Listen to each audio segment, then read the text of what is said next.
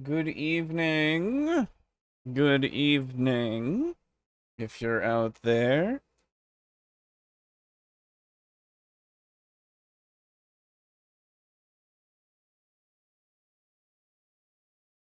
Let's see.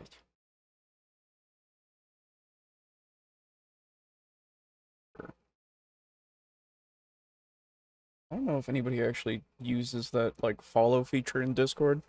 Of, like, you can follow a channel and all that. I have no idea. Anyway. Hello, Timothy. You are first. What's up?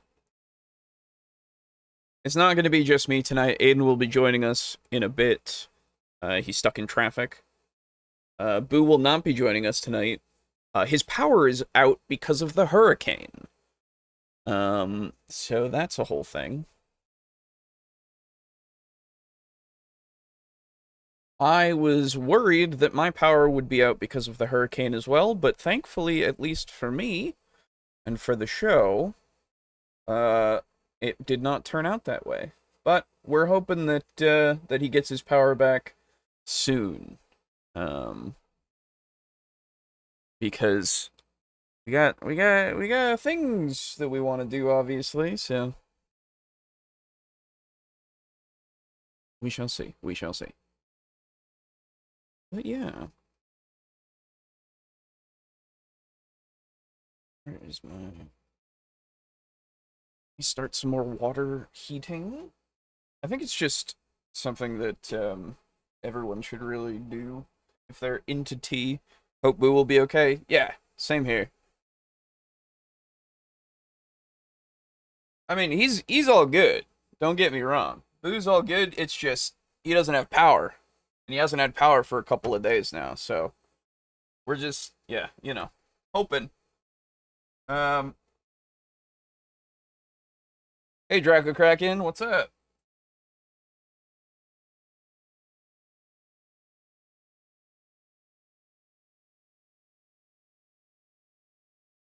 There we go.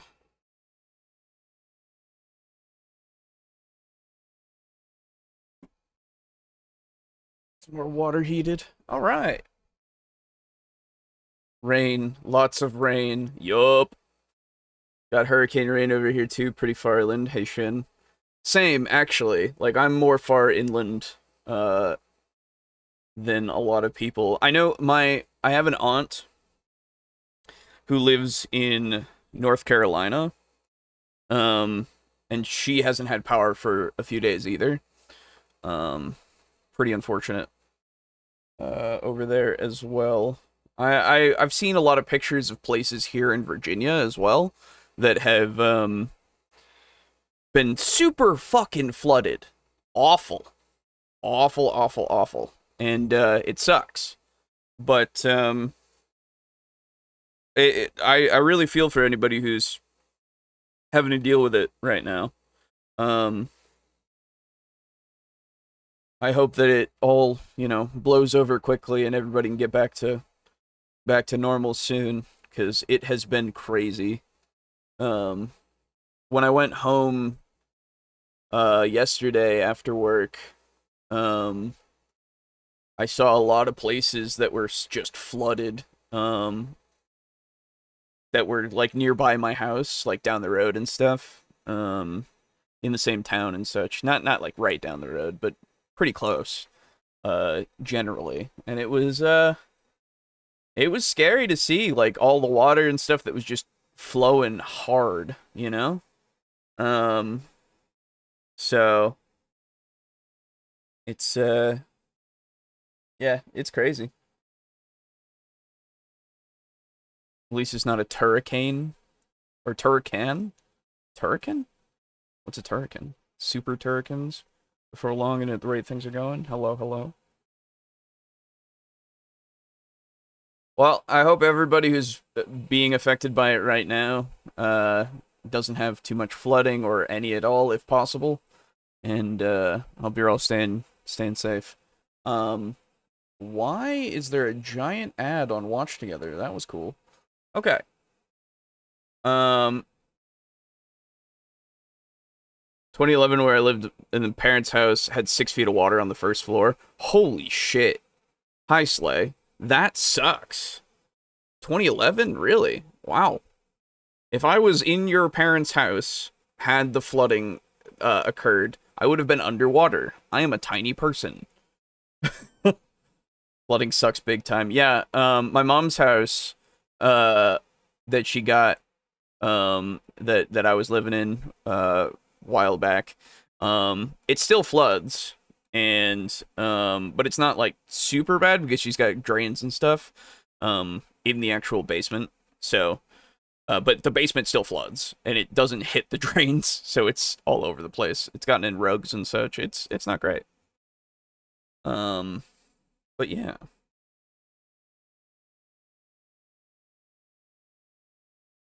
Hurricane is entropy's joke is too dumb to explain. Alright.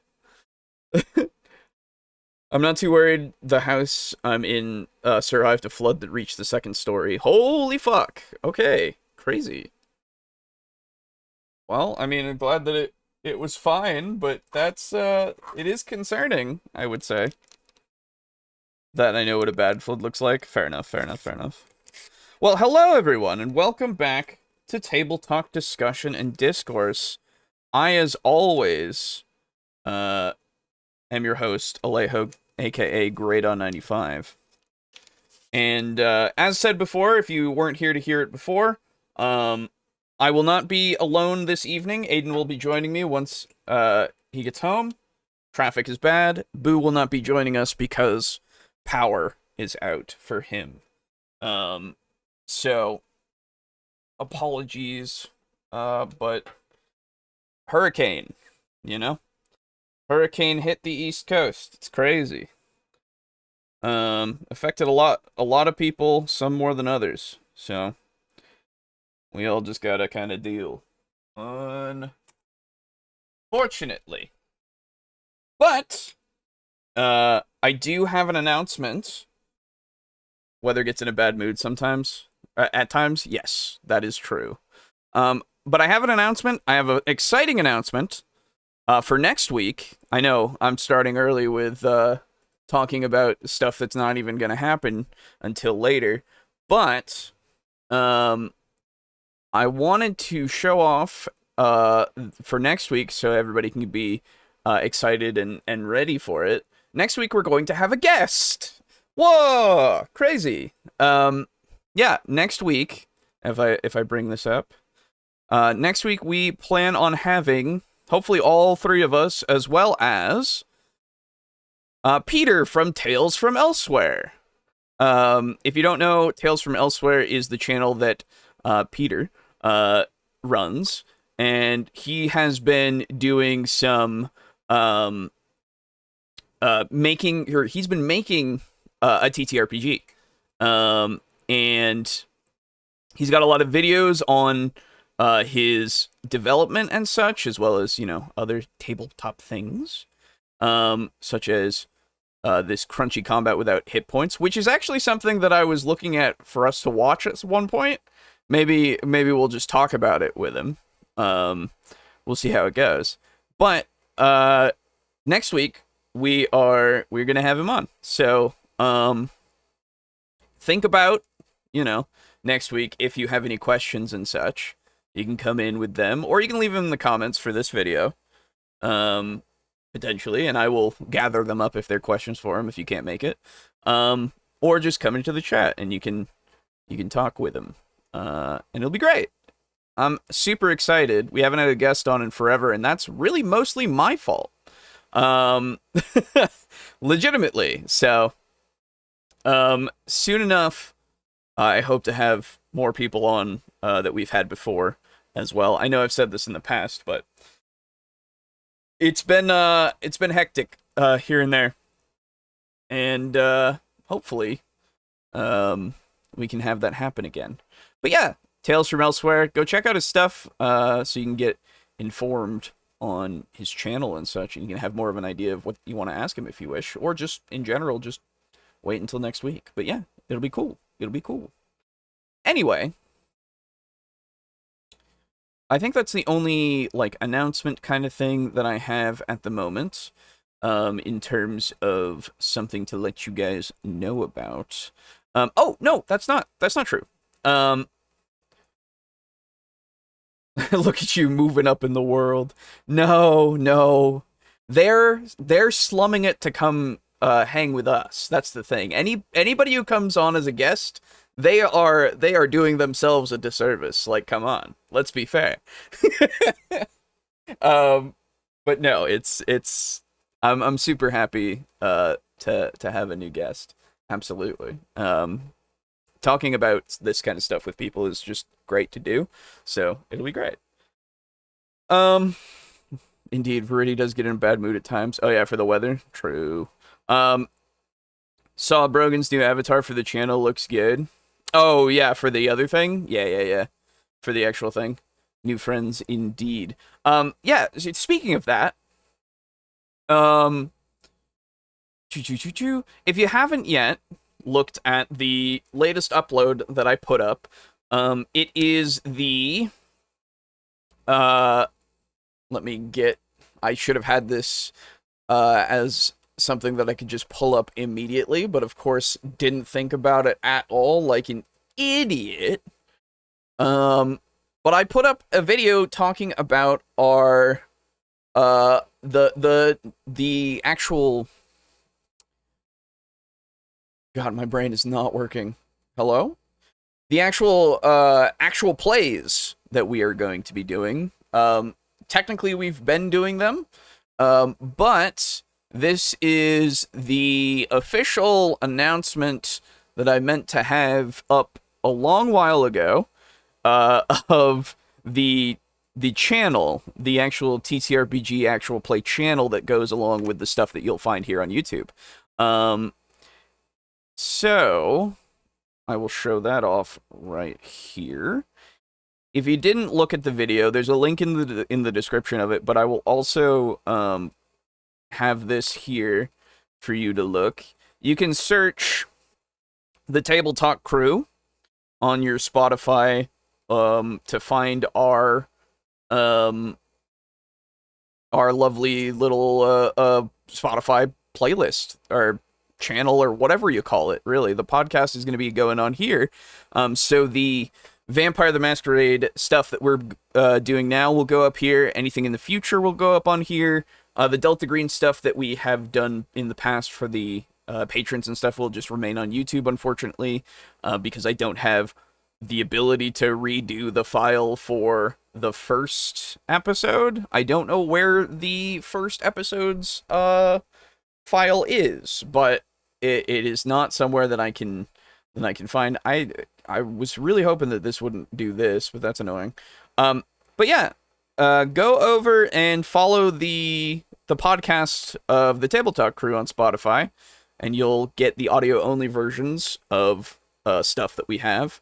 But if you don't care to, that's fair enough. It's all going to be here on the YouTube channel as well. That's kind of going along with the rebrand and everything that we did to just be the TableTalk crew for the channel itself, because we do more than just the podcast, this show right now. So, makes sense, right? Quick, whip up an avatar for Peter. Gotta impress Senpai. Oh, I didn't. Yeah, we didn't. Like the Brogan's avatar was his own that he got commissioned for himself before. Mine, Aiden's, and Boo's are all stuff that I got commissioned before as well. This is just the Discord thing. Like, I've just set it to these. For when Peter comes on, I'll just set the whatever his Discord thing is going to be, so his profile picture will just come up and all that. Whatever he's got on there. I think it's his face, so it'll work. But yeah. Anyway, so go and check that out. I'll put the link when I get it again here in the description of this, so you can go and follow that if you wish to. We appreciate if you do. What am I doing? Where am I looking? There it is. Okay. Why did that not?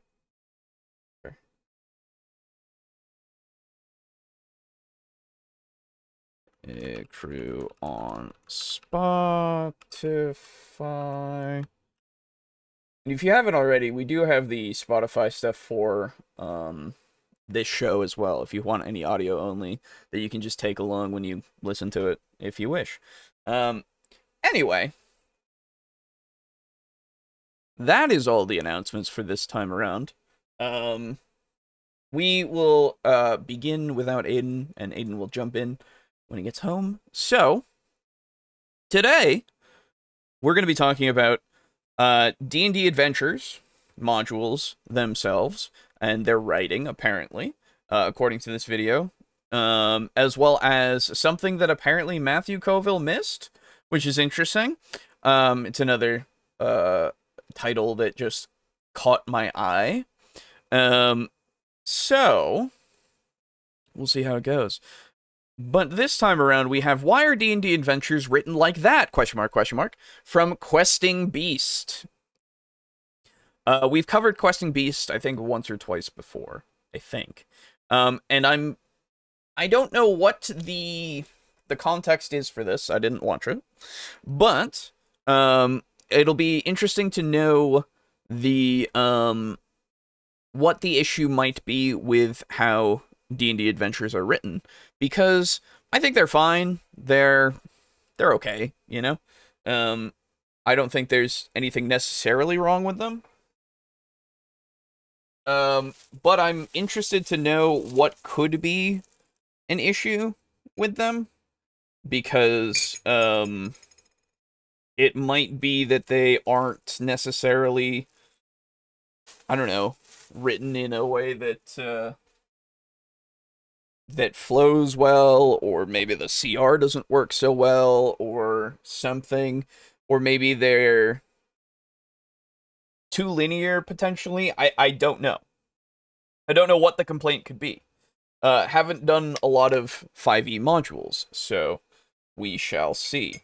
Hello, Locomotion, I see you in there. Today's semifinal match is a big pro wrestling reference. Hope it's good. Okay, cool. Well, we'll get to it when we get to comments, for sure. Okay. So, let's see. What do we got? Here we go. Over on the community tab, I asked my viewers a question. What is the worst adventure that you have ever played in? I'm not talking about the worst game master you played with or the worst players. I'm talking about the adventure itself that was so frustrating you just wanted to quit. Now, why did I ask this? Well, hopefully because we can learn something from it. If we can learn from the players themselves what it is that they hate the most about adventures, then we will know what to avoid when creating our own. That's true. Long ago, while playing in a 2nd edition AD&D campaign, the party participated in a series of class-based challenges. So right off the bat, I have to ask, is this going to be a fair kind of assessment? In the sense that something that somebody else finds bad might not necessarily be something that is objectively bad, right? We'll have him read the comment and everything beforehand, but we will see, because, like, I don't know, it's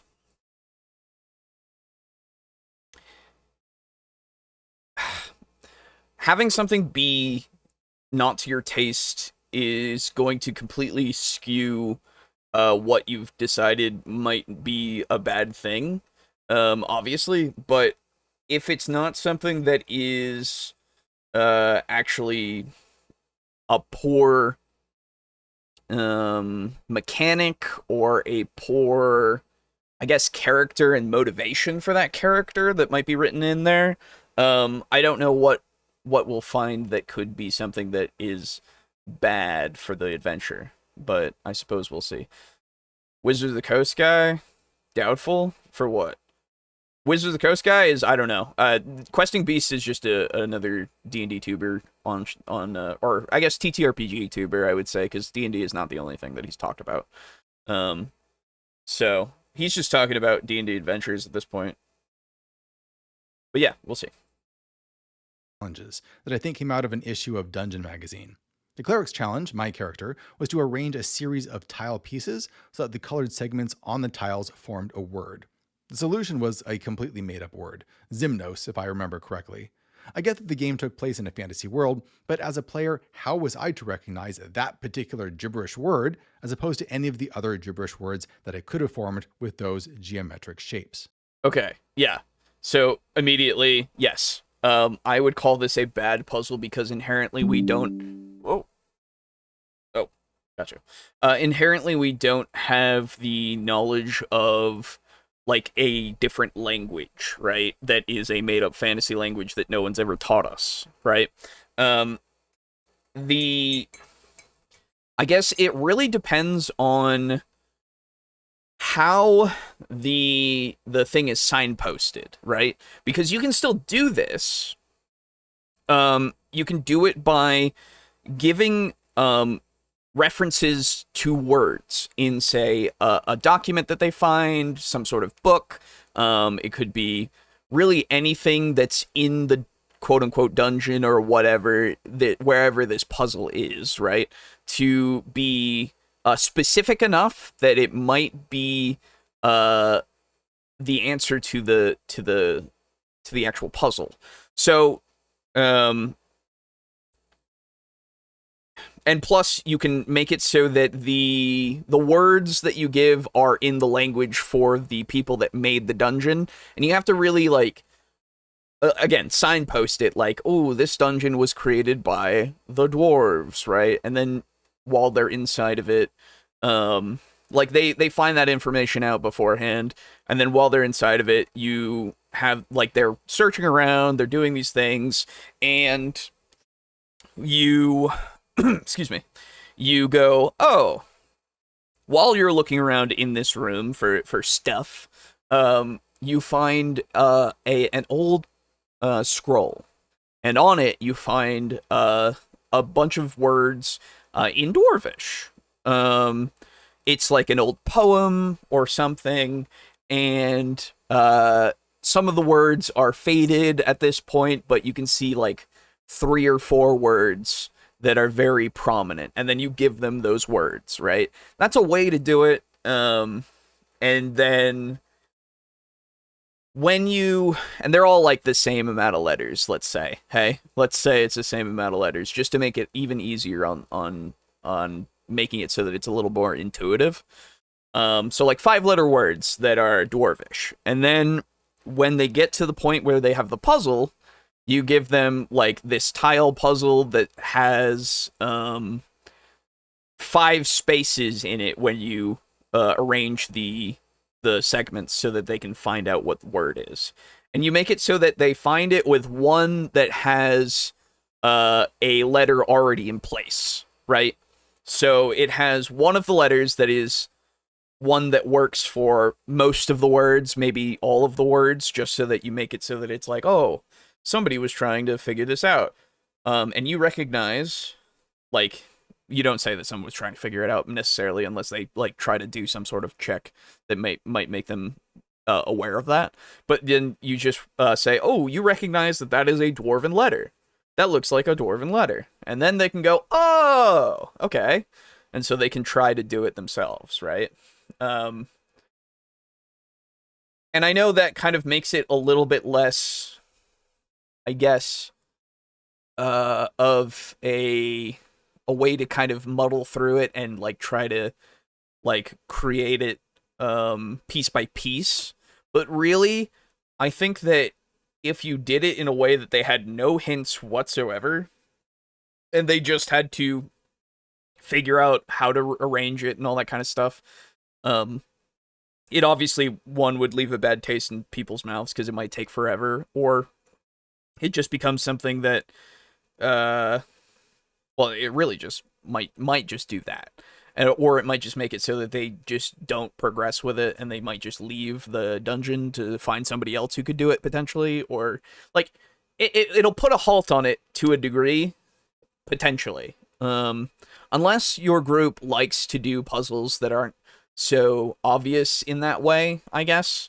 To make it more, I guess,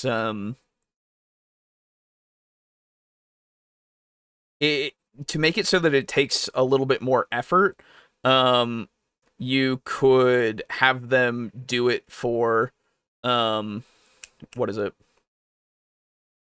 You could give them a handout so that they can do it themselves if that's something they want to do, right? You have to kind of obviously know your table and ask them if they want to do in-game puzzles physically, or if they want to go with the whole, you find the words, you try each of the words, there you go. Though I would say that adding a certain element to when they get it wrong, of like, oh, you trigger a trap, outside of the room, you hear a clunk and a golem starts to move, It can be suited for whatever levels they are, right? You can scale it however you need to, right? But like a golem starts to move, and then it starts to make its way towards the room because it's been activated, right? Oh, you do a dart trap, and that shoots a sleeping dart, right? And then it hits one of the players, and they have to make a Constitution save or not, Anything to like make it so that there's at least something that's happening because of it, because then you have not just the puzzle, but also consequences to it, as well as potential spending of resources, right? So that you can continue to whittle them down as they go through the dungeon and all of that, right? Seems like a mistake I would make, making a puzzle with an answer nobody would get but me. It's a thing that's happened, absolutely. And I probably would have done it too. It depends, right? Reminds me of how god-awful Frosthaven puzzle, of the god-awful Frosthaven puzzle book. I'm not familiar. Frosthaven puzzle book. Let me look that up.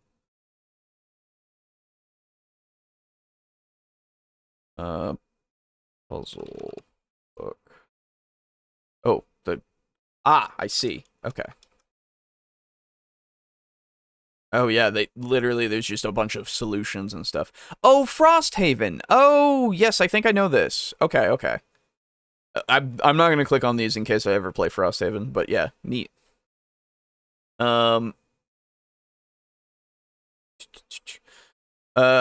It could be a pop quiz of sorts, with the big answer being something they saw earlier in the trip. Yeah, could be. You give them like a riddle for it, what is this? It's like the door for fuck, why can't I remember the name? The Mines of Moria. There we go. What's the thing for this? I prefer the you see goblin babies huddled together in fear, what do dilemmas. That's fair. That's an absolutely fair preference. It's just, it depends on the table. It depends on everybody around who wants to do what. Like, not everything is going to suit everybody, but this is just another way to do it that would actually make it so that it's less of a, oh god, I have no idea what I'm doing, So this is a classic example of game masters or adventure designers creating a puzzle that can only be solved one way. When you get that, things tend to just grind to a halt. You end up with the problem of the players trying to guess what the game master is thinking. So, interesting that you would say it this way, because something that's being, a puzzle that has only one solution can not do this as well. But again, it's if you signpost it, if you make it so that it's more obvious for intuition and such. But also, to counter myself, yeah, there are definitely times when if somebody does that, they will completely miss it. Absolutely. Players can completely and utterly miss anything that you've created, for sure, and any of the hints and such. But again, this is just something that you have to kind of feel out a bit. And if they get really stumped by it, I mean, it really depends on how you want to do it. But one way, of course, is to give them a little bit of an ability to roll things so that you can then say, like, because we have idea rolls in Call of Cthulhu, as well as, I actually can't remember if Delta Green has it officially, but something like that where you can say, okay, roll me an intelligence check, and then if they succeed it, you can give it to however many people you want to, really, at that point. If they succeed it, you can then say, okay, so you're looking at this, and it reminds you of something like this. right? So that you can give them guidance or a hint in the right direction, just a little push so that they can go, ooh, okay, I get it now. Or, and then if it really stalls everything, you can just say, okay, make me a wisdom check, make me some kind of check so that I can say that your character has figured it out at least, you know? Or the old-fashioned trolley problem. Yeah, trolley problem's always a good one. It was the worst part of the game, sadly, breaks its own rules in the same puzzle, arbitrary solutions, and one puzzle you had to find an image of it without the book crease creased to properly solve it. That sounds awful. Gross. Campaign ruining is the legal player's right. That's true.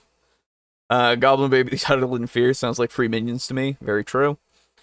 Free meat if you run a Pathfinder game. Potentially, yeah. Knock the trolley off the track. There you go. Which leads to total paralysis. This is especially the case if you've set up the adventure in such a way that they must bypass this one particular puzzle in order to move on at all. That's almost always a bad idea.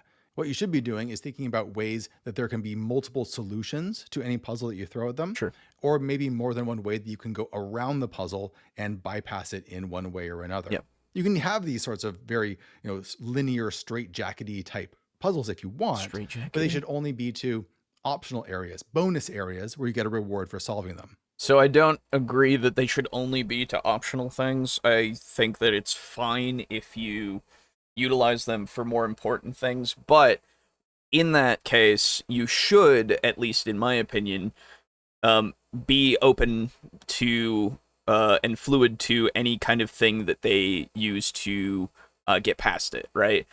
As if it makes sense, then you give it to them, right? Because we've always said, any kind of puzzle, you don't need to come up with all the answers. You don't need to come up with one answer.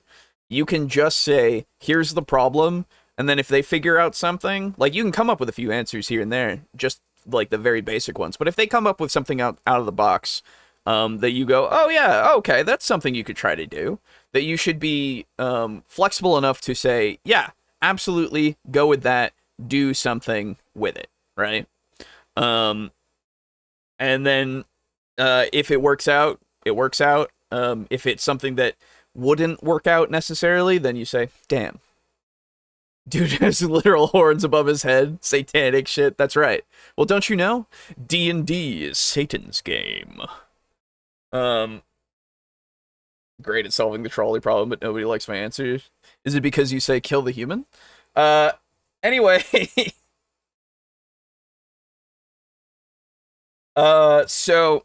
But yeah, so I think that it's the best advice that you could give for anybody who's creating puzzles is to say, you can make it so that there is one way, but please be flexible to the idea that there are multiple ways that they could get through it.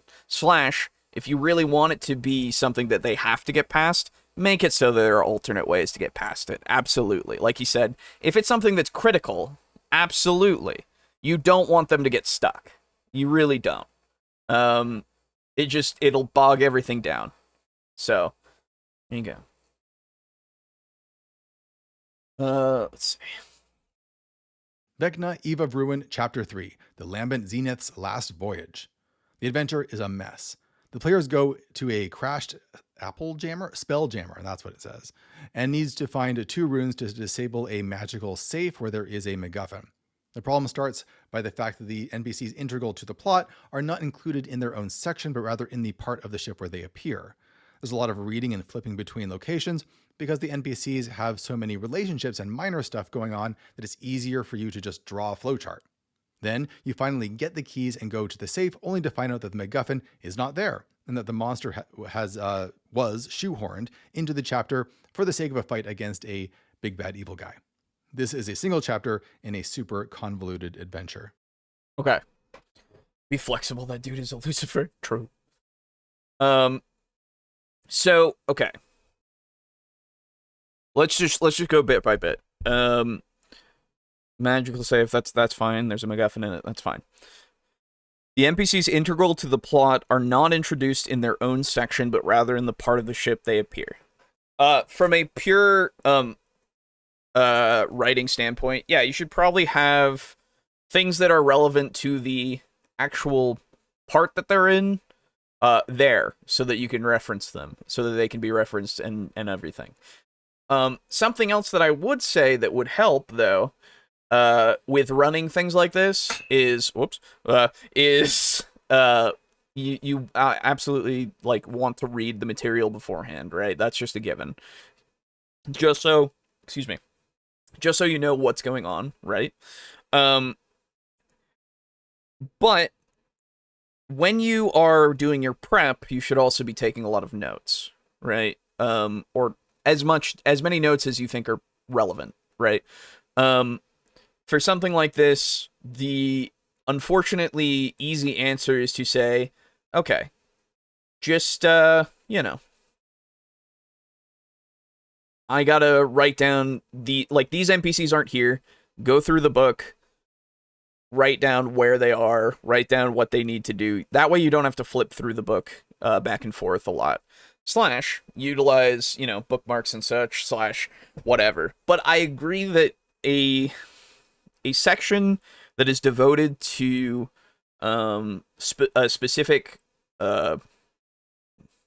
section, a specific part in it that needs specific characters should probably have those characters in that section. Though I don't know this book, Vecna Eye of Ruin Chapter 3. Let's see. Many relationships and minor stuff going on that it's easier to just draw a flowchart. Sure. Not everything is going to be in one section, unfortunately. Like, I get that. Like, what I'm saying is the major stuff needs to be there, but there are also minor things that you need to worry about, right? If you need to worry about them, you should be taking the notes on it when you're doing your prep. That's just kind of how you need to do it. But yeah, I'm not sure. I would need to see how it's put together in order to worry about it, or to really have more of a say on it, I guess. Reading and flipping between locations because the NPCs have so many relationships and minor stuff. Yeah, so that's the thing. Like, reading beforehand and making sure that you take notes. You don't have to flip if you take the notes. It's just a way to do it. I don't know. Then you finally get the keys and go to the safe, only to find out that the MacGuffin is not there, and that a monster was shoehorned into the chapter for the sake of a fight against a big bad evil guy. So I'm not sure. So here's the thing. I need to know if there is a way to find out that it's not there, right? If there isn't a way to find out that the MacGuffin isn't in the safe, then okay, maybe we should have that, I guess. But if it's there to be the fight because it's like, oh no, the thing is not actually here because it's a false lead. It's a red herring. It's a thing that if they pursue it, that they are going to get not what they want, right? Have to fight something. Then I don't see that as necessarily a bad thing, right? Because it could be that it was intended to be a red herring. Like, just because you have, a lead doesn't mean it's always going to be the correct lead, right? And I get that that's not necessarily something that could be satisfying to everybody, but at the same time, that's a part of, like, a mystery or something like that, where you need to follow leads, and some of those leads might be dead. I don't know. Then again, I don't know what this story is supposed to be. I need a lot more context, right? So, yeah, I don't know. Oh, Thanks. Wow. Love that. We're not sponsored by you. I am paused enough that, wow, okay. Cool. Thanks. Watch together. Neat. Very cool. Weird. Hold on. We're gonna fix this right the fuck now.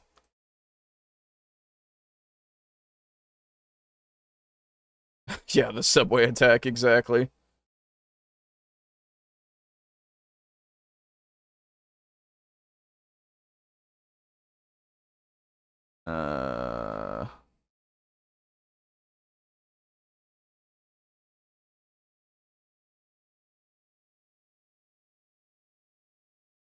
That's fine. Hold on. I'm putting this in Opera so that I don't have to deal with this anymore. Wait, that's not the password.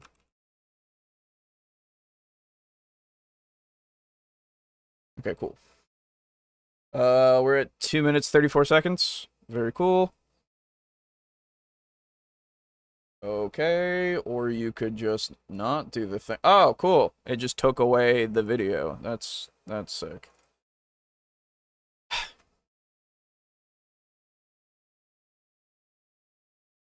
Recently, Yeah. 2 minutes and 34 seconds, please. Oh, this is way worse on... Okay, 2 minutes 14 is at least something. Okay. Alright. The UI changed being on Opera. That's annoying. But I will fix it. We're gonna fix it. It's okay. There we go.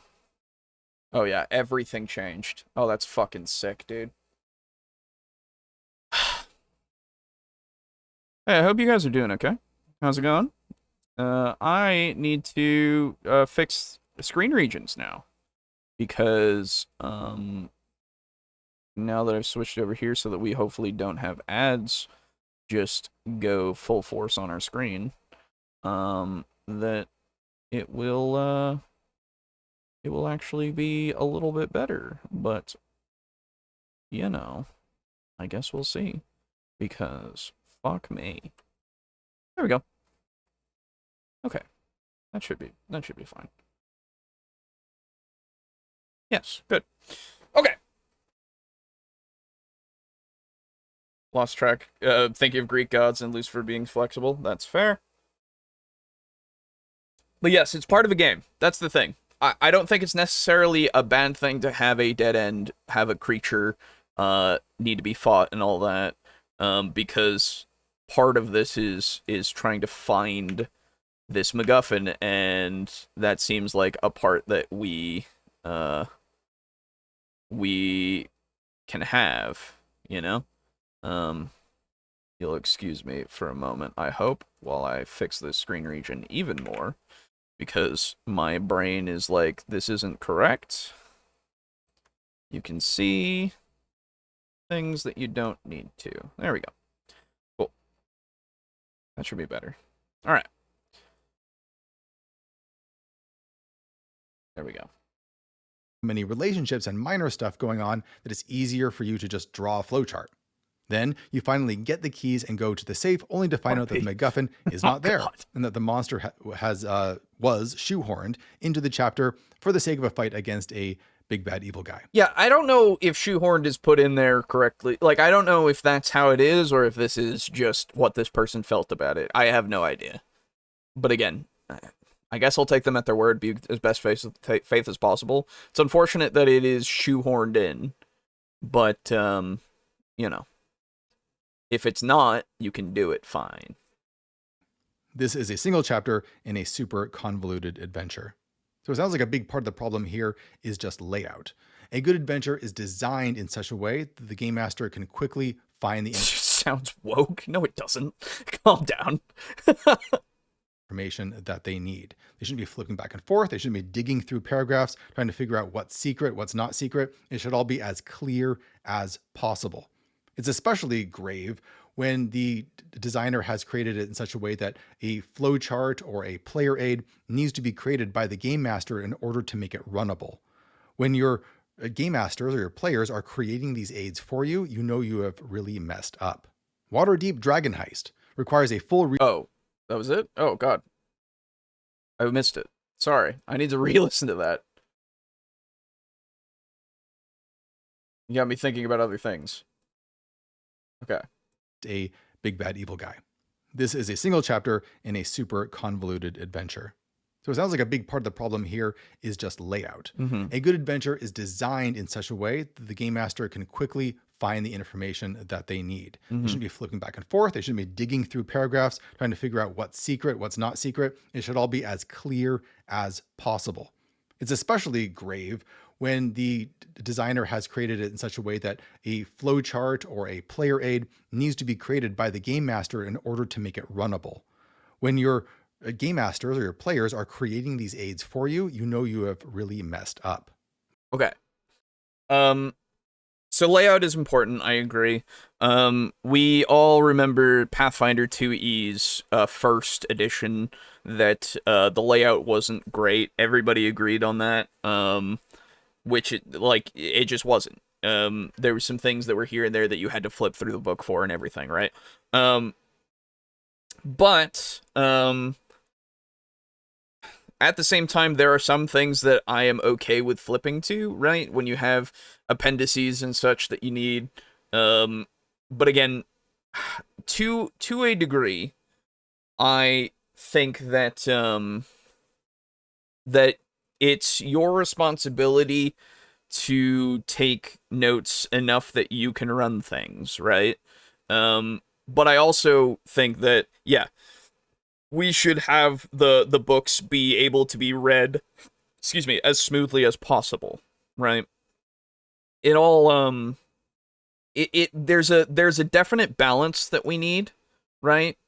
For people who are actually running these games. And some books do it better than others. But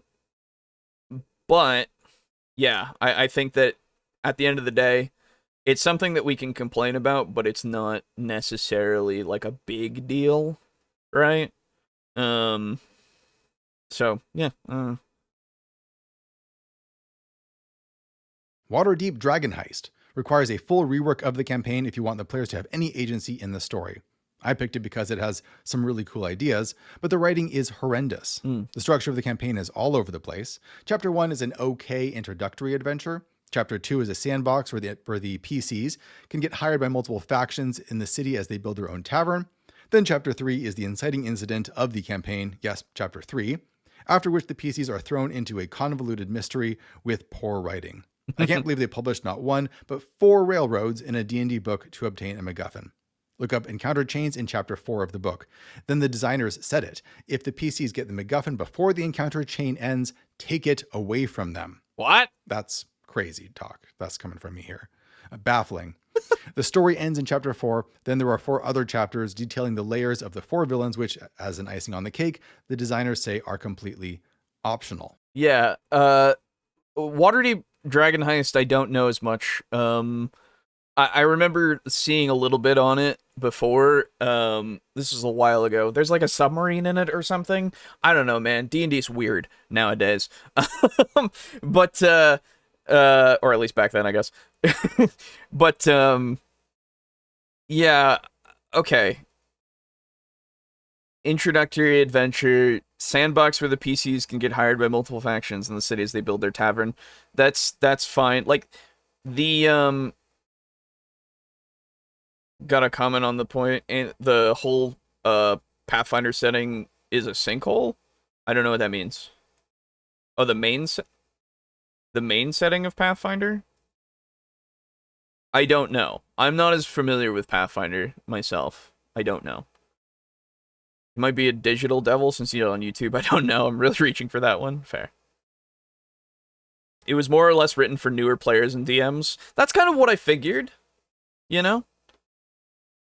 Yeah, so Galorian, I know the place. I don't know too much about it. I apologize. I wish I wish I did know more. I'm not a Pathfinder guy, not because I don't like it, but because I haven't read it a lot. I think I did a cursory read through. That's a broken question. No nat ones. And he is not here at the moment. He hasn't come onto a thing for a while, but I would go ask him on his channel.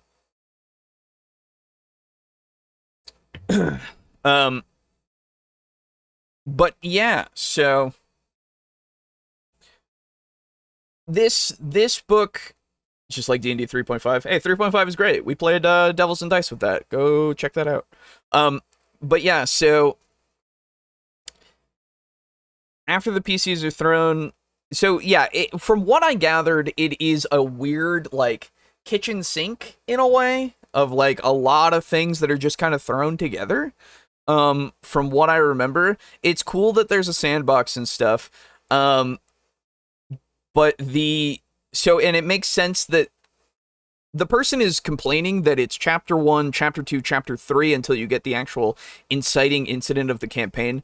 But I would assume that chapter 2 is there to give them a foothold so that they can get through like a lot of introductory things, gain reputation, get all that kind of stuff, and then get to the point where chapter 3 makes sense that the inciting incident could happen to them, right?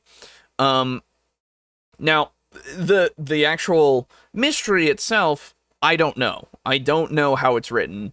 I know nothing about it. Perhaps we'll get some comments on it so that we can make more of a determination on how bad it is, but I don't know. They then have 4 railroads. Oh, I guess that's the thing. They have 4 railroads in the book to obtain a MacGuffin. Unfortunate, right? It's a linear kind of module. Obviously, before that point, it isn't necessarily, but it's a linear module, so I feel like at that point, you have to do some legwork yourself, right? We've all had to do legwork with a campaign to make it so that it's less linear, less as it's written. So that doesn't surprise me much, but, you know. The chapter 4 thing, or the designer saying that if they get the MacGuffin before the end of this chain of adventures, that they need to take it away, that's horrible. Like, if it's for newer players, telling them that they have to take away something that the PCs have earned to then go and say, oh, hey, guess what? Go get it again. That's fucked up. That's stupid. Fine with both D&D and Pathfinder? Yeah. Both are great. In their own ways. It's written not bad, but the arrange of writers is just a legal wank. I don't know what that means. My opinion is that Galorian is basically just Paizo made a setting. Doesn't really do anything revolutionary, but it's alright. That's fair enough. I don't know. Anyway. Yeah, so it's just bad design to do that, because you don't want to just take away the accomplishments of the players for basically no reason to then just have them do it again. That doesn't feel good. That's something that will get them to go, oh, why'd you do that? You know? Stop with Pathfinder, it's bad design. You're wrong. No. Pathfinder is pretty, like, good. Sorry, but no.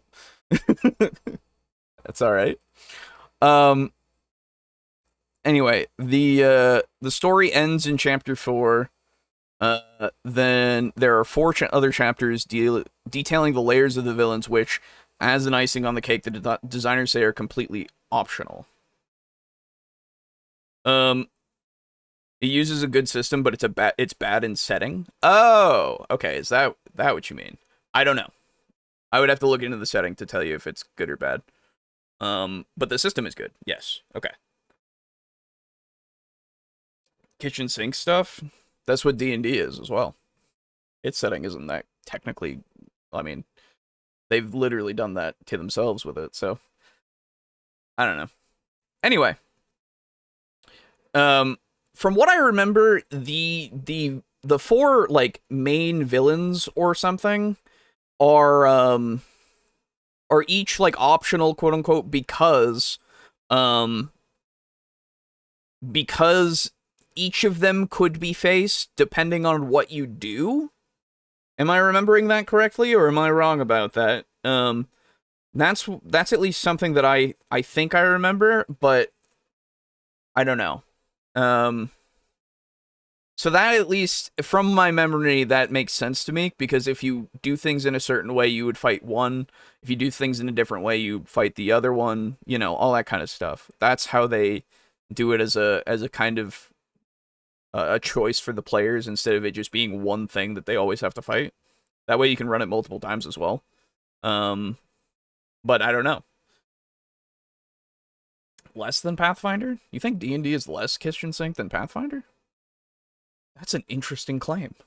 I don't know. I would have to look into Pathfinder, to be fair, and actually give it an objective look through to see which one is more kitchen sink fantasy. But we always describe D&D as kitchen sink fantasy these days. So, I don't know. But that's interesting. Anyway, let's see what he's got to say. This is a classic example of maybe the primary sin of adventure writing, which is railroading the players. I would assume that most people who want to play D&D are doing it because they feel like they can make choices that have real consequences. Yes. They want to feel immersed in the world. They want to feel like they have agency. Yes. And that is one of the biggest problems that so many adventures, including big adventures published by Wizards of the Coast or TSR back in the days, they have this issue where they just cannot let go of this linear path storyline that they've created for the game master. I think the assumption here is that it makes it easier for the game master to run, but I don't know if that's actually true. I think it might be easier to just create an environment with a lot of interesting challenges and benefits and dangers and rewards and NPCs and stuff, and let players wander around and just see what happens. So here's the thing. As a person who likes to do sandbox games, right, I can understand that as what you would want, but also I can also see the but I can see the having linear stuff be easier for people to follow, because it gives that example that you can then tweak, right? Every single adventure might be written in a linear way, but that doesn't mean that you have to run them in a linear way, right? Because, as we'll always refer to, D&D, every single TTRPG says, hey, you can use these rules as guidelines. Don't worry about it. It's your game. Do whatever the fuck you want to, right? It's just having the more linear option is good for newer players as well, because until they get experienced, they don't necessarily have the ability to create something that is a little bit more open-ended. And again, that example is there, or that story is there for them to run through, so that they have all of the pieces there for them to play with, right? I look at modules as good things for newer players to pick up and run first. That way they're not just delving into it with, like, little experience in making a world and creating, you know, all this kind of history and all that kind of stuff, right? And then you've got, like, oh, hey, guess what? This stuff is here so that you don't have to, like, worry about that too hard right now. And when you run through it, when you're more experienced, you can then say, hey, now that I know what I'm doing a bit more, I can make this work a little bit better. I can make it work a little differently, right? So I don't think that it's necessarily a bad thing for all of the adventure modules to be written in that way. So I don't know why it would be, you know, technically a negative, because again, I see these things as a lot more for the newer players than for experienced people to be running all the time, right? But not to say that they don't. because again, an experienced player will then, or experienced DM will then go, oh, I can do this tweak and actually make it so that it's a little bit more open, it flows a little better, all this kind of stuff. Um, Duckling view. That's an interesting term. I don't know much about the setting of Pathfinder to say it's good or bad. I just learned the system from Brogan. Yeah, exactly. The system itself is really all that matters. I would just cannibalize Galorian personally and get rid of the thousands of years timeline. That's fair. Not like I really use published settings out of the box anyway. Also fair. I pick and choose stuff for my stories and characters, so I guess the setting itself matters less to me personally. Absolutely fair. Yeah. We have Starfinder for that cannibalize thing. Starfinder also does, yeah. From its own thing. Module sometimes is like herding cats. Yes, I would say so. Yeah, that makes sense to me. But yeah, I don't know. It's like I said.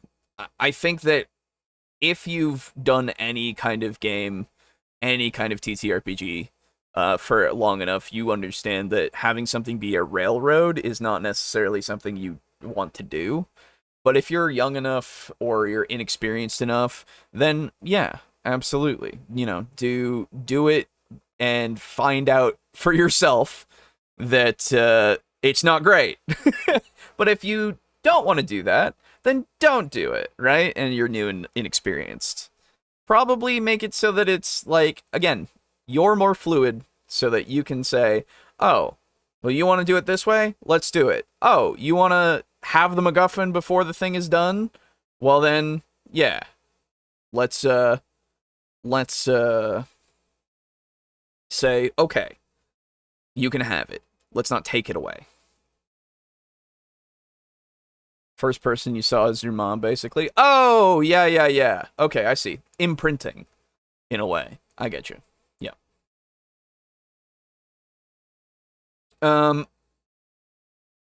Anyway.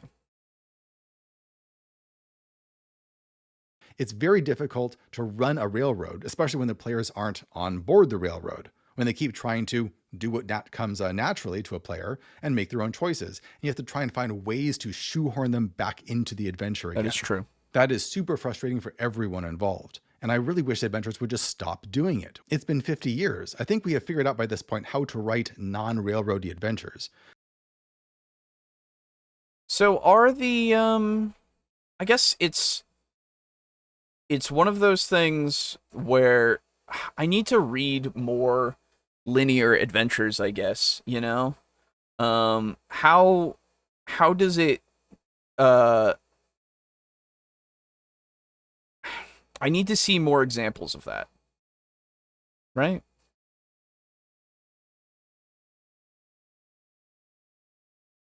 But the adventure writers for some of these big companies just can't seem to stop doing it. The first D&D game I ever played was in a... Well, okay, so, again, I see modules as a very useful tool for new people. And again, if you are experienced and you read it and you go, oh, this just fucking railroads people, you'll make it so it doesn't necessarily, right? I don't know. It's fine to make something linear. It's fine to do it in that way and not necessarily... I mean, unless it's explicit and it says, hey, like in the Waterdeep one, hey, take it away from your players. They can't do that yet. Come on, right? Unless it says that, I think it's fine. All right. Companies just can't seem to stop doing it.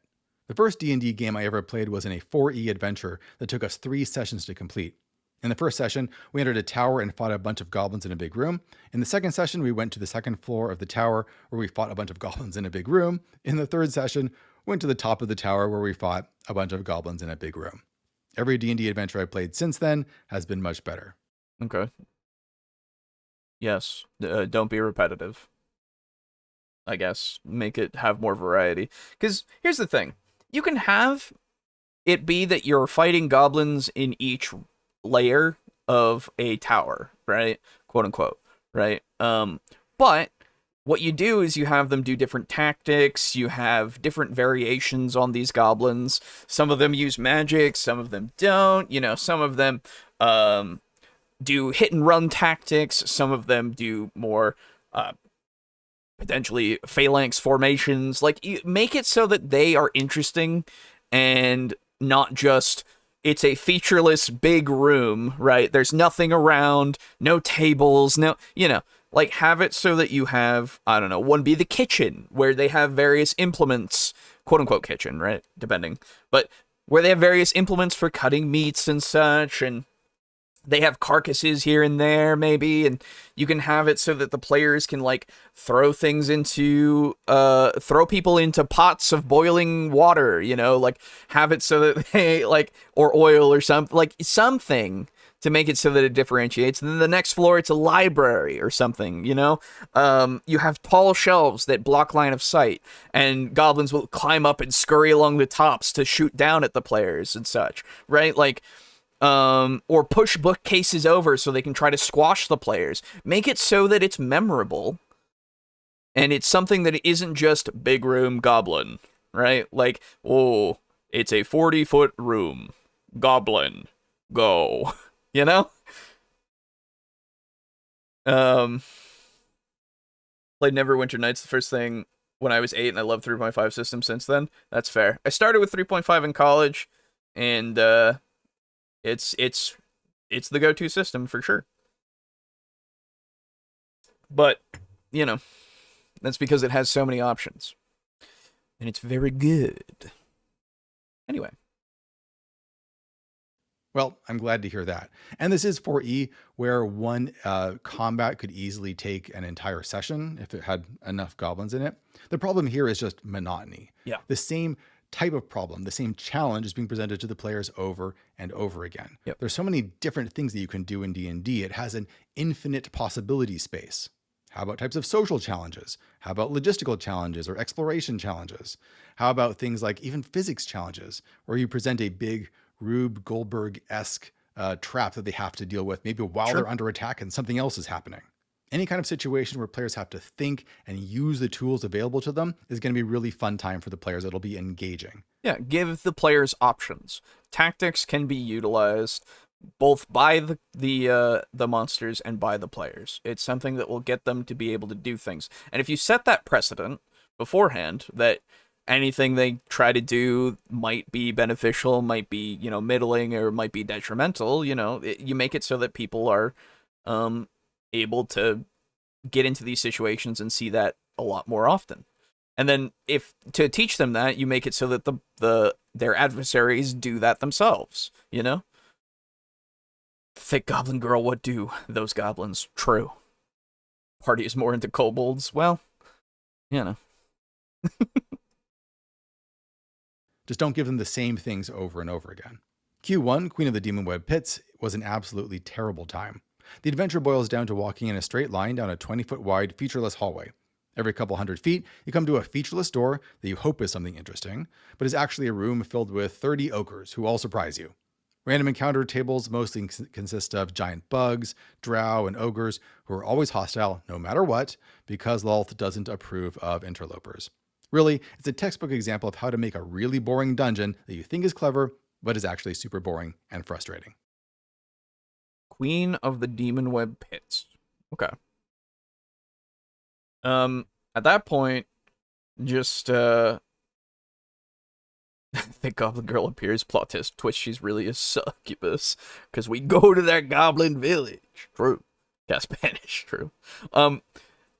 Yeah, so again, this is a lot more just poor design choices.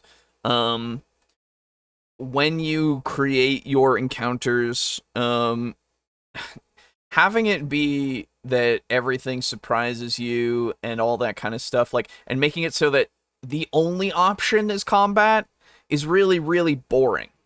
You know? At least to me. Unless you're doing a dungeon crawl specifically to only fight, right? Just do a dungeon crawl where you have at least character to or characters, excuse me, to interact with and actually get more interesting interactions. It's tough to be a DM, it's true. Succubus / Incubus, now we're talking, true. I don't know where Aiden is. He was supposed to be here like a while ago. I really hope that traffic isn't too bad for him. Jeez. Anyway, so yeah, like legitimately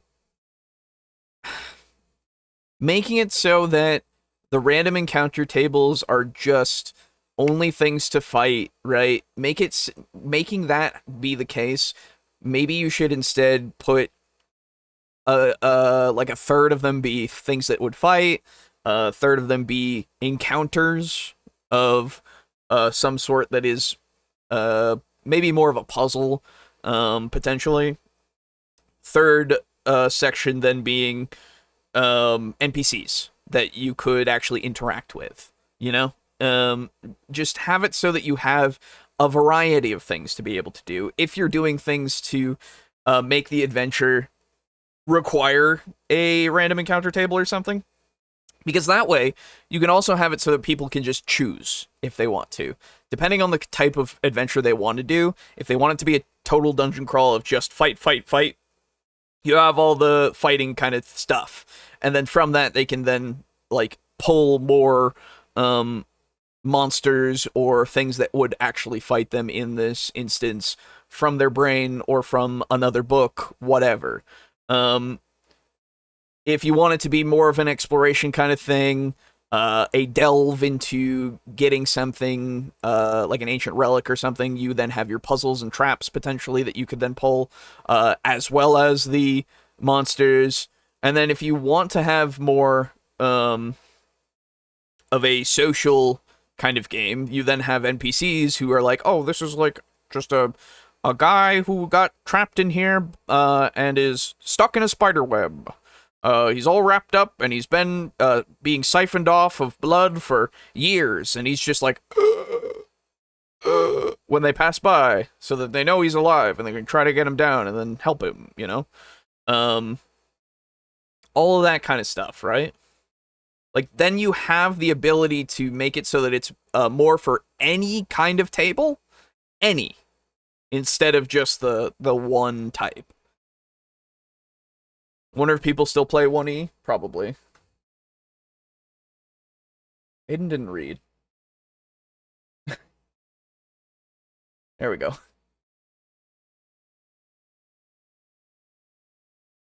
Hey. Oh, I actually took the time to read through your message. Yeah, I was just gonna say. I literally said, "Oh, he didn't read." Yeah. Hey. But I am here now. I just crossed the threshold of my door. Okay. And I've come to realize something, Alejo. Yeah. So I was stuck in pretty much bumper to bumper traffic on the way home. That's what I figured.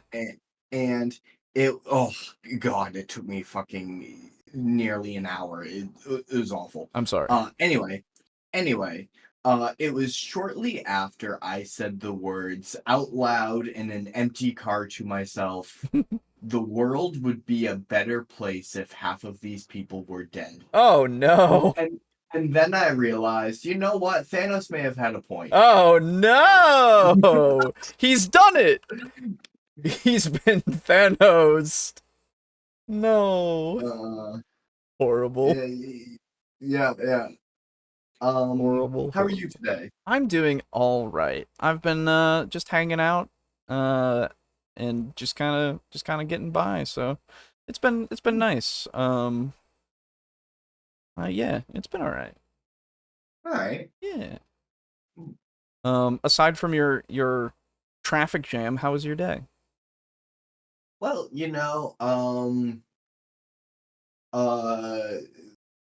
showing up continually to places to find out they're already closed. So we don't have to go too into it. Mhm. However, I am here eating some pink salt potato chips. That are delicious. Ooh, that sounds nice. Good shit. And I'm feeling perhaps a little bit of hangriness is going away. Also, Good. is there a link for? Yes, there is a link. Mm. Mm-hmm. Hello, chat. How are all you this evening? We are looking at a video about why are D&D adventures written like that. So far, it's been pretty standard of questing beast here. I don't remember what his actual name is, but he basically asked his YouTube audience about stuff that they've encountered in adventures and such, and things that they thought were bad. And so far, it's just been, you know, some of this stuff is railroaded. Something that I talk about all the time is how, railroad bad location. Okay. There we go. Some of this is railroaded. Some of it is actually written poorly. Some of it is laid out poorly in the actual adventure book. Like, things are not right there when they are in that scene. And some puzzles are made with only one specific, very specific answer to it. That is not something they could necessarily have figured out. Because it's in a language they didn't understand, because it was made up. So, just stuff like that so far. And really, it's just been just kind of, this stuff where I've just kind of been listening to it and then just giving just some general feedback and examples of how you could make things a little bit different and better. Okay. I have 2 notes. Okay. The first of which, Yes. saying that a module is a bit railroady seems a bit unfair. Yes, that's kind of that's where I was standing with it too. Of like, I view these things as more for newer players a lot of the time, and even if you aren't a newer player, you having experience and you run these things, then look at it and go, okay, let's, we can open this up, we can change this, we can make it flow a bit better, all that kind of stuff, right? Yeah. But again, newer players, they have no experience. What do you mean I have to kill Strahd in Curse of Strahd? Exactly. So, what do you mean Icewind Dale takes place in the frozen north? Yes, exactly. But yes, so it's literally just a lot of stuff that I find to be very helpful as examples and such, that you, when you have more experience, or if you really don't and you want to just try to change it in such ways, because that's what I did when I had my first thing of expedition to Castle Ravenloft back when we started. You just take those modules and put your own spin on things and change things however you want, and you'll learn through that, because it then makes it so that you have that experience and you have these things to fall back on and everything, right? Yeah, take the source material, use it as a skeleton, and make it your own. Yeah. Oh, second thing I wanted to mention, I got D&D 5.5, the player's handbook. Okay. Last Wednesday, I believe it was. Nice. I've read through it. Mm-hmm. I do have some notes. Oh, okay. But we don't have to do that immediately. Also, I have to look for the notes. Okay. Yeah, we can talk about that a little bit later, for sure. Mm-hmm. Okay, cool. Anyway, half might make things better, but hear me out. 2 halves. I just saw that. Yikes. True, we were talking about sexy goblins for a little bit. That's true. Oh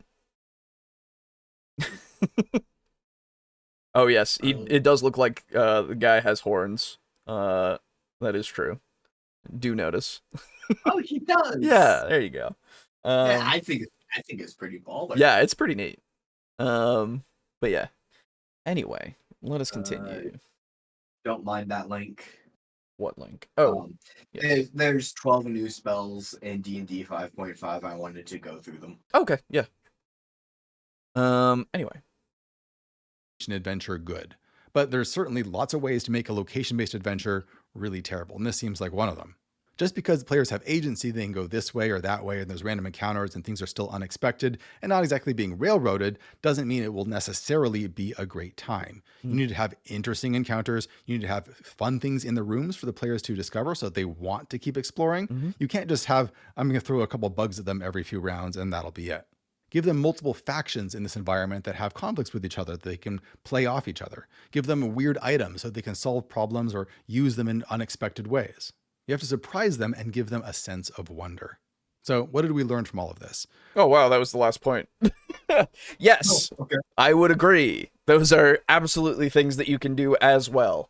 If we're doing this from a purely how do you write these things better standpoint, yeah, let's actually include variety, right? Variety is good to have. Plus, obviously, if you're having things be consistent, you can make a lot of this stuff, gel together in a way that makes it so that it actually feels alive, right? So do that. Good. Yes. Yeah. I will always encourage player exploration. And like flavoring up and like zhuzhing up your environments in a module can absolutely be done, especially if you're a more experienced DM. And can just like take notes on like, oh, I said that like these flowers were in the northwest. But yeah, I don't really have too many notes to add, I guess. No, yeah. There's not too much more that, like, again, it's all good stuff to do. It's all just, you don't want it to be one monotonous thing. We've already kind of covered that with the previous point, which was just the guy encountered goblins on one floor of a tower, then the next session goblins on another floor of the tower, and that was it. And then the next session goblins in another, I'm sorry, not floor, rooms. Each room had just, it was a big room with goblins in it, is how he described it. And, like I was saying, you fill those rooms with different obstacles, with different, bits of furniture, all that kind of stuff. Just, like I said, one could be a kitchen, one could be a library. You have all of these environmental hazards. You have the goblins utilizing different tactics. You have the goblins potentially being different, quote unquote, whatever, classes. That's the word. So some are spell casters, some are more martial, some are a mix of both. Like. And then a single hobgoblin. Sure. Yeah. Have hobgoblins in there to command if you want, or have a bugbears in there to be the brutes, all that kind of stuff. I will provide a minor caveat. It's completely justified and okay as a DM to have a themed dungeon of like, this is the goblin dungeon. When he said, who's this person? This is Questing Beast. When Questing Beast said, like, oh, I'm going to throw a couple bugs at them. And then next round, I'm going to throw a couple more bugs at them. Exactly, right. My mind immediately flashed to the hell wasps. However, like, think of how varied the environments and enemies were in Boo's campaign. Yes, exactly. Like, we fought everything under the sun, and a few things even further down than that. Yeah, true. Yeah, when we went to the Abyss. Yes. Or also the Underdark. Yes, there were many places where we went down. Very down. So, like, don't be afraid to any new DMs out there who, like, maybe this is the very first YouTube video you've watched on how to be a DM and design things. Yeah. Do not be afraid to have themed dungeons. However, yes, over the course of your campaign, there should be some variety. Exactly. Yes. Just to clear up for Locomotion, since you're newer to this, we're not completely done with the video. We're gonna let him finish off, but I was just saying that was the only that was the last point to the video. Like, he had 4 points so far, and that seems to be the last one, because he's now asking for feedback and such. And we're going to be going on to another video and stuff, too. Don't worry about it. It's just, I was just surprised that we were basically done at 7 minutes out of this 9-minute video. So, anyway. Oh, is Locomotion new? Yes. Locomotion's been there for some gaming streams, but hasn't been here for an actual discussion and discourse episode. So yeah, welcome.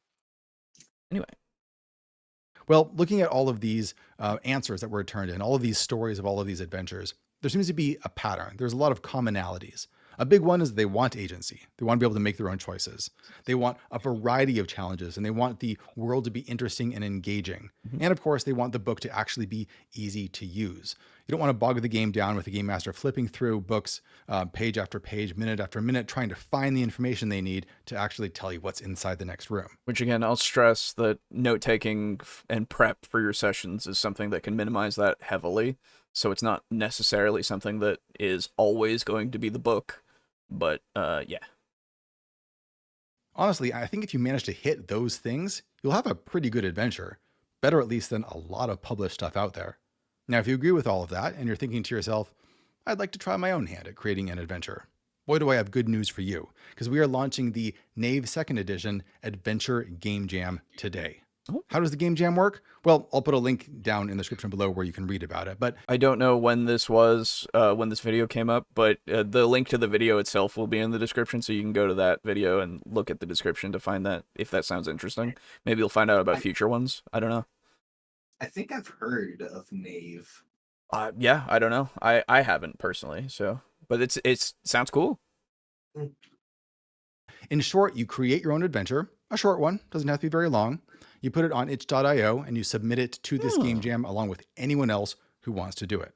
At the end of a month or so, there'll be a period where everyone can rate each other's adventures and try and find the ones that everyone thinks are the best. You can rate your own, of course, but you'll have to rate a bunch of other people's first. And after that point, I will look through all of the highest rated adventures and I will pick the 3 that I think are the very best, in my personal opinion. And I will make a video covering them and pointing people to where they can get them. Cool. The winners will also receive some fabulous prizes, like a premium edition of Knave 2nd Edition and a bunch of other OSR books that I am happy to give away. Now, if you're thinking, I don't have any good ideas for creating an adventure, I don't know where to start. Well, I have a solution for that too. I created a random generator that creates prompts that you can use to help build your own adventure. And this random generator is created out of all of the random tables from Knave 2nd Edition. I'll put a link to where you can use that as well. You can click it as many times as you want, get as many ideas as you want, and try and find something that really inspires you. There are way too many bad adventures out there. Let's see if we can do something about it. Thanks for watching, everybody. I'll see you next time. Cool. All right. That's Questing Beast. Go and look at his stuff. From what I have seen and the few that we've covered, it's good brain food, Like it's actually some really good content. So He seems to bring up some pretty good points. yeah, absolutely. But again, there's a couple things in there. It's like, well, it's not necessarily like the book's fault. With the like railroady kind of things and all that. Yeah. Like you don't necessarily want to do that for yourself, absolutely, but the actual modules, again, having them be an example. That's just how I view it more so. But if you write them in such a way where you give them like multiple options of like, this is how it could go this way, or if you want to go this way, do it like this, then you give them the idea more so. I think that's a better way to do it personally, because having examples to spark that creativity in the reader's mind, the potential runner's mind, if you will, is good. Just overall, I think. Anyway, brain food is good. That is true. Okay, I do have a second video for us for tonight, but before we get to that, do you want to talk a little bit about 2024 Player's Handbook a little bit? I would love to talk about D&D 5.5. I refuse to call it 2024. I'm just saying that. That's oh yeah, I know. That I'm just like explaining. Like, yeah. Why I'm going to call it 5.5. That's fine. It is 5.5. You are right. Yeah. So the first thing that you will notice upon getting 5.5 is like, wow, this is a lot heftier than like regular ass 5e, and it Yeah. turns out it's about 70 pages longer. Oh, that's nice. And I've come to realize that that's because the inside of 5.5e is like filled with art.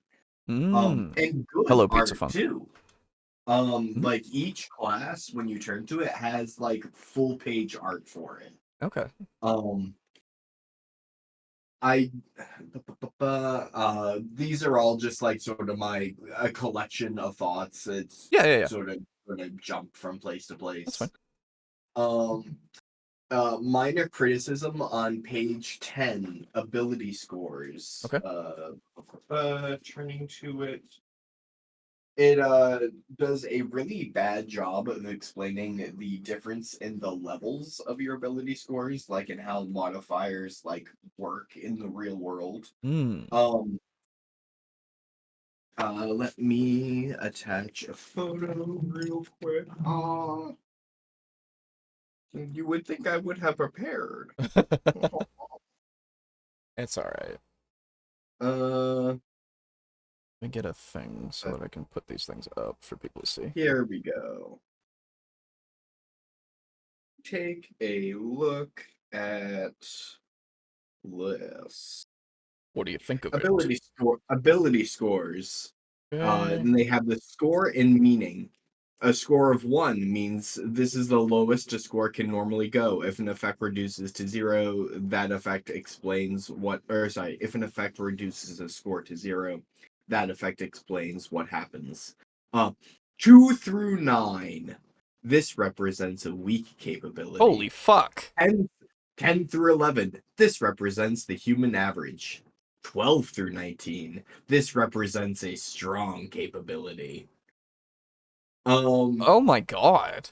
Yeah, right? That's weird.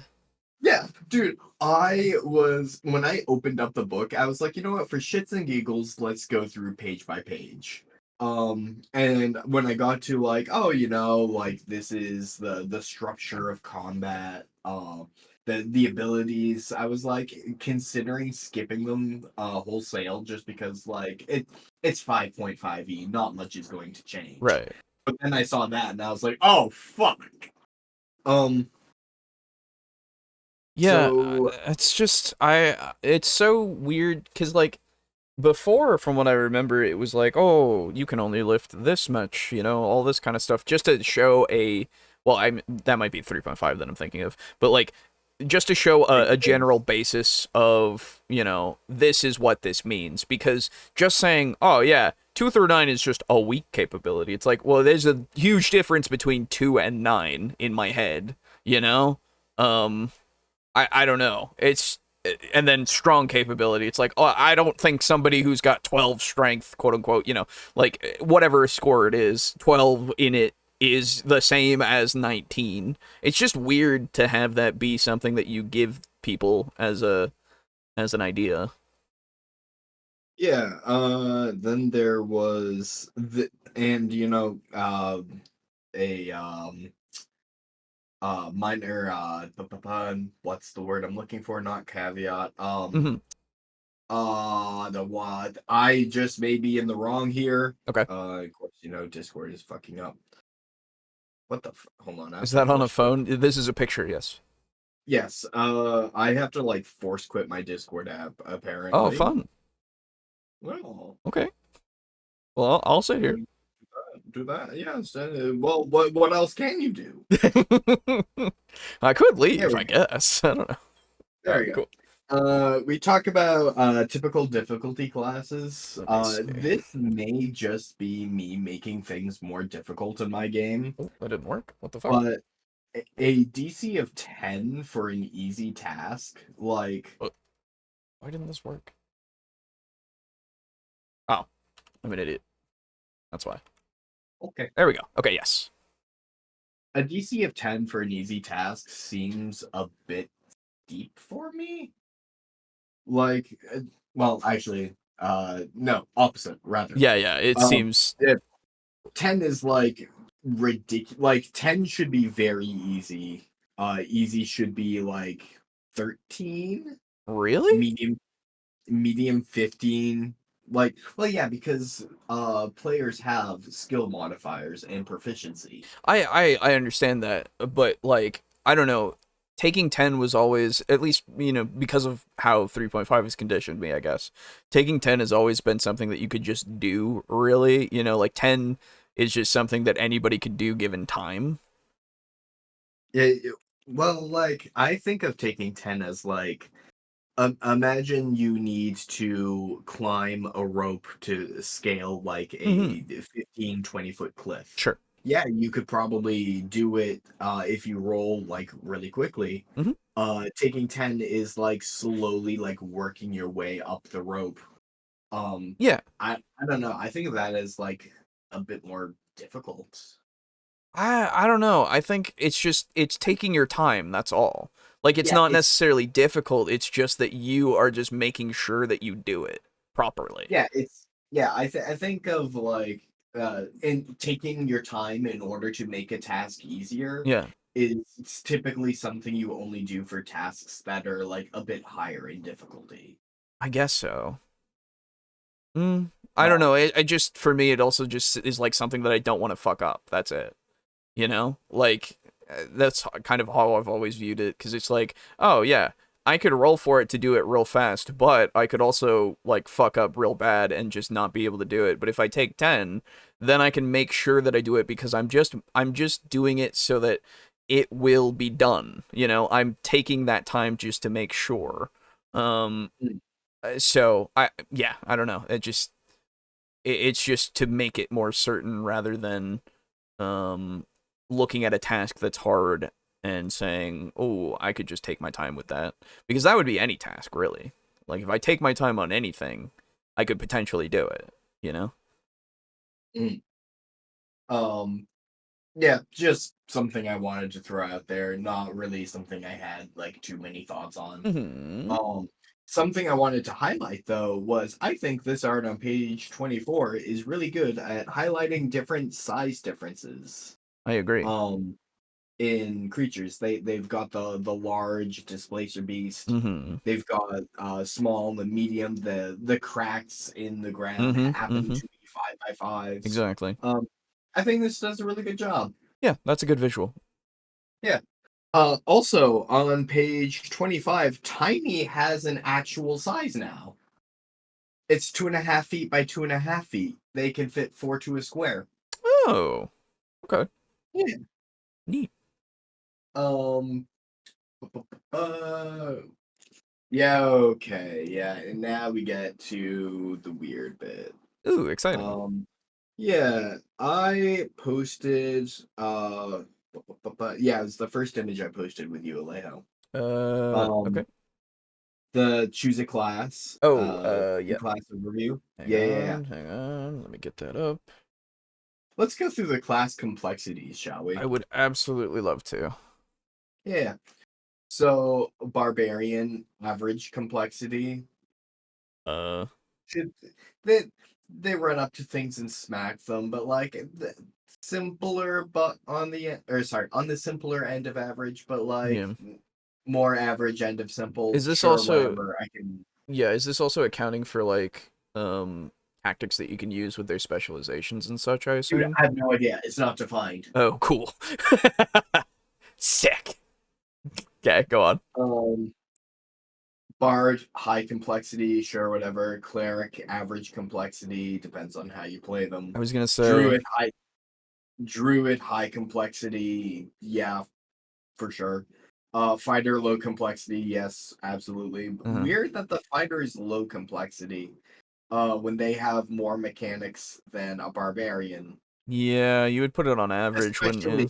Especially on 5.5. And especially since it uses 2 different abilities as primaries, like Yeah. Okay. Monk, high complexity, yes, everyone knows that. Yeah. Paladin, average complexity. I've played Paladin, it should be low. Well, new Paladin is different, remember now. Yeah, true, fair. But new Paladin's kind of easier. Um, Well, you do have to think about using your bonus actions yeah, more yeah, now, so. yeah. Which is going to be a thing I circle back to later. Okay. Actually, bonus actions. Okay. Ranger, average complexity. That's fine. Sure. Rogue. Rogue. What complexity is Rogue? Alejo, Why my does that eyes seem say? to be failing Yeah, I me. was gonna say that says low. Uh, That's weird. yeah. The lowest I would give it is average.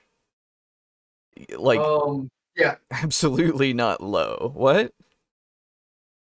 Yeah. Espe- At the end of every round, they can take their bonus action and do 3 different As well things. as now they've given sneak attack the ability to create statuses. Like, there's a Yeah. lot going on with You Rogue can use now. your weapons to make creatures slow or prone or Yeah, shove them with no save. Um, exactly. it's fucking wild. That's so Um, dumb. Okay, good job, Wizards of the Coast. You did it. yeah. Sorcerer and Warlock being high complexity, I have no issue with. Yeah. But why does Wizard only get Yeah, I average? was gonna say most things with spells I would go, well, they're on the higher end, wouldn't they be? Because spells themselves are needed to like you use them in different situations and you prepare different ones for Yeah. different like there's a lot of I thought think behind that shit and I think positioning and Warlock everything. I think Warlock should be average and Wizard should be high.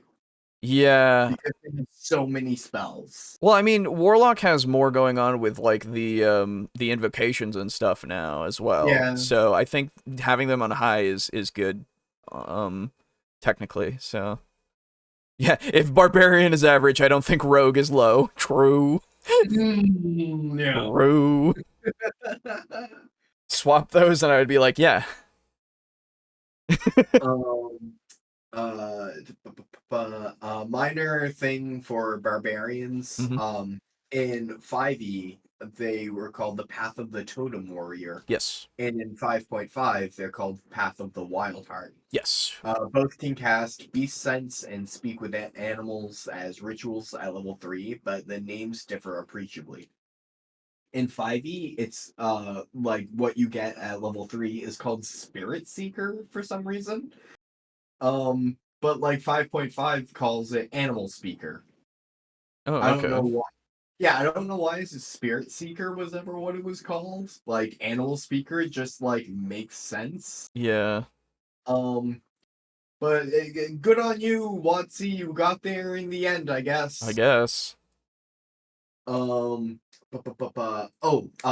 the Totem of the Bear Barbarian seems to have undergone a nerf. Okay. Uh, nerf. So they used to resist all damage except psychic while raging. And now it's all except force, necrotic, psychic, and radiant. Interesting. Yeah, I'm fine with no, that, but that's weird. yeah, right. It's just like a simple little like difference I Yeah. noted. Yeah. I don't really have any issues with it. No. I think that these are all pretty rare damage types, except for force. Yeah. But like necrotic, psychic, and radiant, like unless you're dealing with a lich or paladin, like you're not really going to encounter those damage types. Hags, I guess, to You're be rarely frank. gonna encounter force as well, unless you're going against a warlock, really. Yeah, yeah. Or an astral dragon. True. Um, One day I should finish that stat block. yeah. Oh, right. Class spell lists are now listed in the sections of the class. Oh, that's nice. That is good for Yeah, layout. Yeah. yeah, right. That was one of my biggest gripes about 5e when I got the book. Yeah. And I was like trying to go through and memorize it. Yeah. But yeah, I think that change is super beneficial. I super enjoy it. Mm-hmm. Oh, the sharpshooter feat. Okay. And again, this is just like a minor gripe, Sure. but the sharpshooter feat makes you not take disadvantage if you're within 5 feet of the target and you make a ranged attack. Oh yeah. Why? Why is it called sharpshooter? Like, Uh I understand this was a problem in 5e2, but like, Yeah. They had a chance to fix this. What was it in 3.5? Because it was Point blank shot. yes, that was the one. Yeah.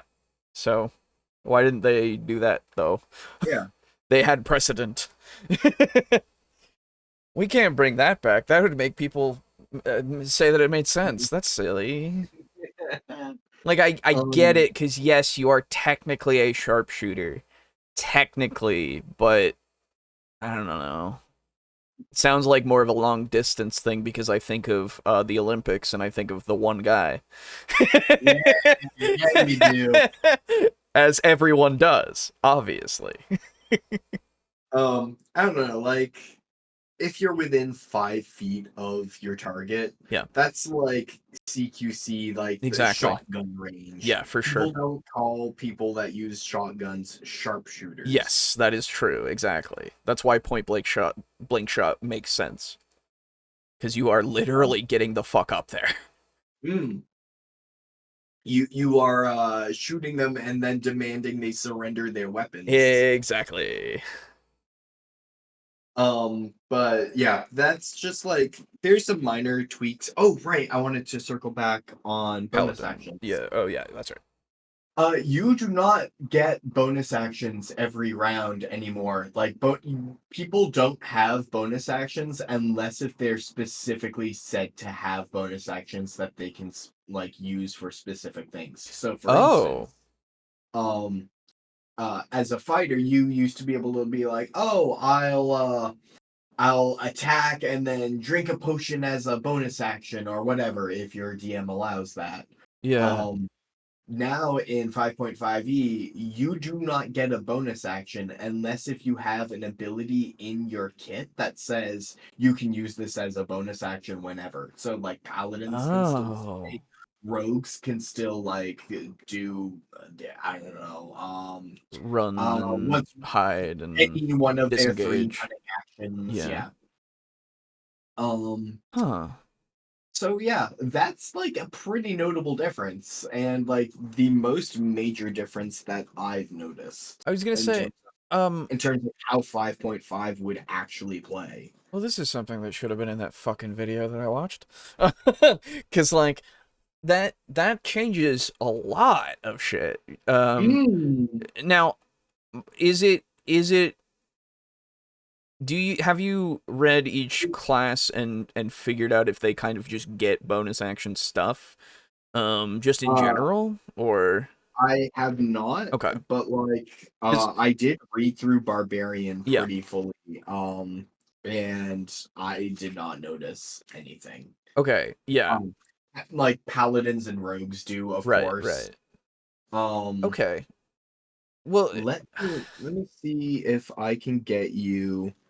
Here we go. Yeah. On page 15 of the 5.5 Player's Handbook, we see the following text, and don't worry because I'm not stalling. No, you're just making sure that everyone's aware of what you're going to be like. You're making sure that everybody got that it is on what page? Sorry.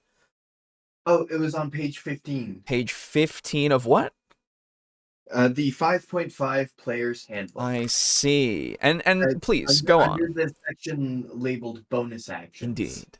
Various class features, spells, and other abilities let you take an additional action on your turn called a bonus action. The cunning action feature, for example, allows a rogue to take a bonus action. You can take a bonus action only when a special ability, a spell, or another feature of the game states that you can do something as a bonus action. You otherwise don't have a bonus action to take. Interesting. You can take only one bonus action on your turn, so you must choose which bonus action to use if you have more than one available. You choose when to take a bonus action during your turn unless the bonus action's timing is specified. Anything that deprives you of your ability to take actions also prevents you from taking a bonus action. Interesting. Okay. Now, I guess it really just like man, it's easy to say, if you want to give people the ability to have a bonus action thing, that you just give them something that gives them it, right? Because it just says another feature of the game states that you can do something as a bonus action. So you at least, it doesn't block you out of ever having one if you don't have one to begin with, which is nice, obviously, with wording and such, so that all the people who just take it at face value and only think about the words and that's it, are gonna not hopefully have too much of a stink about it.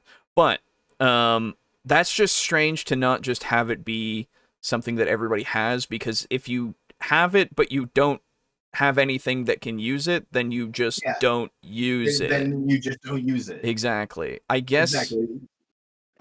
I've always thought of using like your action, your bonus action, and your movement as like various resources you can burn. Exactly. Using your bonus action, I have nothing to channel that resource into. Like, oh sure, for my action, I can take I can drink a potion, or I can swing a sword, both of which take my. Are you saying something? Because you're lighting up, but I'm not hearing you. Oh yes, I'm still there we speaking. go. Yes, go on. Oh, hello. Yes, I think of things as like requiring like your action point or your bonus action point, like swinging a sword or drinking a potion. Both require your action point to like do that action. But yeah, if you don't have anything that you can spend your bonus action on, you just don't do it. Yeah. Specifying this seems really weird, and I'm not really sure how it would actually change the game. All I can think of is that they've gotten a lot of feedback that many people around the table just are asking about if they can do something as a bonus action in general when things are specified as actions and such, and like people were having confusion on if they even have their bonus, like they can use a bonus action for something. So all I can think of is that somebody said, "Oh, sometimes when I'm in a thing, somebody asks, "Can I use my bonus action for this?" And I say no, and they say why, and I say because it doesn't use the bonus action, just to stop conversations like that, I guess, and make it so that everything is pretty crystal clear during your game, I guess. But again, I think I don't think that that's enough for it to be classified as you just don't have it, dude. Shut up. It's because like if I want it so that people are able to utilize their bonus action and they don't have anything that can, then I say, yeah, you can use that as a bonus action if you want, slash everybody has the sense that when it says a bonus action for a spell or an attack, that usually that means you use the bonus action or you don't do it, very strange. So like I will be more like I am more inclined to just run bonus actions exactly how they were in 5e. Same. Yeah. And just be like, hey dude, we don't need to make this an issue. Exactly. I don't need WotC coming in and trying to fix things for me and be like, oh, you can't take a bonus action. Like, I, as DM, am perfectly confident in my ability to adjudicate. Yeah, this is not a this is a non-issue that they fixed, Yeah. At least as far as I'm aware, and I would assume, at least, and I'm willing to be wrong on this, that most everybody who played 5 didn't have that issue. But again, I could be wrong, I guess. But it really doesn't seem like something that they needed to change. But okay. Moreover, if I say no and a constarnated player is like, oh, but I want it, I have the ability to just say, no, it's so-and-so's turn now. Exactly. And I have enough trust in my players that they'll also all be chill with it. Yeah, 100%. But that is like the biggest differences that I've noted thus far, aside from the 12 new spells. Alejo, would you like to go through those? I would love to. Yeah, let me get that up. There's some good ones. Okay. Hang on. That link, and we put it over here. Oh, did I already? Oh, there we go. Cool. So this is an article written by Cam Nichols on Dungeons and Dragons Fanatics, saying all new D&D spells in the 2024 Player's Handbook Deep Dive. We'll skip to the actual spells. Yeah. Okay. Yeah, let's go. Our first is Arcane Vigor. It's a level 2 spell. Abjuration, sorcerers, and wizards get it. Casting time of a bonus action. Range is only self. So you cannot heal people with this. Yeah. This is meant to be something that keeps you alive as a squishy wizard. Yes. Casting the spell as a bonus action lets you use and then roll either one of 2 unused hit dice. You can then you can then heal hit points equal to the combined result of your spell cast. That combined result plus your spell casting ability modifier. If you cast at a higher level, you can roll 1 extra hit dice for every spell slot above second. Which is great, because now we have things that utilize hit die way more, and that's something I think we needed. Hit die were a relatively unused resource outside of short rests. Yup. And now this is something that like allows wizards and sorcerers to escape the D6 hit die meme. It's true. Yeah, I think giving emergency healing to a like notoriously squishy class will help to improve its combat viability. Yes, yeah, absolutely.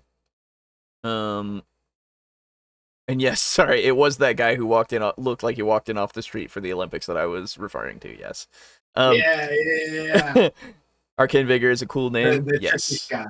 Yes. Succubus casts Arcane Vigor. Nice. Alejo, would you take over for Befuddlement? I would love to. Befuddlement, it's a level 8 enchantment for bards, druids, warlocks, and wizards. It's an action, 150 feet range, instantaneous. Casting this spell unleashes a psychic blast that forces any creature you can see within range to make an intelligence saving throw. If they fail, they take 10d12 psychic damage and can't cast spells or use magic actions for the next 30 days.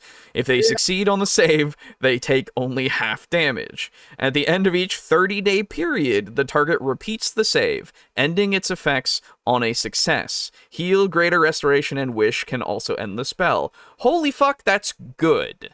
Yeah, right? So, Jesus Christ. Use it on liches. I was gonna say, every 30 days, they're fucked unless they can actually save. Dude, burn those legendary resistances. Yeah. Stack up your modifier, Yeah. and then like slap a befuddlement on them, and then let the barbarian use them, like whip them around like Hulk does to Loki. Exactly. And I was gonna say, Draco Kraken said it. Level 8 seems fair for that. Absolutely, it does. Yeah, that needs to be a high level for sure. I would be fine with it being 9 as well, because it's just that fucking good. But level 8 is fine. 8 seems a little low, I think. I think this should be 9. Yeah, like, it feels better to be 9, but I'm okay at 8. Like 30-day increments, just for like, if they fail the save 30 days from now, then they need to wait another 30 days to try again. Yeah, I mean, I guess the only reason why I think it's fine at 8 is because Greater Restoration can end it. Greater Restoration is like a 5th level spell or something, right? Like, it's pretty low in comparison. So, it's something that you could pretty much get gone if you needed to.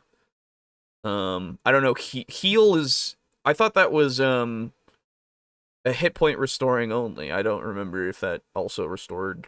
Greater Restoration is 5th level. Oh, cool. Wow, fuck me, I remembered that.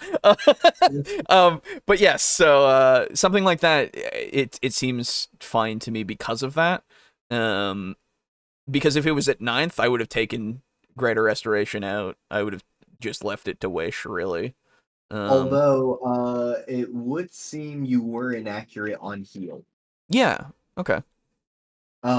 Choose a creature you can see within range. Surge of positive energy washes through the creature, blah, blah, blah, causing it to regain 70 points. The spell also ends blindness, deafness, and any diseases affecting the target. Okay, so okay. I only saw it used as an actual like hit point regen thing, rather than the other what stuff. most people do because like Yeah. people don't use conditions in 5e. Exactly. Okay. Yes. So that's why I had that assumption. But yes. So in that case, what level is that spell? Is that also 5th?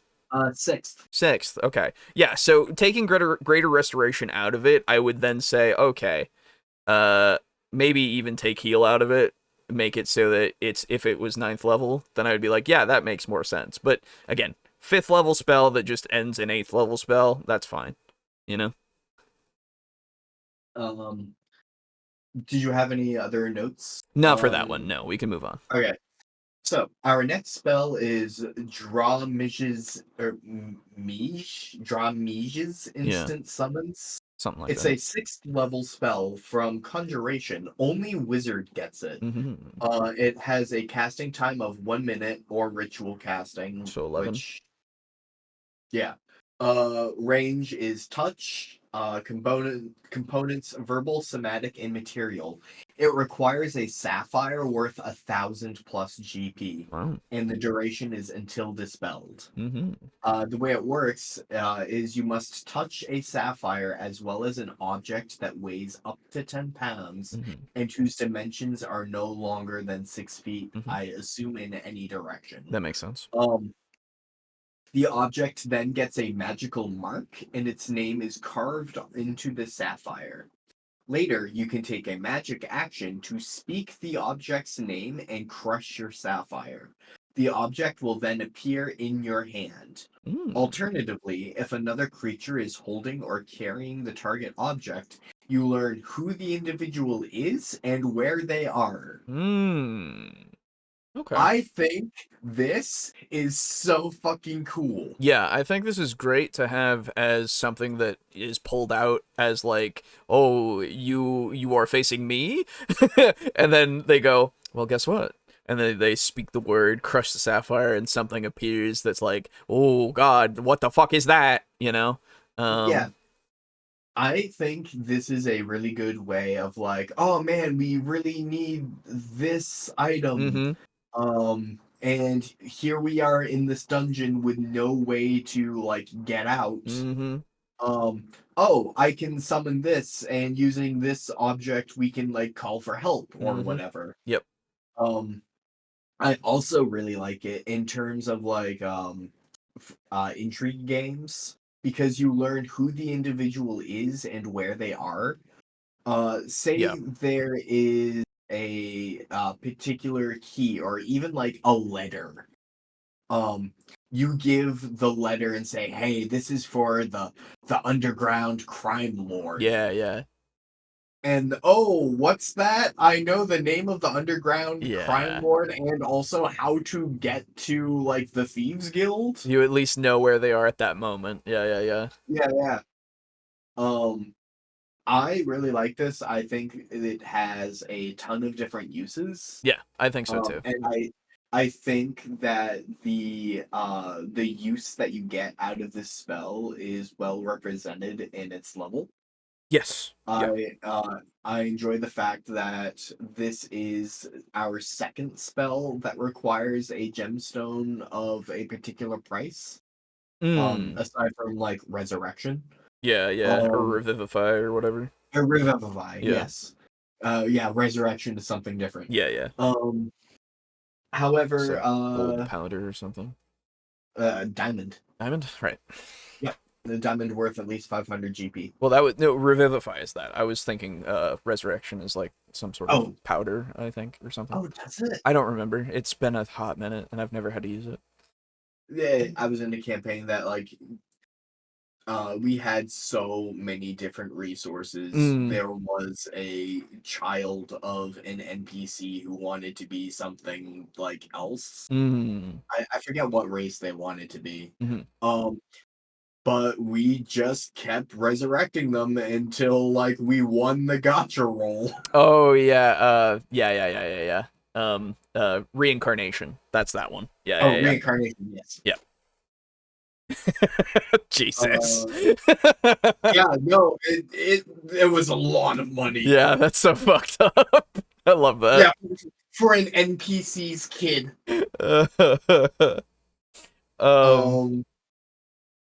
But yeah, I have no other thoughts on instant summons. Alejo, would you do elementalism? I will. I want to say, yeah, hey, BBEGs, start carrying lackeys with greater restoration. Yep. Thought of something. If I start a game at highest level, could I play Cornell at his actual power level? Yeah, probably. What I hear is I can summon my Common Rider suit. Exactly. Exactly. It's 6 feet, and if your character is 6 feet or less, yeah. So long as it's one object. Yeah, exactly. So long as it's a one piece, you can summon a Common Rider suit. All right. Elementalism. It's a cantrip. Transmutation, in fact, for druids, sorcerers, and wizards. It's an action, 30 feet, instantaneous, and it's casting this cantrip allows you to create any one of the following elemental effects. A breeze that can move cloth, dust, leaves, doors, and shutters in a 5-foot cube. That's a pretty strong breeze. A dust or sand shroud in a 5-foot square, or a single word written in a patch of dirt or sand. Cool. Harmless embers and smoke of any color in a 5-foot cube. These can light candles, torches, and lamps in the area, and the smell lasts for 1 minute. Neat. 1 cup of clean water or a spray of damp mist in a 5-foot cube for 1 minute. A 1-foot cube of dirt, sand, fire, smoke, mist, or water that assumes a crude shape of your choice for 1 hour. Interesting. So this just seems to be Prestidigitation v 1.2. Yeah, it's definitely for, like, it is the Prestidigitation for people that aren't necessarily super arcane, you know? Because the Prestidigitation always was like, oh yeah, I'm just gonna cleave my robes with this, I'm gonna, you know, put a little fireworks in the air, like, just random little things. This one feels a lot more specified, which is nice.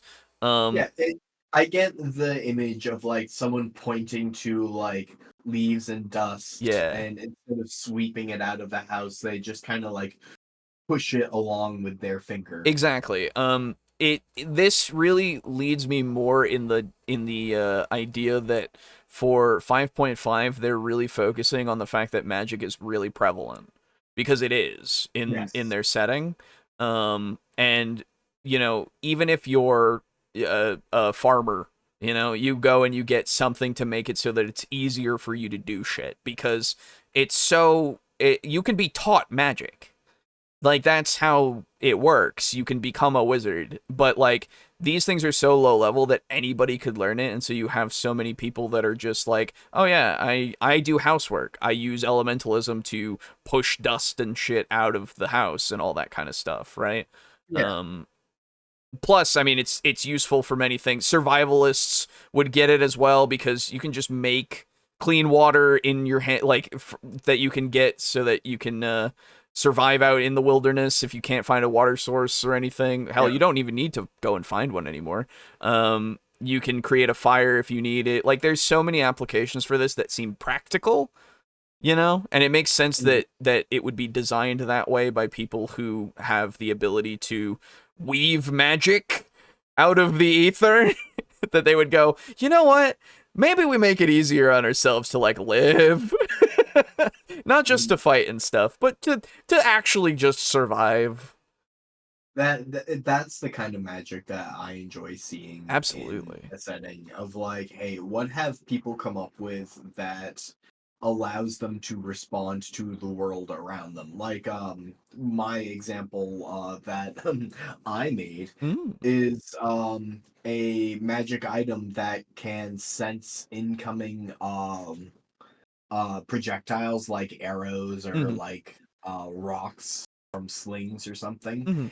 And it allows you to just block out a certain number of hit die worth of damage. Sure. So you can charge up this beacon with, like, say, it will defend against 8d6 worth of damage. But if an arrow is coming in, that does what, a d8? Uh, Um, so Depending. you can use 2 of your d6 charges to neutralize the damage of the attack. Sure. And if you have any charges left over after it neutralizes damage, it can raise an alarm. Mm. This is because night ambushes are a thing. Mhm. And like to neutralize archers or incoming magic spells, one of the largest countries in the world was like, hey, you know what? Fuck you guys. We're going to set an alarm that like wakes up the whole camp. Yeah, Um, exactly. so it's stuff like this of like, how do people respond to life? Like, oh, Mhm. I have leaves and dirt and dust inside. Mhm. Let me clean it out using this cantrip. Exactly. Oh, I'm thirsty. Let me summon water. Yeah, yeah. Oh, I'm a farmer. Let me make a 1 foot cube of topsoil. Exactly. Like it's super practical, and that's something you like to see cuz again, Yeah. it can be more than just for random, common people. It can also be something that people use in creative ways to overcome problems when they're like a wizard or something cuz they're just like, "Oh, I have this really easy to do low level spell that doesn't take a lot of power.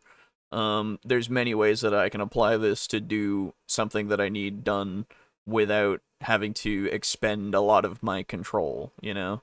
Mm. Um, Um, it's, yeah, it's nice. It's good. I like it. I'm super glad that Druid gets access to it. Yeah, otherwise it'd be Especially weird. how nature it feels. Yeah, yeah, for sure. Um, I do think a range of 30 feet, like, is a little bit bonkers for a cantrip, were it not, like, so useless in terms of combat potential. I don't know. I would say if you want to do it, as something like with the smoke and stuff, you put it up in the air so you can create a signal. Yeah, you can light a torch Mm-hmm. 30 feet up. Yep. I think it's good to have it be 30 feet. That way it's not ridiculous, but it's also not, like, useless in terms If it of that kind of stuff. Like, if your friend is dying of thirst and you can only make it 30 feet away from him within this round, yeah, you can still summon a cup of clean water in his hand. exactly.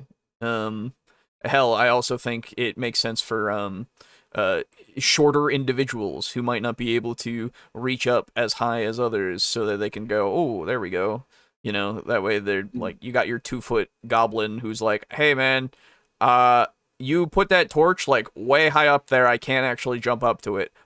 There we go. Um, Yeah. Stuff like that. It just it's accessible and usable for everybody, so it makes sense. Can it Alright. summon harmless embers into a barrel of oil? Yeah. I mean, Yeah. technically yes, but then it's like, but it also lights things. So I guess but it is limited to candles, The, torches, the, and the, lamps. the embers are harmless. Yeah, The ramifications of putting embers in a space may not be harmless. exactly. That's the thing. Like, it itself doesn't do damage, but you could utilize it to create damage. Yes. Like, that's at least something that I would say, because if it lights something, there is heat there. There is something like a spark. There is something there. So, magically, it can not do damage to somebody, but it can. It doesn't make sense. It's fine. Technically, the heat would still be there and all of that, but it's utilized in such a way. The magic is utilized in such a way that it only lights flammable things, I guess, and then the flammable thing that is lit up then does the damage. I don't know. Mm, mm. It's not something that I can really explain in a rational way. But yeah. Shall we move on to Fount of Moonlight? Yes, please. All right, our next spell is Fount of Moonlight. It is a 4th level evocation spell. Bards and druids get access to it. It has a casting time of an action, range of self, verbal and somatic components, duration of up to 10 minutes, and you must maintain concentration on this spell. Mm-hmm. After casting the spell, your body emits bright light in a 20-foot radius and dim light for an extra 20 feet. Mm-hmm. In addition, you gain resistance to radiant damage, and your melee attacks deal an extra 2d6 radiant damage. Hmm. After you take damage from a creature you can see within 50 feet, you can also spend a reaction to force your attacker to make a Constitution save. They're blinded until the end of your next turn if they fail. Okay. This is pretty good spell for level 4. Yeah. Does a lot. Yeah. It does it has a nice little grab bag of effects. Mm-hmm. Gives you a little bit of extra damage. Gives you illumination, so like, oh, maybe you're dealing with a night ambush, maybe you're in the Underdark. Mm-hmm. It also has the giving them a blinded effect on con save or blind until the end of your next turn. That's pretty good. That's really Granted, good. you do, I would assume you would have to pass the concentration check before you can make the Constitution roll. I'm wondering about that. It makes sense. I would assume any reasonable DM would probably rule that would be the case. Yeah. Has a nice little grab bag of effects for a 4th level spell. However, there's like also good 4th level spells, also like in addition to Fount of Moonlight. So like, I don't know if Fount of Moonlight has any sort of competitive edge that would make me take it over any other spell, unless if I were to do like the flavor, like, oh, maybe I'm a daughter of what's her name, the moon goddess, Saloon, yes, I think. Yeah, it's she has that weird thing going on with Char. Yeah. So yeah, maybe you're playing like a child of Saloon, and Fount of Moonlight would be super thematic for you. Yeah. I'm seeing Fount of Moonlight for a druid monk. Yeah, could be. Yeah. Maybe you're playing a paladin and you want to glow and deal d6 damage and also like potentially blind people to provide yet another buff that helps your team. Yeah, I was gonna say. Well, that's why you got to be a bard or a druid, huh? Oh, that's right. Yeah, paladin doesn't get it. Nope. Dang. Yeah, but you could multi-class, or you could say, based on a god potentially. You know, like it's manageable. You could make it work. Yeah, you could be a paladin of Saloon. Yep. I would imagine that being fine. Yeah. I think it's a neat little one.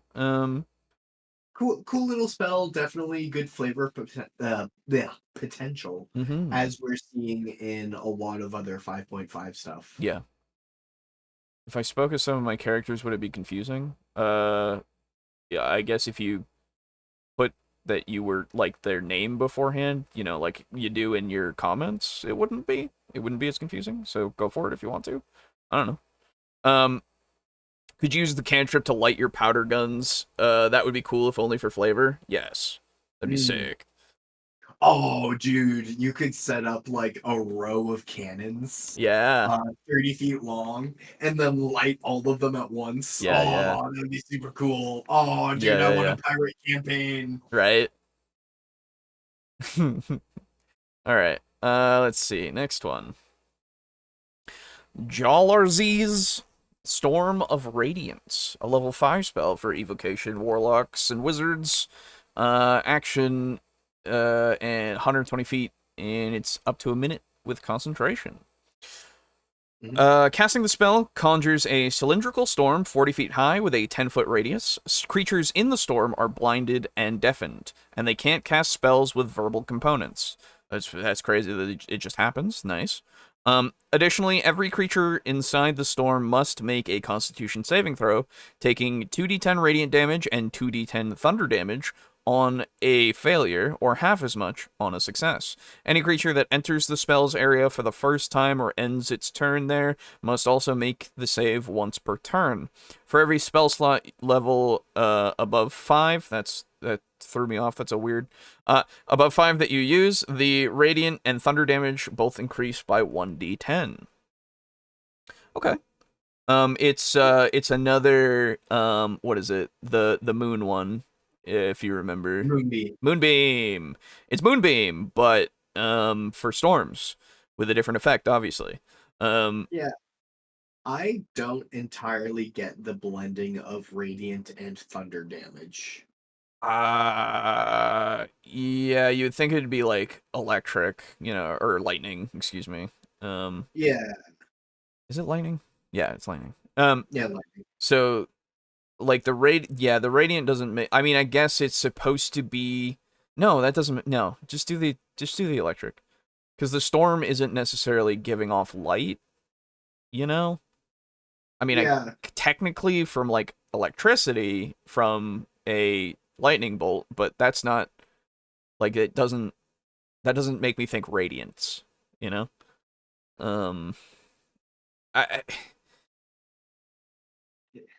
I also find it weird that they didn't make it so that you could move it with, like, a bonus action. Like, Moonbeam. Yeah, that's true. It's definitely a choke point spell. Yes, for sure. And like, if they had it... What's Moonbeam's level and everything? I think 4? Let me see. Because with that, Moonbeam 5e... It is 2nd level. Oh, fuck. It does 40-foot cylinder, 5-foot radius, so it's a little bigger in this version. 2d10 radiant damage on a failed save, half as much on a successful one. And shape changer things, right? And you can cast it at higher levels. Fills the cylinder. Let me see. Yeah, no, Wait. I can't see any reason to use Jalarzi's Storm of Radiance instead of just upcasting Moonbeam. Oh, okay. Well, yeah, exactly. Because, like, this one is, you use your action to move the beam 60 feet in any direction. That's what it is. It's not a bonus action. Yeah. Sorry. Well, at least you can move it. Yeah, that's the thing. This does, 4d10 radiant damage potentially, whereas if you upcast this to 4th level, it would be 4d10 radiant damage. Sorry, this is radiant and then thunder. Okay. But yeah, this is... The fact that, Moonbeam is only for druids, though. That's the thing. Okay. Oh, okay, yeah. That's why. Also, the fact that you blind and deafen creatures... Yeah. Would make it good versus, like, say, a lich. Yeah. And it makes it so you can't do verbal stuff, which just makes sense. Well, but it being level 5 and not being able to move is very strange to me, because when you have the precedent set already for Moonbeam, a 2nd level spell that does a little less than this, quite a lot less than this technically, just inherently, it goes 120 feet, but then you can move it 60 feet with an action. Like, having that there as well would just make this your Warlock and Wizard Moonbeam. It's more powerful, but it does more stuff. So I guess it's literally just to make it so you can't just move it around to blind and deafen stuff. Though I assume... I would have to see, because this isn't telling me when...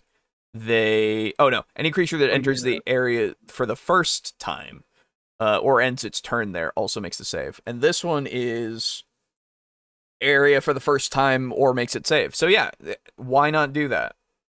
I don't. Yeah, like it's a good way to like shut down a creature for a turn at the very least, like if you cast it right on top of, say, a lich. Yeah. Um, until it physically moves out of the range, Yeah. that lich is essentially shut down. Also, it's taking radiant and thunder damage. Um, I just don't know if a level 5 spell is worth a shutdown for a turn. But I guess it would depend on what you're fighting. Well, because shield needs a verbal, so that's actually really good for it. You really do shut it down. Yeah, you force it to move out of the area too, which would Yeah, proc attack of opportunity potentially. if you're casting it on a friend too. Yeah, that's the thing. Yeah, well, of course you could like cast it so the lich is on like the The edge edge of of the it. swarm of Yeah. radiance. Yeah. Yeah, no, there's definitely a lot that you can do with it. Um, I'm still stuck on the whole not being able to move it thing. Like, Yeah, same. I get that it's real powerful and that it has the saves for all that stuff. I guess it's because it just auto blinds and deafens. It doesn't even say that they have to make a save. That's That probably is true. why. Because then you just auto blind and deafen everything. um, well, I mean, when they're in the storm, I guess. So once they Well, move out of then it, then they're allow it fine. to be able to move, but at a rate of like say 10 feet per round. Yeah, Like make it slow as hell. yeah, exactly. Um, yeah, I'm just stuck with. It's literally just if you can make it move, it would be more worth it. I think. Um, it's real. I mean, to be fair, it's really worth it for certain instances. Like, it's not a bad spell at all. But the lack of movement just makes me go, eh. Mm. Anyway, Hmm. Uh, the next is me, right? yeah. All right. The next is one of my favorites. Power Word Fortify. It is a level 7 spell, enchantment school. Only Bard or Cleric gets it. Mm-hmm. A casting time of one action, a range of 60 feet, Mm-hmm. which means like You can do this yeah, to other people. duration instantaneous, components verbal, meaning you can use it as an emergency like gray health. Mm-hmm. Um, after casting this spell, up to 6 creatures that you can see get 120 temporary hit points equally divided between them. Nice. Um, this is a good thing to like if you have 2 tanks in your party. Mm-hmm. Tell everyone else in your party, hey, get behind me. I'm casting this so I can only see the 2 tanks in front of me. And you guys get 120 hit points between you. Mm. Um, Well, you don't I even need to would make people move. You just choose. Uh, up to yeah, no, it You can says see. up Yeah. to six. As long as I you can don't. see them, you're fine. Hmm, I don't know. The way this is written. Granted, I would have to like let me see how it's written in the actual player's handbook because with what this website Mm-hmm. says, I would be inclined to be like, hey, up to 6 creatures like that you see, friendly or not, they get that temporary hit points. So you may Uh, heal your tank, but you may also heal the boss. Or not uh, heal because yeah, it's yeah. 10 HP, but like yeah. I don't Cool. know. It Let me says get up to find 6 the creatures, which implies to me that you choose. So, yeah. Let me see. Have yeah, bard, find the exact wording, because, barbarian. Oh, hey, by the way, was Path of the Zealot a barbarian thing before? yeah, it was in Xanathar's, I Oh, think. okay. Bard. Zero level They bard changed it to spell. a little bit. I remember because we were reading it before. Here we go. Power word fortify. C E F G God, there's so much good art in 5.5.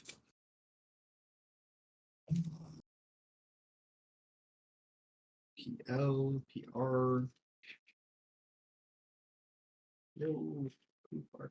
Forward fortify. You fortify up to 6 creatures you can see within range. The spell bestows 120 temporary hit points, which you divide among the spell's recipients. Yep. So it still seems to me that you choose. Yeah. But that means you can choose things that aren't your allies. That's just the way that it works. But Yes. it's up to you if you would or not. It doesn't have to be up to 6 friendly creatures. Exactly. Which is cool. But yeah, no, I think that's. I mean, we're not to invoke the forbidden things, but wow, in reference to their, I think it's Power World word shield. I think that's what it was. You couldn't do it as a to multiple things. Well, I think maybe there was something else that you could do that was multiple things, but if you used it, you gave them a gray health thing, right? Which just made sense to me as something that you could do in general. Make the magic so that it can take some of the blows and such. Like we've seen it for many different other spells, obviously. But yeah, having one that's an actual big one to do for bards and clerics. Weird that paladins don't get it.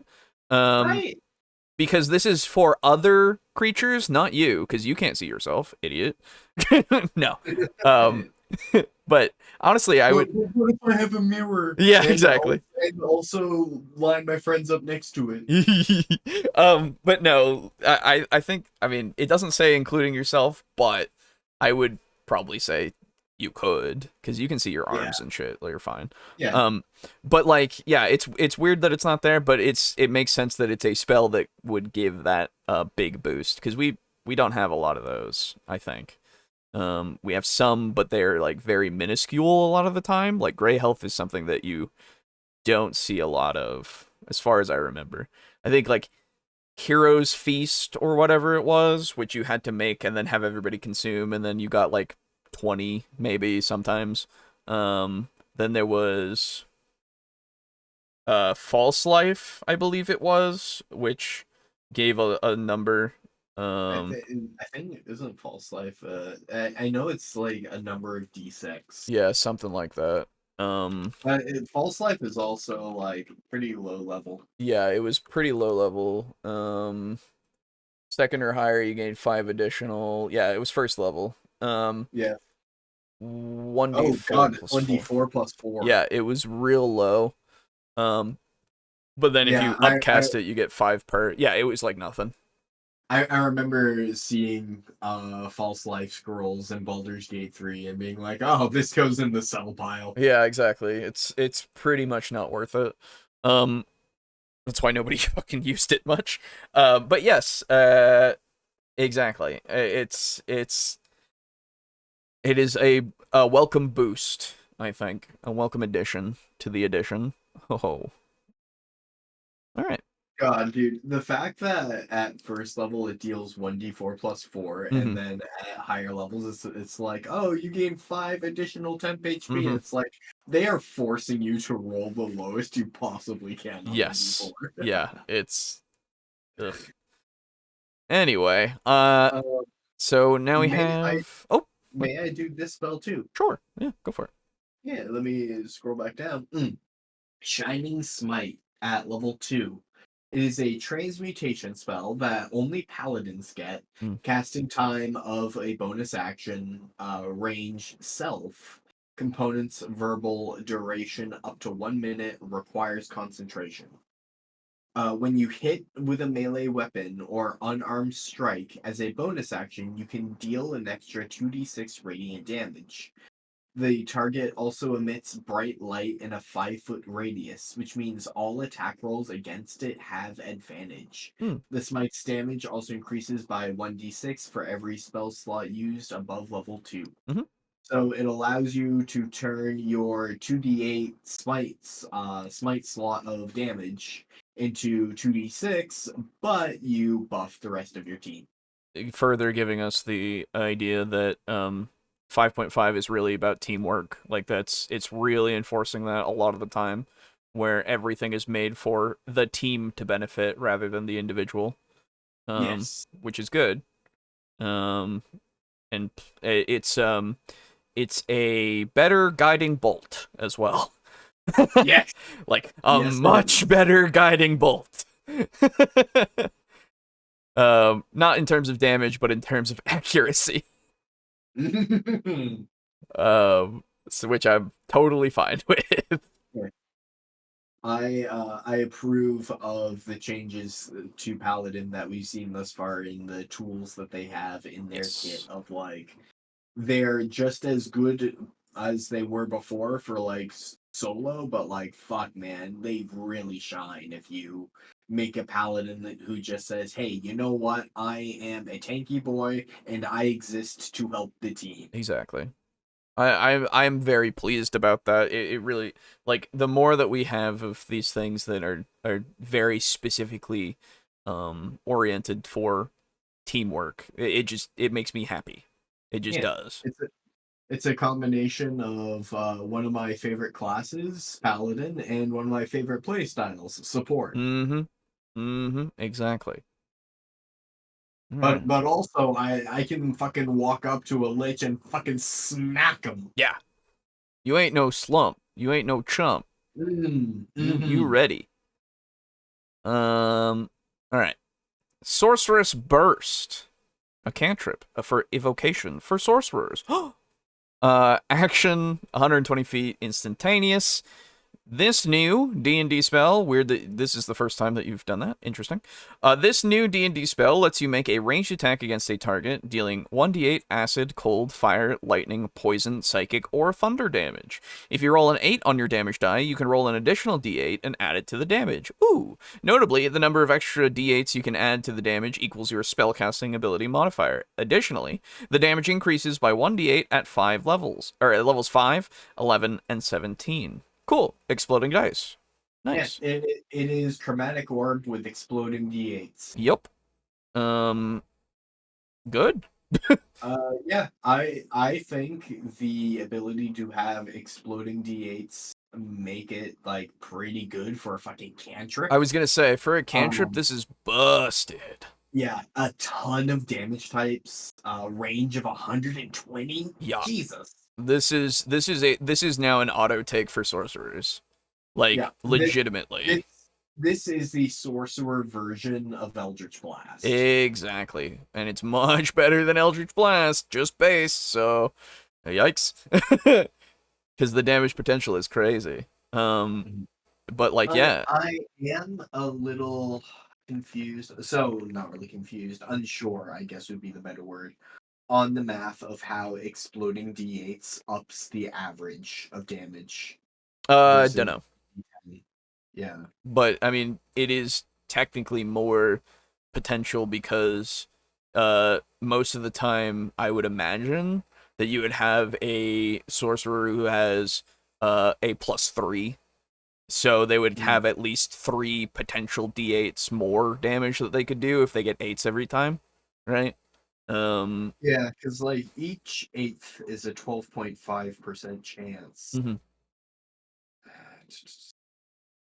Yeah, I don't know enough about how averages of die are calculated. Yeah, me either. So but and plus, yeah, it's crazy. It feels you get more opportunities for it when you get your damage increases as well, which is great.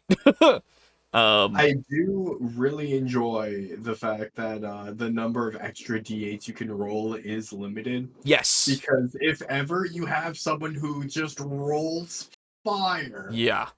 It rolls 8 after 8 after 8. Like, you can, as DM, be like, all right, let's max out your damage at 24, shall we? Yeah, exactly. But everybody who's a sorcerer will get their fucking charisma up all the fucking way that they can. Or not, is it charisma? I can't remember. Wisdom, I believe. Really? No. Hold on. Let me check. Oh wait, I was gonna say, you just you had this. Yeah. Charisma, yeah. Oh shit. Yep. Yeah. So, yeah, but they'll get it up to 30 as soon as possible, dude. Oh, yeah. Also, the fact that like the damage, like your chance of having an exploding D8 doubles at levels 5, 11, and 17, Mm-hmm. makes this like so fucking good. I Yeah. think. Yeah, no, this outscales Eldritch Blast, doesn't it? Yeah, I would think so. Yeah. Because it only gets Although, up to, what, 3d10, technically? yeah, although Eldritch Blast still does have more utility in like Yes. Repelling Blast, Agonizing Blast, Yeah, etc. the invocations are definitely the thing Yeah. that can really change it. So, just in terms of raw damage potential, this has it. But as far as I'm aware, again, could be wrong, just because of averages. But yeah. Anyway, would you like me to do this one as well, since you did too, or would you like to do it? Sure, you can do it. Okay. Starry Wisp, a cantrip, an evocation one for bards and druids. Action 60 feet, instantaneous. This new ranged attack spell, or ranged spell attack, excuse me, lets you target an enemy with a blast of light, dealing 1d8 radiant damage on a hit. A creature hit by this cantrip emits dim light in a 10-foot radius and can't become invisible until the end of your next turn. The damage also increases by 1d8 at levels 5, 11, and 17. Yeah, pretty good. Yep. It's not as good as Sorcerer's Burst. However, the fact that you emit dim light in a Mm-hmm. 10-foot radius and can't become invisible. Like the can't become invisible alone is huge, Is but very like good. Yeah. I'm imagining, especially given the art that we see directly below of like a chase sequence through like Mm-hmm.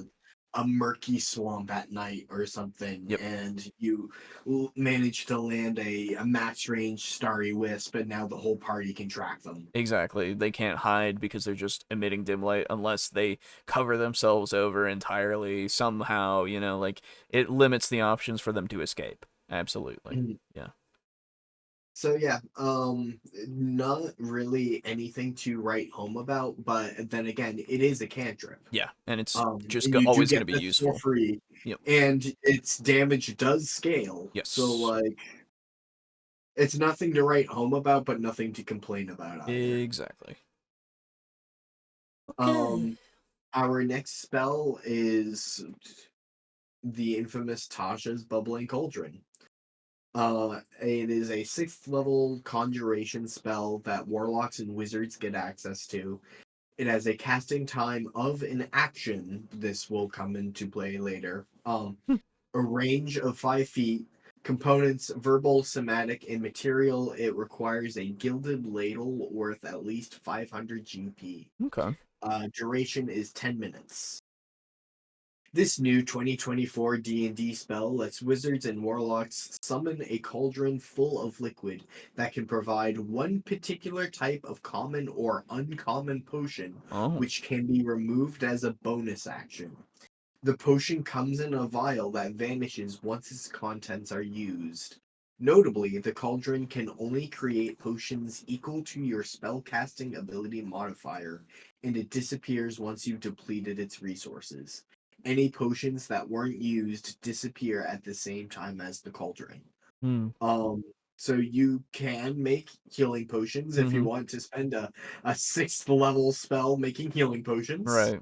That is within your power. Mm-hmm. Um, I don't really know of many potions that are that special. I was gonna say this is something that you could utilize for. I would honestly put it more than just potions. That's like sometimes maybe you could put it as like a poison as well, potentially. Mm, I don't know how good or bad that could be, but it would be common and uncommon poisons. So like or just limit it to common ones. So it's just potential paralysis, and that's pretty easy to save against and such. Like the yeah. the really really easy stuff. especially like with a name like Tasha's Bubbling Cauldron, and Exactly. you imagine something like evil and wicked or something. Yeah, exactly. I feel like having it be a little bit more than just potions is fine. But I guess balance wise, I don't know. I But suppose this would be a spell that its usage would be determined on how homebrew happy your DM is with spells of like, yeah. oh, I have made these like Oh, these I seven can't hear you or anymore. not spells rather potions. Hello. Sorry. Oh, there you go. Hello. Hello. Um, yeah, this would be sort of make or break how homebrew happy your DM is with potions and potentially poisons. Yeah, exactly. Um, because like the potions that I see in 5.5, Mm-hmm. let me go take a look. I will get back to you on this. Um, Well, I will. I will. um, I will also say that it does consume that material, that gilded ladle. So like, it's a one-time thing that you're just spending 500 gold on. This seems like a very specific spell that I wouldn't see being taken unless it was necessary for something. Um, but I'm not sure because I guess it depends on the types of potions that are common and uncommon that they've come up with. But I don't know if they have done that because they didn't do more than just the healing potion in 5e, as far as I remember, of just like ones that you could see in the player's handbook, right? mm, Potentially there were more in the DMG, but it's been a hot minute since I looked in there. Um, so I can't think of one off the top of my head, but I assume their new DMG might have them as well, potentially. If they're going to put more in that are raw, but I don't know. hey, by the way, this is a complete side note, Sure. but were aberrant spirits a thing in 5e? Aberrant spirits. Yeah, because like they don't have a ton of like stat blocks for like a quote unquote like monster manual, but like you can summon aberration, summon beast, Yeah. summon celestial, and you can summon beholderkins. Oh yeah. The like the oh fuck, what's it called? The little one. You know what I'm talking about. It's got like 4 stalks and that's it. Oh Um no, that's not the picture in here. oh It's okay, so you can actually summon 2, beholders 3, and 4, shit. 5, 6. Yeah. No, it's not a beholder. It's just got a ton of like little skinny eyes that like don't beholders have 7? Yeah, they Uh have a bunch. It's 7 or 8, I think. Yeah. 2, 3, 4, 5, 6, 7, 8, 9.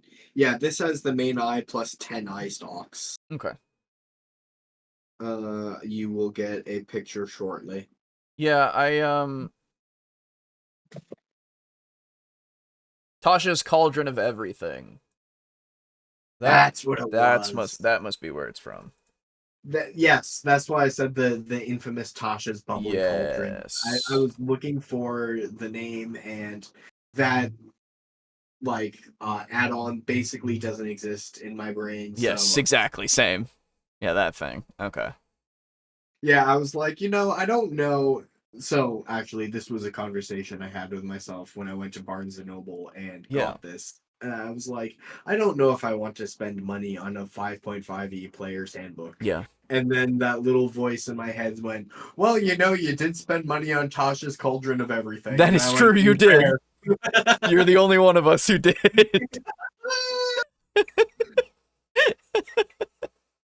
Hey, you know what though? I'm not buying the 5.5 DMG. I do have No, some yeah, I standards. was gonna say. I mean, like the player's handbook is the only one that you'll probably need anyway, because it's Dude, dude, I'm like so fucking mad. The monster manual doesn't come out till February of next year.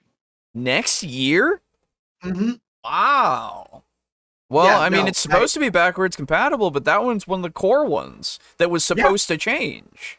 I kind of wanted the monster manual more than I wanted the player's handbook. Yeah, That's weird. I assume the DMG comes out sooner than that.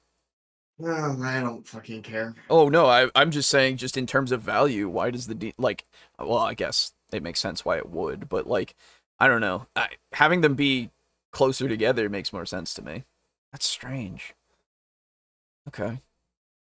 Anyway, did you find any other potions? Oh, right. Hold on. I actually need to Google because Yeah. I do not see anything that leads me to believe that they have potions in the glossary. I was gonna say, is anything in the index? 24. Like they have like magical equipment, but I assume that's stuff like, like immovable rods. Yeah, exactly. D 24 potions. I don't know if they've even come out with any yet, yeah. Other than healing potion is now absolutely a bonus action, which is like, oh yeah, no, okay. Which means that if you have a healing potion on you, you can just use it as a bonus action. And that's your bonus action. Good job. Now you have one, but you used it. It's gone now. Forever. Yeah. I'm not seeing anything. Yeah, okay. Google. Give me a second to look through the glossary again. All right. Please, continue. Well, I'll go to the next spell. Yeah. Yoland's? I don't know. Regal Presence. Level 5, enchantment. Bard and wizards can use this. It's an action. It's yourself. You need a miniature tiara. Oh. But it doesn't have a cost, so don't worry about it. Up to 1 minute, concentration. After casting the spell, you are surrounded by a 10-foot magical emanation. Whenever a creature enters or starts its turn, nice. In the emanation, they must make a wisdom saving throw. If they fail, they take 4d6 psychic damage, become prone, and can be pushed up to 10 feet away. If the creature passes, they take only half damage. Okay. Yeah. Stay away from me, I am Squishy Wizard or Bard. Understood. That's pretty easy to get. Level 5 for it. 46 psychic damage is pretty good. That'll go through a lot of things. Wisdom save is also something that they it's less, well, it's kind of common, I guess, that things save against that. A minute plus concentration means it's for a fight, a single fight. So that's what you do with like at the start of any sort of encounter, you just go, hey, no. Though it does mean, because it says creature, it could mean that if any of your friends come near you to heal you or anything, they get fucking pushed the fuck back. And their mind explodes. Potion seller, have you found any new potions? Yes, exactly. Okay. Oh, wait, no, sorry. I thought that was you transitioning to me. No, I mean, yes, technically, at the same time, if you've got them. Yeah. Okay, yeah. So I can't find potions in the player's handbook. It's not mentioned in the glossary. In the equipment, magical equipment, there is only a short paragraph of brewing potions of healing. Mm-hmm. Makes sense. And then that's it. Okay, well, then that's it. The only potions that exist are healing potions. I was gonna say we're relying on past edition for 5e if it had a lot of potions in it, which I don't think it did, and homebrew. So figure out what your common and uncommon potions are, and you're good. Because otherwise, again, I don't see this previous spell being used otherwise in any way. Really, it's a cool thematic spell, but 500 gold for a ladle that goes away and only healing potions which do like a d6 or a d4. Maybe they buffed it at this point, I don't know. Which you know, I'd rather have my cleric or bard just give me a little top up potentially, Yeah, right. or do it myself now as a wizard. You know, like I don't. It's fine, I guess. But yeah. So for the Regal Presence one, again, I appreciate that it says creatures because it does mean, again, tactics. Hey, I'm hurt. I can end my concentration here, but that puts me in danger. But also, I need my friend to heal me if they don't have healing word. Whoa, you know. Plus, Yeah. or if I have more than like healing word is good for a quick pick me up, but not good for I've taken damage. Ah. um. So, yeah. Oh, and that's the last one. Oh. Yep. Okay. There was one final point I wanted to touch on. Okay. And it is races. Sure. We see on page 186 of the 5.5 Player's Handbook Sure. that they are no longer called races, they are called species. Yeah, we've known that for a while. Yeah, and half races are no longer a thing. What? Yeah. They can no longer breed. That's why they're species. Which touches on a personal thing I hate because it's like, oh well, the distinction of whether or not you can have viable offspring is what defines a species. No, that's one definition of a species. It's called the biological species concept. Ah. Google it. There is no hard and fast rule of what defines a species. Oh, I can't hear you at the moment. Oh, there you go. Oh, hello. Hello. There's no hard and fast rule of what defines a species because, is every single bacterium that exists its own species? Yeah, good point. Because they spread asexually. Yep. Like, I fucking hate the biological species concept. Don't get me wrong, it's very easy. I oftentimes use it. However, don't point to it as if it's law. Yeah, exactly. That's just a side rant. Yeah. Species, there are Aasimar, Dragonborn, Dwarf, Elf, Gnome, Goliath, Halfling, Human, Orc, and Tiefling. So no Githyanki, no Githzerai. Yeah, well, there's some notable absences. Yeah, I was gonna say. I'm sure we'll get them in later. I was gonna say, yeah. Add-ons. Well, and plus, you can use past things that have them and just put the stats to be as they should be now. It's not easy. It is easy, not hard to convert things from 5 to 5.5. Yes. However, I'm not seeing anything in the section of species that specifically mentions here's how to update mixed races from previous editions and bring them in. Yeah, I think they're just relying on you to do the work. Yeah, well, I would appreciate even a single throwaway sentence. Same. Like, hey, there is previous work that is done that you can reference and bring forward. Even an acknowledgement. Yeah, but that's not how you sell books, brother. Yeah. Well, it is how you sell books. It's how you sell previous editions of your books. Yeah, but they're not technically going to make as much money off those anymore because they're not printing them anymore. Yeah, I saw people on Reddit. They might be printing some, but I don't know. Anyways, I saw people on Reddit were defending fucking WotC.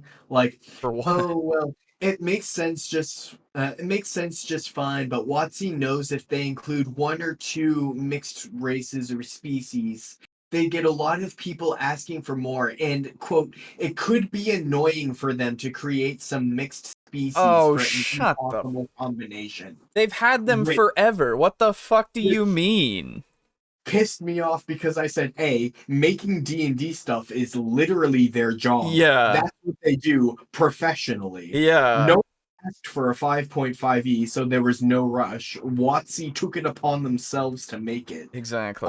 No one was saying they had to put it on shelves. And also, like, oh no, they had to do more work for the product, so they get to charge more money. Yeah, exactly. Like, and again, they've already set the precedent in previous editions that they could fucking cannibalize if they need to then just make it easier on themselves to update it to this edition. Like, it's not that hard for them. And secondly, if it's something that the people want, they will make it so that they can sell it to people. Like, that's how it works. That's insane.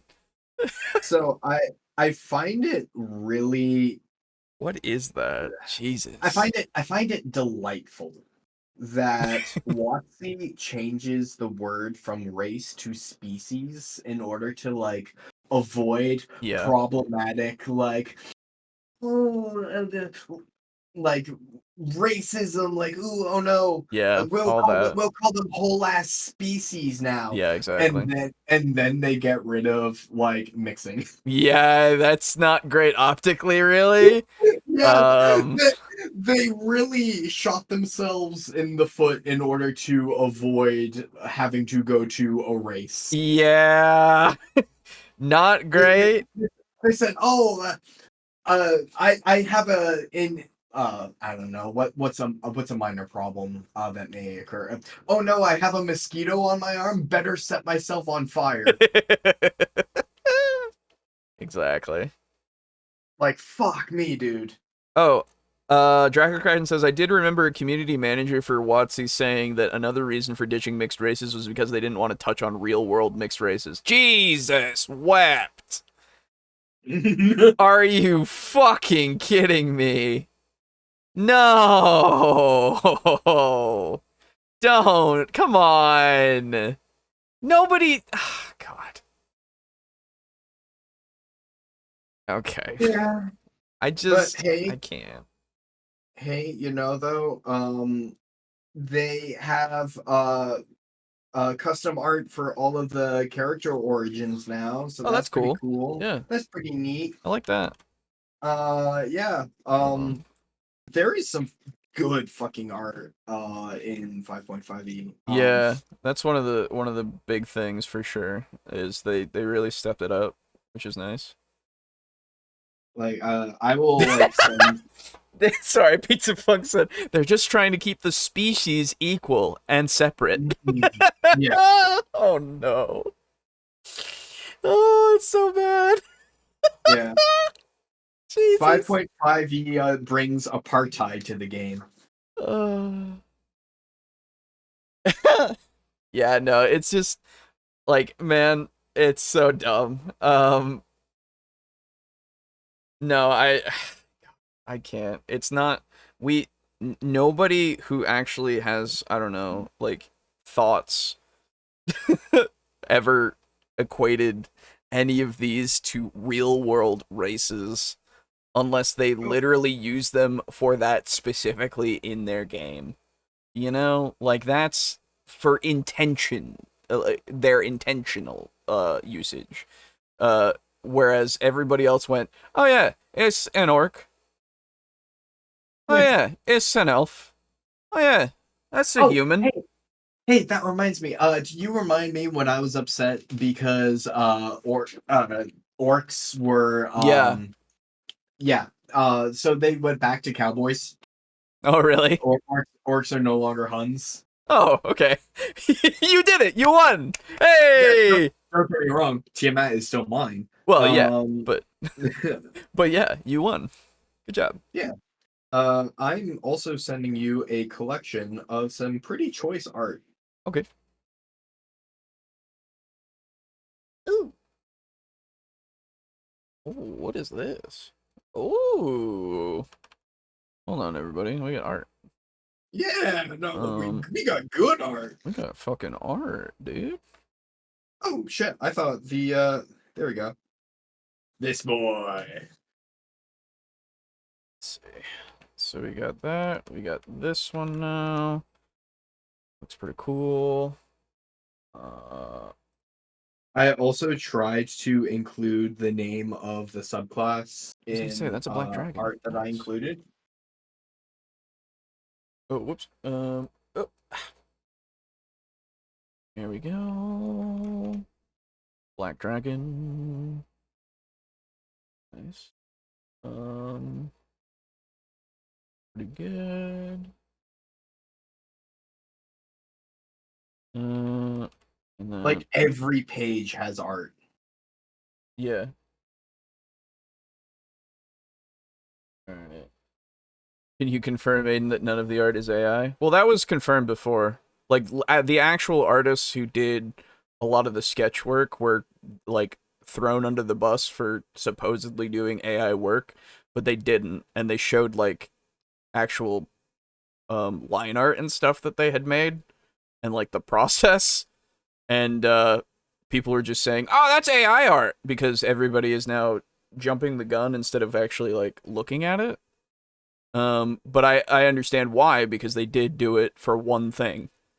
But when everybody fucking dogpiled on the artist and he literally had to show the work because he was getting bashed, it was kind of unfortunate. But I mean, it's really, unfortunately, it's WotC's thing that they did to that artist, which sucks. Also, here is the art for the orcs. Okay. Oh, cool. All right, you've given me too much. I can't show all of this, but I will show the orc art. Yes. Okay. That is cool.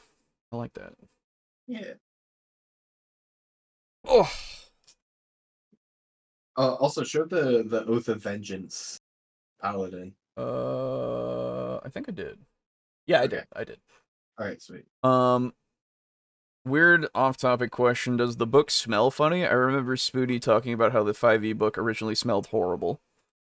I think it smells exactly like the 5e book, and I don't think the 5e book smelled bad. I was gonna say, I don't remember ever getting... He must have just gotten a weird copy. Wherever he got it. Because I never thought any of these books smelled weird whenever I got them, so... Yeah. Okay. It's that like vaguely plasticky smell, I suppose. But like, yeah, typical. Okay.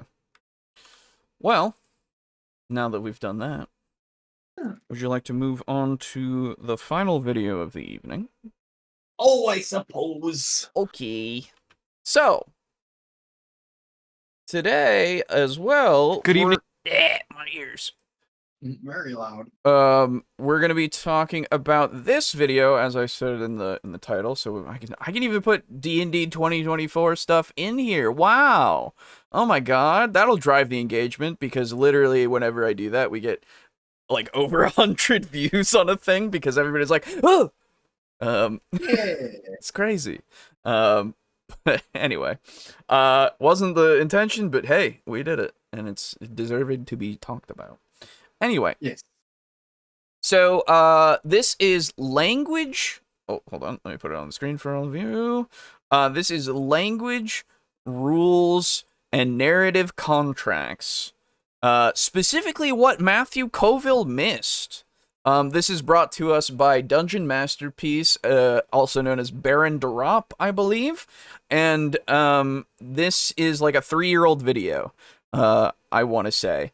And, I'm just interested as to what apparently Colville missed, because we've covered Colville a couple of times, a few times in fact, actually, and Usually pretty fucking decent. he's been decent, but he's had some misses in the past couple here. He's not perfect, so no, he may have missed stuff. Exactly. Let's find out. The last time we covered a quote-unquote, and I'm not saying that this is what it is, but we covered a quote-unquote hit piece on Colville. It was a lie, if you remember Olive Man. And I don't know if you were there for it. You might have been, but I don't remember.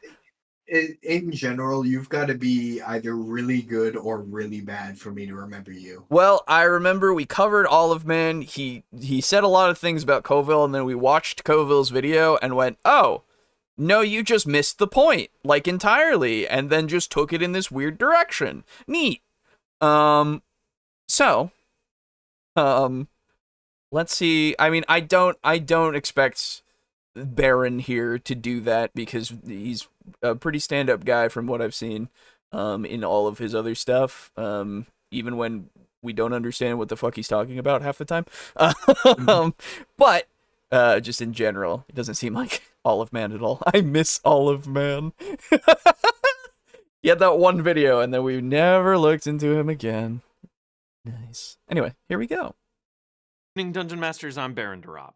Matthew Colville's recent self-labeled rant, Language, Not Rules, details why rules don't need to be illustrated for every possible situation, and why having a lightweight yet predictable... I can hear this through your end again. Oh, Yeah. fuck. It's okay. Uh, Think you what moved your was- microphone and that hurt or something. I did not. I alt-tabbed. Oh, weird. I just heard a big boom.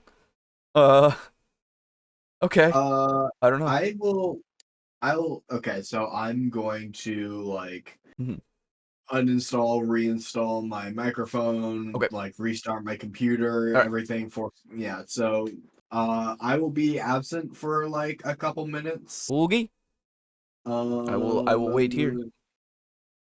Okay, bye-bye. Bye. See you in a bit. Can you still hear me? Yes. Hello. Oh. There he goes. Probably now. All right. What was Olive Man? Hold on. Now I need to know exactly when that was and all of that. It's been a minute. It's been a fucking minute. By the way, if you're somehow just tuning in, next week we're gonna be having a guest on. It's gonna be Peter, Tales from Elsewhere. Be excited, please. I showed off his channel in the beginning. I'll put a link to his channel actually in the description. I should. And we will do that in a bit. In a week, excuse me. If I look for Colville, let's see if I can find Olive Man.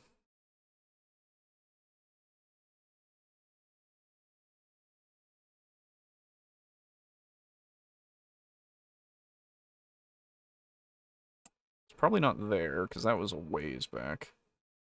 Well, this was back when I didn't have the content right there. No, that was that. Goodness, I don't remember when the fuck it was. Oh, there he goes. Why is that not lighting up anymore? What the fuck? I'm in this. It shouldn't... Oh. Okay. Oh? Hello? Can you hear me? No, you can. Oh, that's so weird. Why is it not lighting up?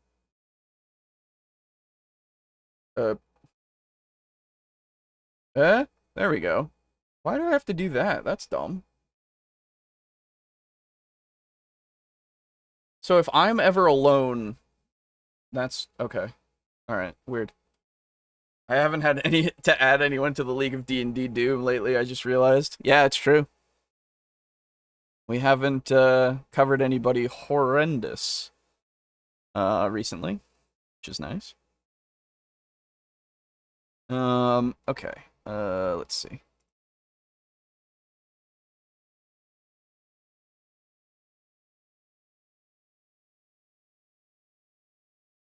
Was it that?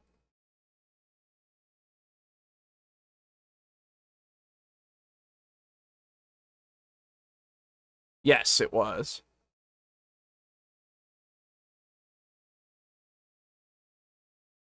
Blandco? I think. Yeah, it's Olive Man. I found him. Yeah, this was what? Episode 62. Jesus, it's been a while, huh? Okay.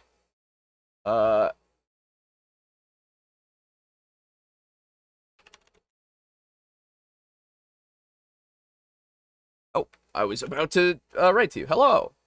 I return. I need to use the bathroom really quick, so Oh, I will be right back. that's not a problem. Yeah. I will hang out Table with rule set chat. allows Okay. dungeon Oh, masters to Okay. adjudicate on. Well, Okay. there we go. Yes. So give me just a second. I'll be right back. Hello, chat. How are you this evening? Also, hello, Timothy. I'm sorry, I forgot to say it earlier. I saw you greeted me, and I was like, "Oh, I will say hello." Hello, Timothy, Pizza Funk, Verity, Draco Kraken. What's up? Omega. How is everyone's Saturday?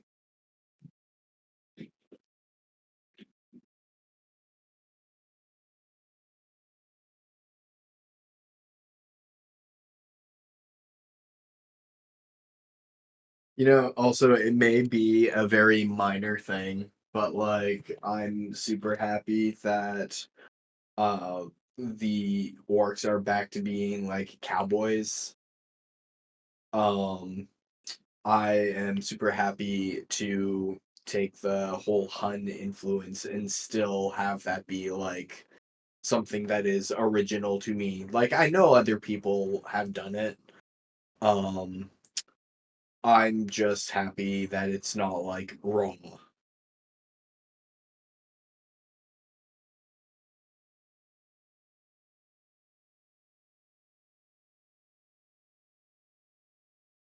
Been getting into the Pac-Man World remake. Ooh.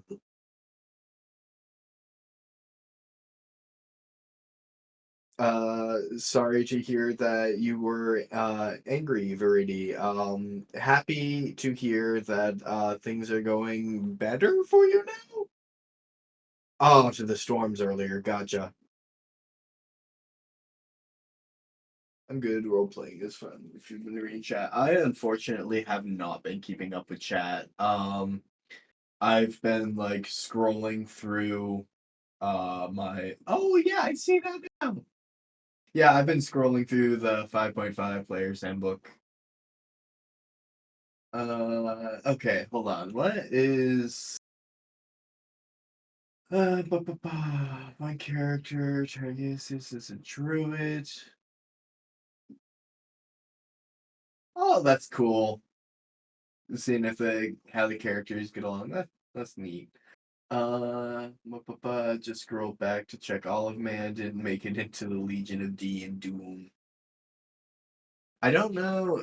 Do we have an official Legion of D and Doom?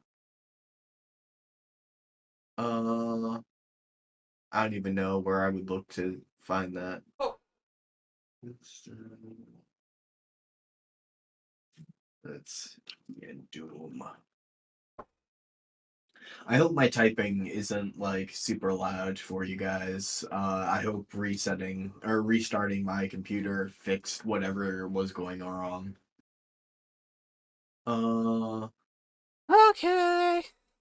Hello, Alejo. Welcome back. Hey, perfect timing. Can you tell me, does this sound like super loud to you?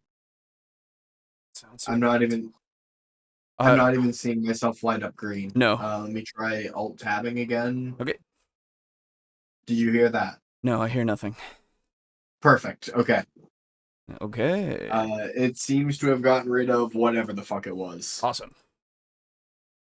But yeah, I have just been here hanging out with chat, saying hello to everyone. That's good. We have a cult of Gary Bites. Garibites? That's in memes, but it's Cody, Professor DM, Garibay, and Lindy. Oh, Lindy Beige. Yeah. Oh, yeah. That's right. Yeah. Olive Man didn't make it into there? I forgot. His actual channel name was what? Blandco. Hmm. Interesting. Anyway. Yeah, 62. That was the episode. It's been a while. Holy shit. Anyway. All right. Wow, that was back in what, season 2? Yeah, I want to say. Yeah, something like that. Yeah. That's crazy. Damn. 130 something episodes since. Jesus. All right. Well, that's a nice name you got, but you're still Olive Man. That's true. Anyway, okay. Let's continue on, shall we? Please. On the fly, and I agree with all of his points. However, there is something Colville missed. Rules aren't just a language to be inferred during story narration. Rules also serve as a contract to reinforce a game's narrative, and breaching this narrative contract leads players to feel antagonized or like their trust is violated by the dungeon master. Let me illustrate what I mean by this narrative contract. Yeah, please. To do this, I'll analyze 2 different RPGs which both market themselves as grindhouse horror D&D retro clones. Dungeon Crawl Classics and Lamentations of the Flame Princess. I only know the first one, so I can at least have a frame of reference there. I will say before he gets to the examples, with what he said, like, yeah, that's fairly easy to follow along, and yeah, that would absolutely cause your players to feel that like that sort of that their trust has been like breached.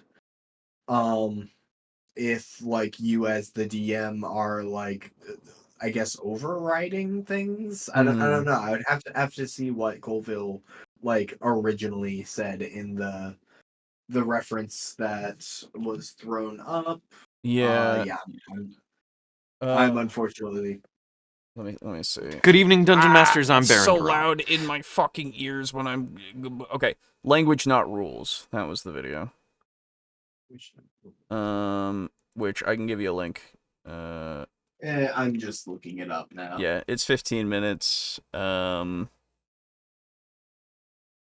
I think overall it was just you don't necessarily need to follow the hard rules, right?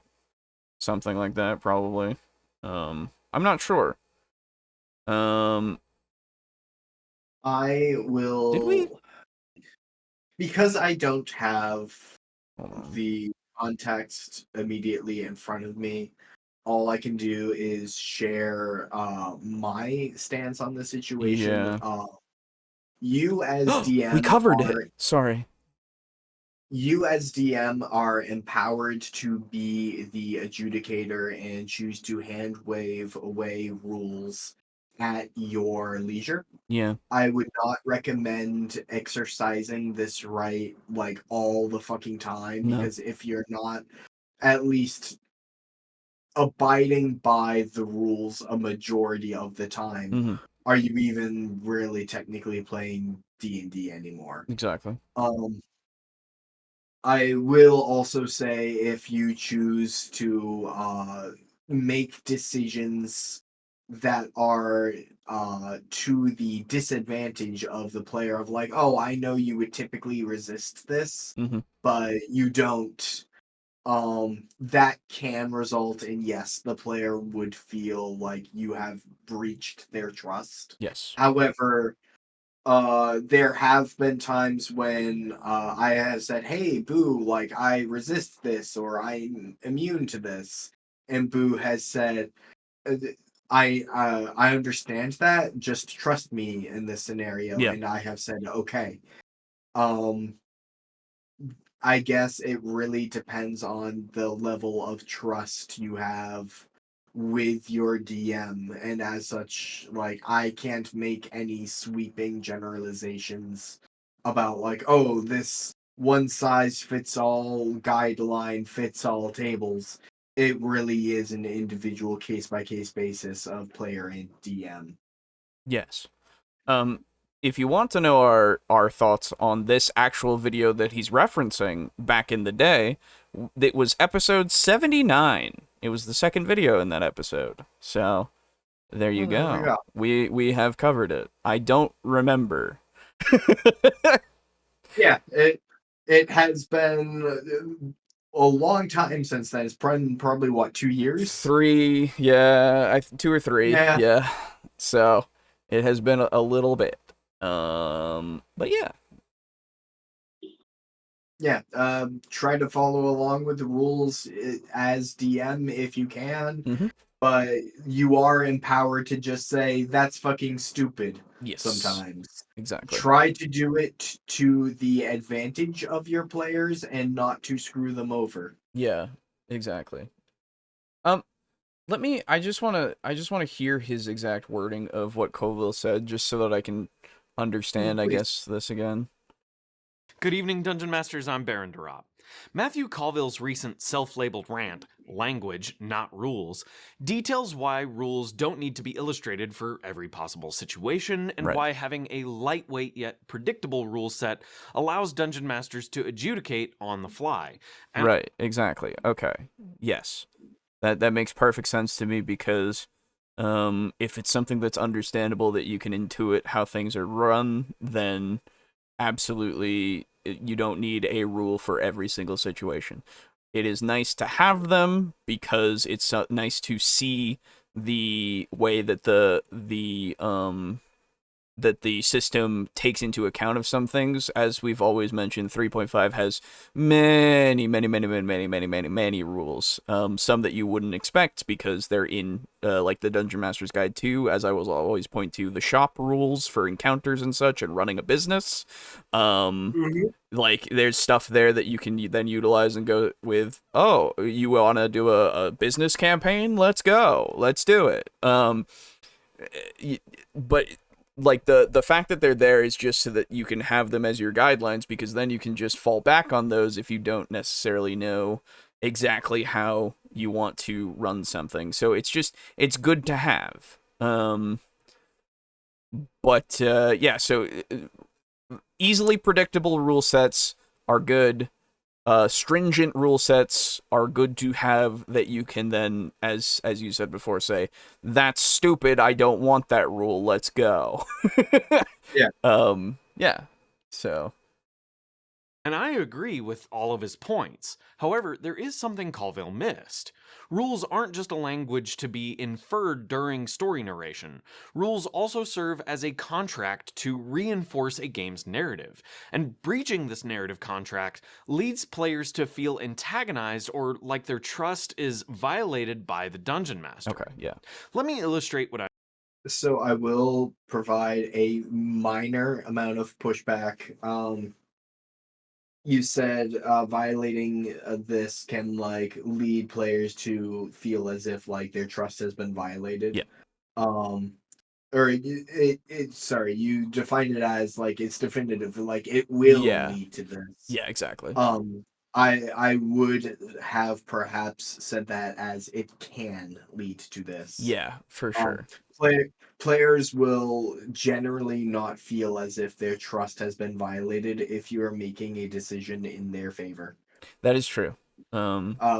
Which is exactly why I say, hey, if you do break, quote unquote, break the rules, try to do so in a manner that, like, in general, typically benefits the player.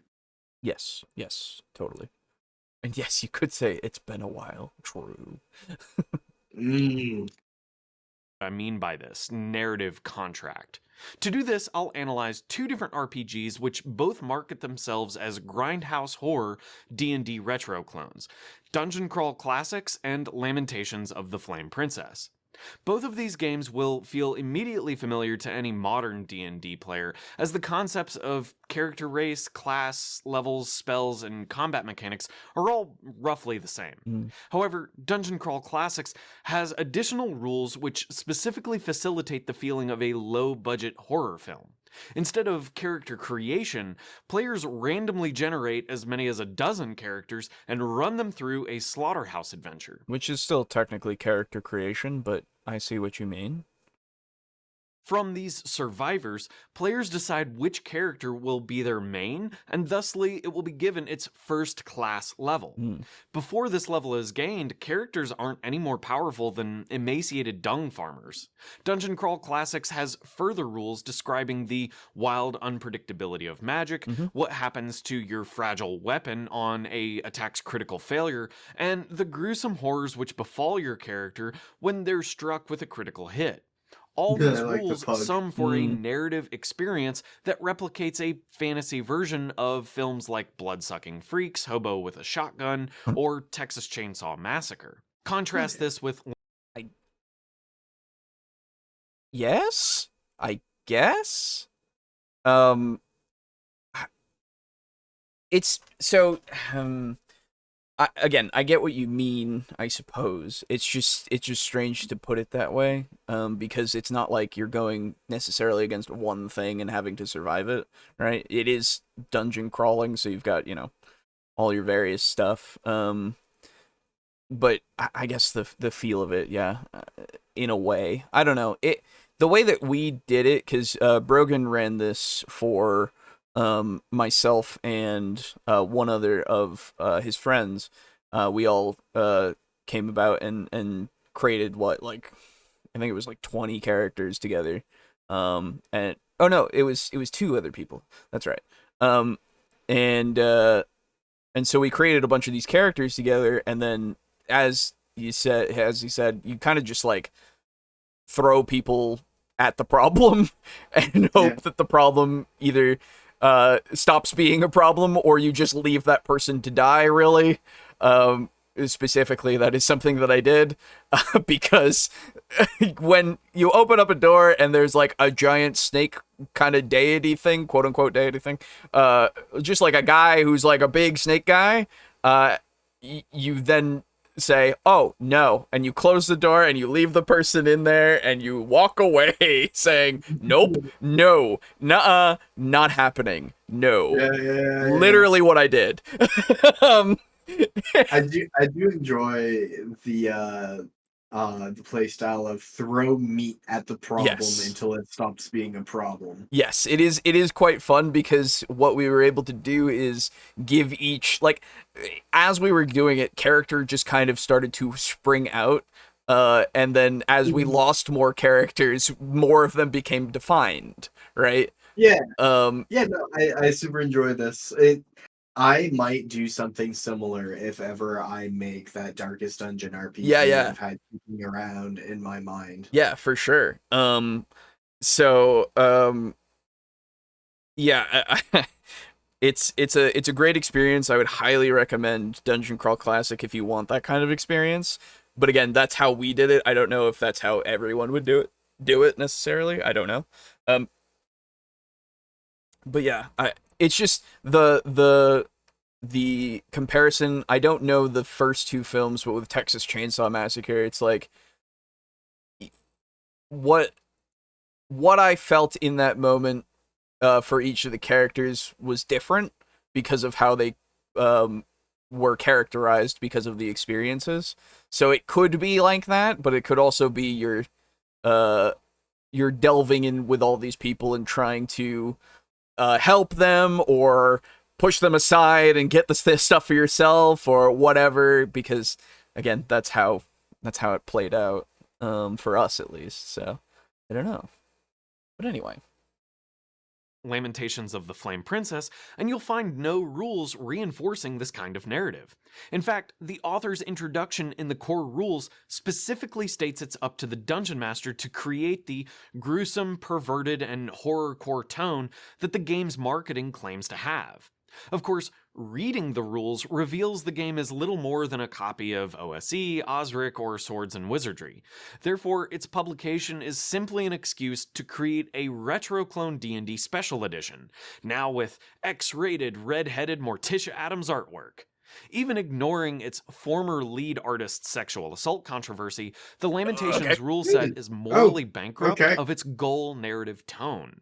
As a result, a dungeon master may find themselves in an effort to create that tone, asking for checks or creating penalties that aren't explicitly reinforced by the rules. Charisma saves versus madness when coming upon a horrific scene might make sense in the moment and even be in line with the game's core mechanics, but players who have no expectation of these checks due to the absence of the rules supporting them might feel at best misled, or at worst like the dungeon master is on a power trip. Sorry. So, in a case like this is why you say at session 0, hey, Yeah. additionally, I would like to start doing sanity checks. Communication. Yeah, this is on you, whoever is running it. If you don't have a session 0, you communicate this somehow beforehand. You just make it so that everyone is aware of how these things are going to go, because you have set it as this expectation for them. Even if you don't, I'm sorry. Well, all I was gonna say is, yeah, I've lost it. Go on. Even if you don't set the expectation at session 0, say, hey guys, for the next arc, I think it would be really cool and thematic if we did this. I have a reason for wanting to do this. What is everyone's thoughts on this? Exactly. If none of the table wants to do it, we don't have to, but I think it would really add to it. Yeah, exactly. That was actually going to be what I was talking about, with making sure that everybody around the table has the say in it, because if they don't, then you just don't do it, you absolutely are able to, but you should just leave it to not being a thing if nobody wants to do it, right? Or if a majority don't, in some instances. But again, it depends on your table, right? Yeah. This is the advantage that bringing something up at a session 0, this is the advantage you have as DM. Yes. Of you can say, additionally, in this campaign, we will be running things this way. Yeah. Versus if it's in the middle of the campaign, it's, hey guys, what would you think about doing things this way? Yeah. I don't know, are surprise checks really that much of a feels bad? It depends on the person, I think. Because for me at least, the way that I play games, usually if it makes sense in the moment, I'm fine with it. Right? It just needs to make sense to me. And then if it doesn't make sense to me, I can ask for some clarifying stuff, but usually I just go along with these surprise checks if they are a surprise to me. But mostly that's because I haven't read the full material, potentially, / I want to be surprised by how things go, Oh, sorry. What, I thought you were done. I was just gonna say, if that is something that does make somebody go, oh, don't like that, didn't know that didn't exist, that existed. It's like, well, yeah, then it will make them feel bad. But I don't see this as a binary thing of, yes, every surprise check is gonna make everybody feel bad, or no, all surprise checks are gonna make people feel bad. It reminds me of a post I saw on the Reddit earlier this week, and it was sort of like the trade deal meme, and it was DMs speaking to their players, and it's like, I receive the ability to throw a mind flayer dragon at you at any time and make you roll initiative. You receive me not doing that. I 100% can as DM. However, I'm not going to be a prick. Right. Exactly. Yeah, no, it's I don't know. I feel like, at least for we all know the horror stories and stuff for groups and such, but in those cases, again, they're outliers a lot of the time. I feel they're really not useful for a lot of things, at least in determining the overall way that people are going to act. But most of the time, I think that each group is going to at least have that level of trust, at least initially, to then say, hey, okay, you're throwing this in front of me, I'll go with it for now. It's fine as is, like a surprise mechanic of some sort. I'll go with it as is, but if it continues to happen in a way that doesn't seem satisfying or sensical, then will have a problem with it, and I'll speak up about it, or I'll write an angry post. Who knows? But I have a little bit more faith in a lot of the groups that are out there that this is something that isn't www.youtube.com/critcrab. exactly like I don't I have a lot more faith that a majority of groups are fine with most of the things that are thrown at them. I don't think it's going to be that big of a deal. Yeah, in most groups, you will have player buy-in of like players will extend that trust to you before you've necessarily done anything. Like players will trust the DM by default, typically. Yes, exactly. I think so. Conversely, Admittedly, go on. It just occurred to me, admittedly, maybe I've just been really blessed in the tables I've played with. Absolutely. It could be that the people that I've played with over these years have been the best there ever been. And so I've been like really, really sheltered from all of the bad shit. They're that absolute, and I will 100% allow that to be something that could be proven to be, but I don't think that that's the case, at least. Or, at worst, like the Dungeon Master is on a power trip.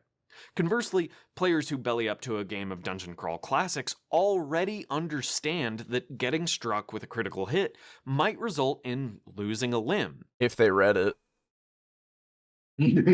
Yeah. Like, we have to also, we are really assuming a lot in the sense of your players have read all of the rules. Like, and this is coming from the people who you used to say you always read your player's handbook in every show. But like, or you at least should know as much about your character as possible, right? Like, I need you to know enough that we can play the game, right? If you aren't willing to go any farther than that, that's fine to me. As long as you know how your character works and how your spells work that you've chosen, I suppose. And we can go over stuff in session 0, we can go over stuff as it happens, and I can explain things to you. That's kind of what's happening with Vampire as we're playing it. Like, you guys have read through enough, / you can reference things as necessary. It's happened a couple of times. Brogan has looked through the rules just to make sure that we're all on the same page about some stuff. But I don't expect you guys to have read all of it because Vampire is massive with all of the things that happen for every situation, really. And so when we get to things, if you don't understand something, I'm perfectly fine with going like, oh yeah, this is how it works and everything, just so that we're all, able to know. But yeah, like go on. At least from my perspective, that's something that I try to channel into Davis of like, Davis has been a vampire for 3 years. He knows some stuff. Yeah. But not a ton, just as I know some stuff, but not a ton about Vampire the Masquerade. Yep. So I'm letting my ignorance, like, as a player, also dictate my ignorance in character. Yeah. But like, it's, how to put this? I think from what I've noticed, other people seem to be like, they know their classes, they know their characters, but they don't necessarily know a ton about the world. And I think that it provides, at least personally, a sense of wonder to, like, when something happens, like, oh, when we encounter a dude that, like, only the two of us with Auspex can even see, or, oh, hey, turns out there's a ghost now. It provides a sense of wonder to the Vampire the Masquerade world. Exactly. That might not have been there otherwise. Yeah, and like, fuck. Shit, there was I was gonna go back to Dungeon Crawl Classics for this, but now I've forgotten what it is. Uh, with the case of these kinds of games as well, like we talked about it before, but you rely on your GM, DM, storyteller, whatever, to really guide you through the experience and tell you what's what, and like having that trust in that person is kind of essential, quote unquote, to playing the game. And like, again, the buy-in is there usually, and if you're playing it already, like, you kind of trust that these things are going to work out in some way, or at least I do, which is why I go into something like Dungeon Crawl Classics. When Brogan was running it, I read over like a very little bit, and then we made our characters, and that was all I needed. Later on, when we had finished, we looked a little deeper into like spells and stuff because he was talking about it, and then I went, "Ooh, that's neat." But I'm fine with not knowing exactly how things work, because I think that my DM is going to do an adequate job in making sure that I understand how things work when I need to. So, Yes. yeah, I don't know. Yeah, it feels really like all other, like everything in an RPG is predicated upon the player trusting the DM, GM, storyteller, or whatever. Mm-hmm. Everything else rises out like as a result of that trust. Exactly. Um Also, not gonna lie, I feel like he is only using these systems so he could make a call out of one system's author. Yeah, the second one, I've already forgotten what the system is. The one that doesn't necessarily tell you enough, I guess, potentially, which I'm like, well, it seems like it's a rules light system, that just says, hey, these are the rules, you figure it out, which is something that if you bought it and you want to run it, you've already figured out how to do. And the Yeah. players don't necessarily need to read through it all, or even if they do, they read through it all, but it doesn't necessarily like give them the idea of what kind of game it is, and that's really up to how the DM puts it forward. So again, it's another instance of, hey, trust your DM until they break that. You know? Which is hard to do, at least from what I have experienced, because I don't see why you wouldn't. I typically follow a rule of 3. Okay, fair. You are allowed to break my trust 2 times, but on the 3rd time, that's when we start having problems. Yeah, exactly. And like, but the only reason why I say it's not that hard is because usually, I mean, from what I have experienced, if something seems unclear / a mistake, it's called out, and the person who's running it goes, "Ooh, yeah, sorry. We'll do that from now on, and if I can retroactively do this to fix it, then we will." You know, like, it's never something that has actually broken any sort of trust to me. Yeah, exactly. If someone says, "Oh shit, was that wrong? So and so add 10 HP back to your EP pool. In the future, we will do things separately." I say, "Okay, cool. This is once again kosher." Exactly. It's the integrity that's really important. Yeah. Meanwhile, telling a Lamentations player their character loses a finger, even for the sake of narrative, has a high risk to leading to resentment. Oh, okay. So let's look at this problem from 10,000 feet.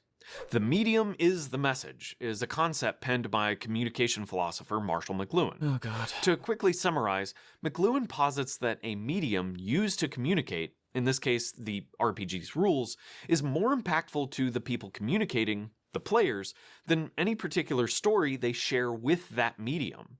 As a thought experiment, have you ever noticed how your living room furniture doesn't face each other, but instead faces the television? Well, I mean, that depends on how you set it up, but sure. Yeah, my okay. couch faces my desk. Yeah. Well, sorry. my couch faces my TV, but my desk is sort of in the way perpendicular to it. So there is a portion of my couch which does face my office chair. I was gonna say my couch in my living room faces a window because I can't put it that way towards the TV. I face myself towards the TV because there's a little L that comes out, and I go, ooh, yeah, and I lay down. A lot of duress in that. Oh God, Alejo. Yeah, that's the thing. This is the problem. The problem that I have is whenever somebody points out a philosopher or somebody who's supposed to be an authority on something, I then go, oh God, why do we need this? You know, we can't just have a conversation without referring to some authority about it, you know? Like, you can make these things understandable to me without you saying, this is the smart man who told me the thing. Right? Like, yeah. Sorry. So I will say to Dungeon Masterpieces credit. Yeah.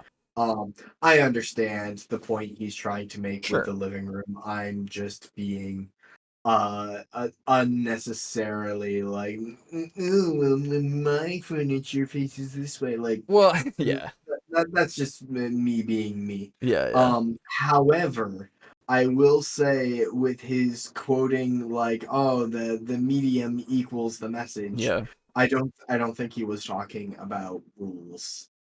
Oh no, of course he wasn't. No. He was talking about like poetry versus novels. Yeah. And yes, you can say, oh, well, the medium has rules. Well, one of the rules in that medium is that you as DM are empowered to hand wave those rules. Exactly. Like, it's not analogous, really. Like, I get what you're trying to do, but we literally can just go against it if we need to. So that doesn't really help. Like, it's not a great example for you to quote, unfortunately. Yeah, I Dungeon Masterpiece, like up till now, you've been pretty good, and as such, I'm going to extend the trust that you will continue to be good. Do you see how I am extending trust in you? Even though I acknowledge, hey, you know what, this one may be a miss. I am trusting you to be good in the future. Please don't betray that trust. It's like when he was talking about the fucking World War I planes or something, when we were covering him that one other time, of like the spray patterns of bullets and stuff. It's that kind of stuff where I'm like, okay, yeah, when it doesn't seem to fit. So I'm like, I see you're trying to make this work, but I don't see why we can't just do it more simplistically and not have to sound smart. So yeah, it's a bit of a reach. I think we can just let him go on his tangent. Exactly. God knows we go on tangents. Yeah. Are we still talking D&D? Technically, yes. I mean, it's kind of angled towards the TV, but it's not lined up in front of the TV like school desks. I'm a little mashed potato brained right now. Fair enough. Mashed potato, scrambled eggs. I understand. I had less to say about the topics today. Sorry about that. You're good. That might sound silly or obvious at first, but the existence of your television and your desire to watch it has a direct impact on how you arrange your living room. True. In contrast, there isn't a singular television-based creative work that causes us to have a specific furniture layout. I mean, it could be, but sure.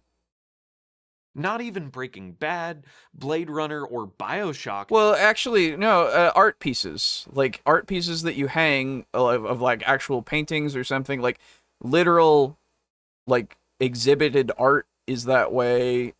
Things that you put in your house can also be that way if you've angled your furniture to make it so that it's more visible. Like, there are a lot of instances that I can think of you putting some sort of creative work in a place, a fucking like a little nook for your library, quote unquote, or something like that. Like, I guess it's not a specific piece for that bit, but like, in order to enjoy it in such a way, you've created a space for this to be enjoyed in such a way. So, what do you mean? Yeah. I don't know. I'm kind of losing the plot. Yeah, me too. The sauce is rising at risk of my getting lost in it. Not even Breaking Bad, Blade Runner, or BioShock has dictated where you Lot of put your Bs. couch. Mm, To return to RPGs Alliteration. then, what implications does a rule set like 5th edition D&D, Dungeon Crawl Classics, or Lamentations of the Flame Princess have on our game's narrative? To answer that question, and to return to Colville's rant, we can group RPG rules into 3 categories: contest resolution, crunch, and the narrative contract. oh gosh, okay? Oh god, what's gonna be in crunch specifically? I want to know that because I understand the other two, but crunch is used so much that I don't know what is going to be referred to as specifically. These are only for crunch. You know? No, ostensibly, he is going to discuss it. I know. I just if you have any idea, you know, because I No clue. okay, cool. Awesome.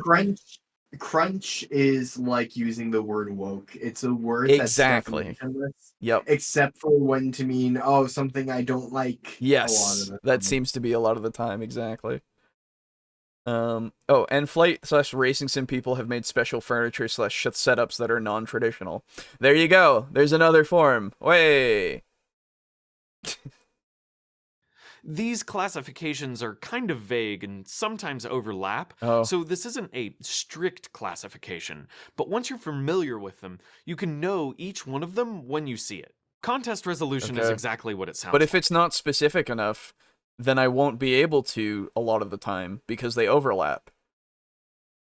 So is it useful or is it? I don't know. I think of it less as 3 classifications and more of like the trinity of. So if my understanding is correct, Mhm.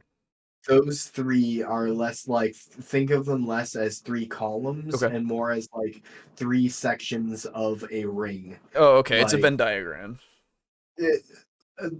think of it as like almost like the trinity of RPGs. So Or like the exploration, or all that stuff.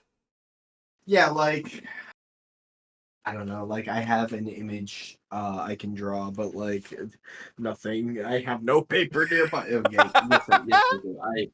I absolutely have paper nearby. Yeah. I have my Vampire the Masquerade notebook. Oh. What Non-strict classification hurts science brain. Hmm. what were the 3 classifications? These classic Crunch, D&D, Dungeon Crawl narrative Classics, contract. or Lamentations of the Flame Princess have on our game's narrative. To answer that question, and to return to Colville's rant, we can group RPG rules into 3 categories: contest resolution, Contest crunch, resolution. and the narrative contract. Okay. All right.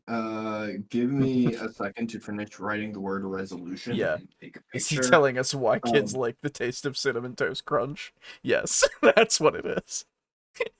So Yeah. I think of it as, I think he means sort of like this, like Okay. uh that Fruit Loop Yeah. is RPGs, and contest resolution sometimes blends with crunch or narrative contract. Okay. However, you can describe any one point on that ring as like, oh, that's like 3/4 of the way towards contest resolution, Okay. and a quarter of the way towards crunch, but completely outside of the narrative contract. Okay. You see what I mean? I guess so. Yeah. Sort of like, you can have any one of these 3 quote unquote categories, but like these categories are all very loosey goosey. There's no real set definition. Well, Yeah, there's set I was gonna say there are definitions, set definitions, but like I guess I think of it more as a Venn diagram because I feel like all of them can bleed into each other. Just in general, like there's not one Yeah. that can't be another, you know? Yeah. Um. Also, I caught that portraying something as a rant to lower its validity. No, he said Colville self-proclaimed it as a rant. Yes. So I, that's why he's still using it. That's okay. yeah, I'm like, uh, uh, cool. Literally, it's the first word Matt Colville says. Yeah, okay. That's what I figured. Like he seems to start mid sentence at rant. Yeah. So yeah, here we Oh go. no, this is a rant. This is a bit of a rant. I've come to realize. There you go. These classifications are kind of vague and sometimes overlap, so this isn't a strict classification, but once you're familiar with them, you can know each one of them when you see it. Sure. Contest resolution is exactly what it sounds like. These are the mechanics that make the game work. 2-hit and skill check bonuses, armor class, spell saves. These are all examples of contest resolution mechanics in D&D. The important part is that they are foundational, and in well-designed games, they're consistent. Secondly, crunch mechanics are the rules the lawyers in the room love to nitpick over. Multi-classing, damage type stacking, and the ways a myriad of abilities interplay with each other are all examples of this. This sounds incredibly subjective in terms of how, like, which ones would be actually argued about and which ones wouldn't be. It doesn't sound like a great definition for it. But okay. I have to rely on rules lawyers and what they want? I would like to posit a potential definition to you, Please. Alejo. And it's a potential definition for what crunch is. Okay. Something about the way Dungeon Masterpiece said of like, oh, it's the way that rules interplay with each other. It's the thing that rules lawyers love to discuss or whatever. Or argue for or whatever. Yeah, fucking whatever. Sorry. I see. I see you're also with me on that definition. Go on. Yeah. Now this is not this definition is not meant to be an aside at Dungeon Masterpiece. Sure. This is just what I think. This is the way that like crunch is used somewhat pejoratively in the D&D space. Okay. Crunch seems to be like woke in that whereas woke is anything I don't like. Yeah. Crunch is any math or rule stuff that's bigger than my brain. Oh, yeah, that's fair. Anything that is difficult for me to immediately understand, and that level is of course subjective and unique. Yeah. Which is why everyone uses crunch differently. Yeah. But anything that is difficult at all is just referred to collectively as crunch by people. Well, the only problem that I have is because of his definitions, he's talking about, first off, multiclassing is something, like, it's all things that I guess are argued because it depends on how it's run. You know? Which I then go, oh, so it's useless to your conversation is what you're telling me. Because how something is run is done by each individual dungeon master, and not all of them are going to be the same. So why the fuck are we talking about this? You know?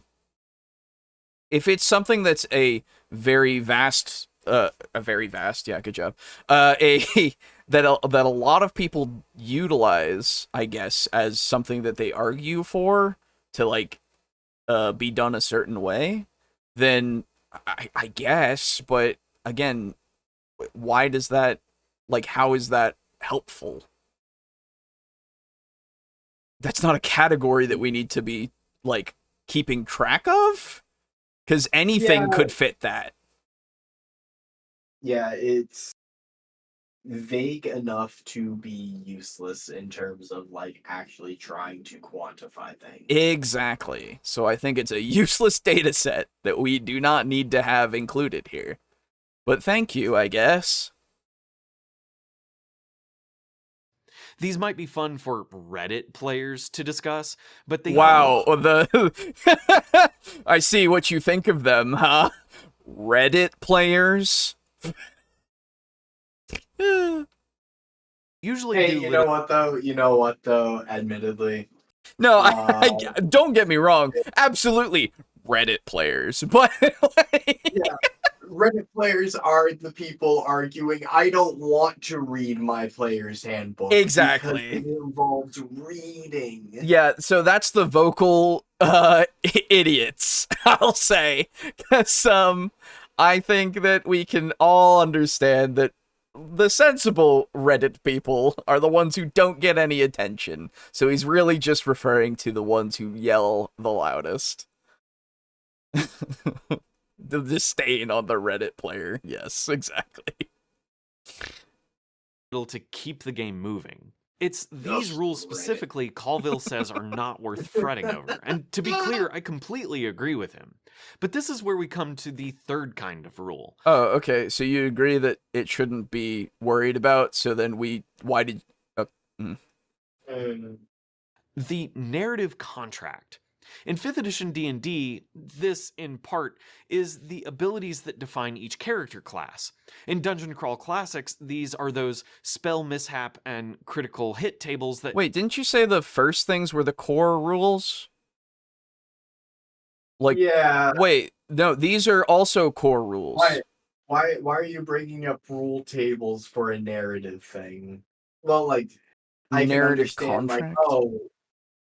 like, a wild magic surge can affect the situation and as such affects the narrative Yeah. or whatever. But like that should just be. So I suppose it's not a contest resolution. again, per se. well, so here's the thing. My problem is every single one of these is a narrative contract rule in this case. Like, all of them. Everything you said before as well. All of it is narrative. Because Yes. all of it benefits that.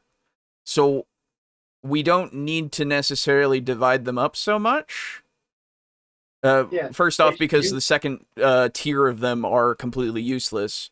But also, when you say something is the core, unless I'm remembering incorrectly, but unless you say, you know what, I'll bring it back just to see.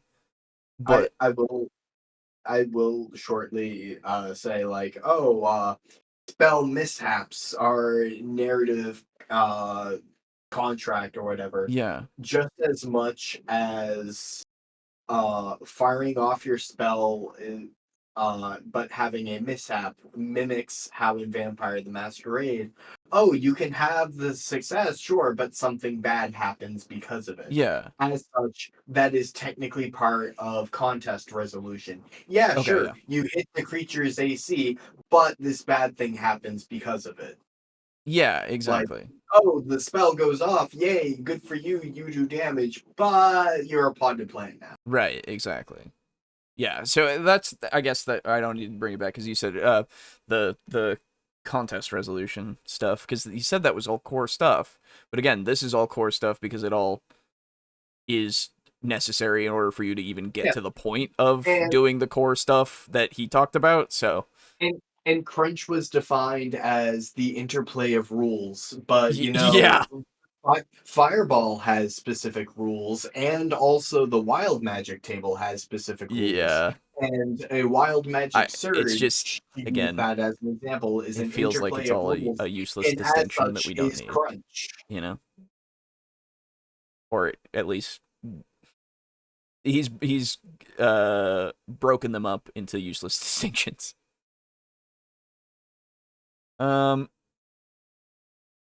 A guy in a suit saying Reddit player sounds weird. You know what though? I do love the disgust of Reddit player. It is funny. Dungeon Masterpiece, if that was a bit, that was immaculate. Is a good bit. I know it's not the way you meant it, but I'm sleepy and I want to know how to play Reddit. True. Cause fortune or failure to your character's life and limb. In Lamentations of the Flame Princess, well, the narrative contract isn't really any different to 5th edition, and this horrorcore rule mismatch highlights Colville's oversight. What? Failure to appreciate or respect these narrative reinforcing rules completely destabilizes the player's anchoring in the game's thematic motif. But the utilization of the rules is up to the dungeon masters, so if they utilize these rules in a way that promotes that thematic motif, does that not eliminate the problem that you are supposedly having with them?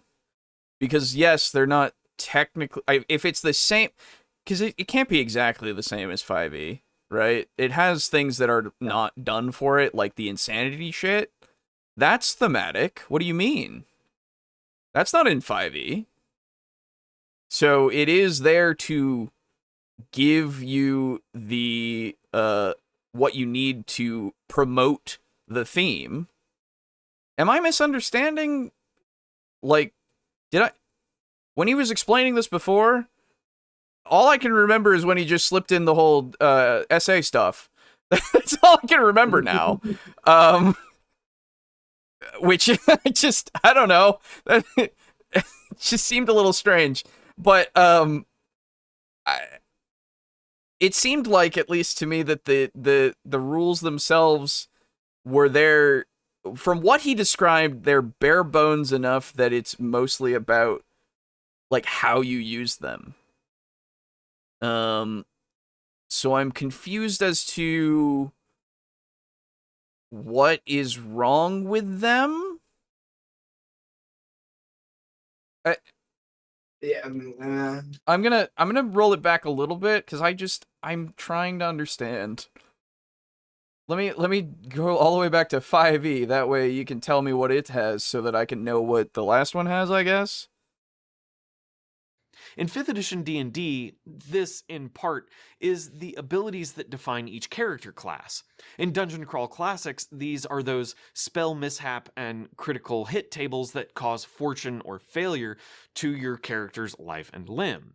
In Lamentations of the Flame Princess, well, the narrative contract isn't really any different to 5th edition, and this horrorcore rule mismatch highlights Colville's oversight. Okay. So the fact that it's not that different from D&D makes it so that there's a mismatch between what it's trying to be and what 5th edition is. Though, again, you did tell me that there are insanity rules of some sort, or at least trying to not have something affect you in that way, which are not beholden to, or sorry, not included in the core rules for 5e. So I don't see what's wrong and why it's bad that it's a lot like 5e if this is supposed to be a 5e-esque experience but in a different setting. You know? Because if there's enough additional distinctions for rules for 5e to make it so that it is also applicable now to this setting, then it's fine. Yes. Right? I'm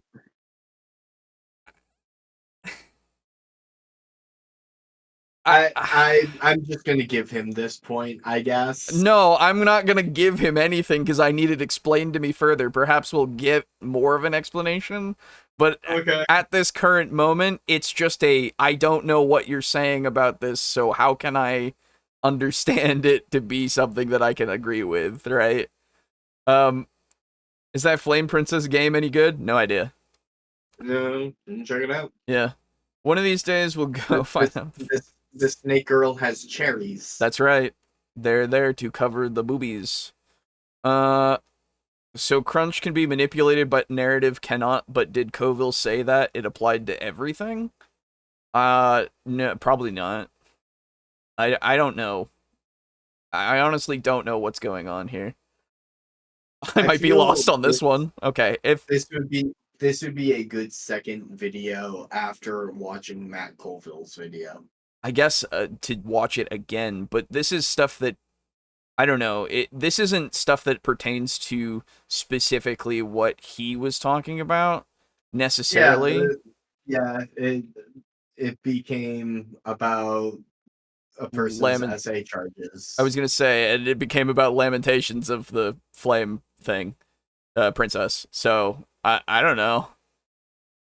No points for melting my brain. Roy might be able to understand this. Hey, if we can, I don't know.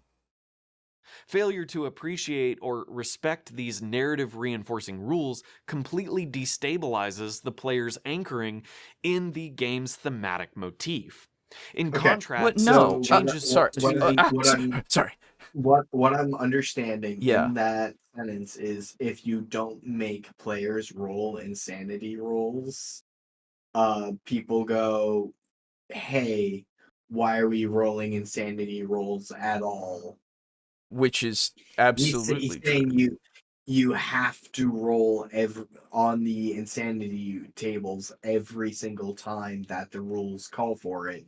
You cannot make an adjudication of, you know what, like it would make sense for your player to not have to roll on the insanity table this time. But that doesn't. What? So he's saying because insanity rolls are a rule, Yeah. you have to use that rule every time, because if you say, hey, we don't have to do an insanity roll this time, Yeah. then the player will go, well, why am I making insanity rolls at all? And they will no longer buy into your campaign. But that's not true. Yes. Okay. Okay. Because like that's not how it works for D&D either. So okay. If and that sort of repeats it, like what he said earlier in the video of like breaching the narrative contract of rules are in place. Yeah. Dungeon Masterpiece seems the person to want to take control out of the DM's hands and say, hey, if it's a rule, you have to do it. He seems a rules lawyer. Yeah, I don't know. Because again, he's saying that this is something that Colville missed because you can just say, "Oh no, I don't need to have rules for this." So, but for this game specifically, if you don't utilize but the rule is there for you to use. So if you don't know how to do something, well, he's arguing that you have to use the rules always, like, yeah, regardless of system. Oh, well, that's not what Colville was talking about. Or I guess that is antithetical, but he said he agreed with all of that, so that can't be what he's talking about. He agreed with everything that Colville said, which was about how you can utilize rules, or utilize a system and have inferences as to how things will work so that you don't need to know all of the rules. So that you can utilize and adjudicate the system and still run a good game. Whereas, like, for this specific instance, he's now saying that for this game, the rules that are in the system are not distinguishable enough for 5e so that when you utilize, or I guess when you don't utilize them, you get people to get out of the game? Yeah, when you don't utilize rules, you break the player immersion and faith and trust in you. Which, if that were the case, then D&D would have this problem as well. I think he is making the case that D&D has the problem as well. Oh, okay. But it Dude, so I don't know. So I'll be totally honest. The sauce has risen above my head. I get you. And the rapidity of the bubbles breaking the surface of the sauce is slowing. Yeah, no, I get that. So here's my if that is the point, then he's wrong, but only in certain circumstances because it can happen, I suppose. But what can happen? People buy or lose faith in the game when a rule isn't utilized. He's wrong in the cases of certain players. Exactly. That's where I was going with it. If somebody has that happen, that is something that could happen, yes. But it's not something that is a problem, though.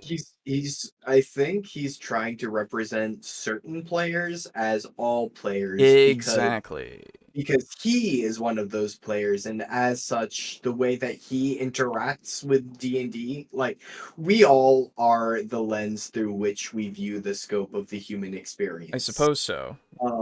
And as such, because he is the lens through which he views the D&D player experience, because he loses faith in the DM if the DM isn't a hard ass about rules. He thinks that all players lose faith in their DMs if the DMs aren't hard asses about rules. Yet he agrees with Colville entirely. Because Colville is a big name.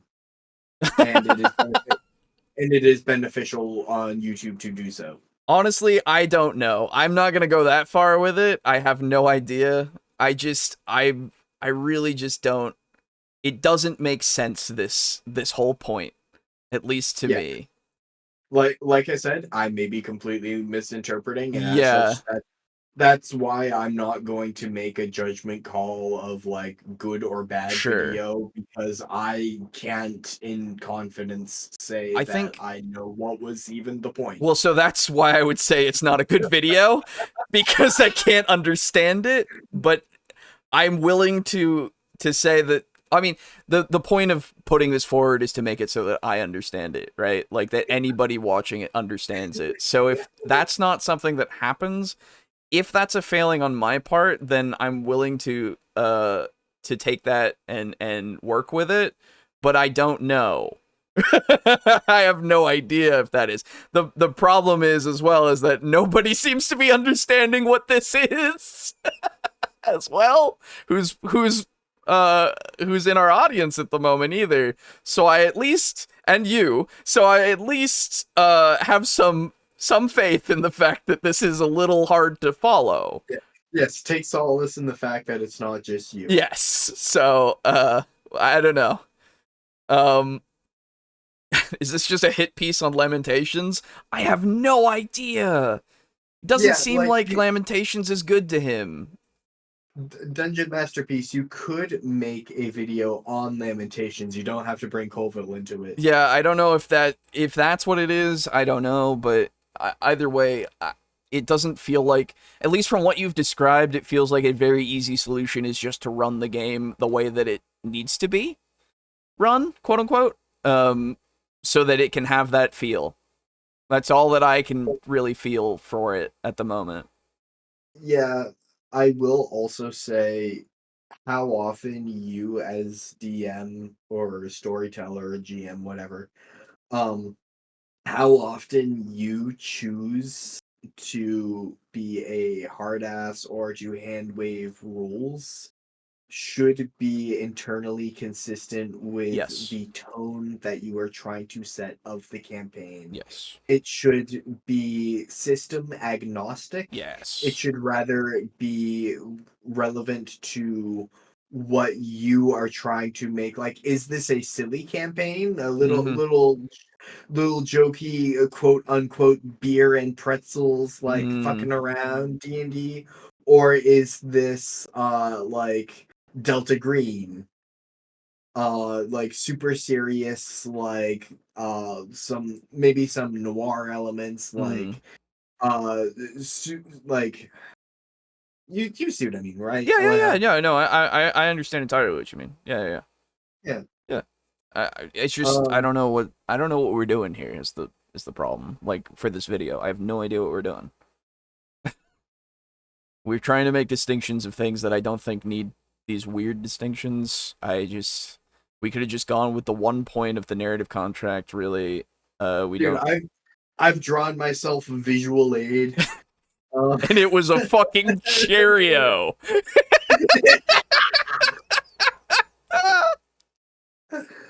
So yeah, I drew a Venn diagram that very quickly became a dick.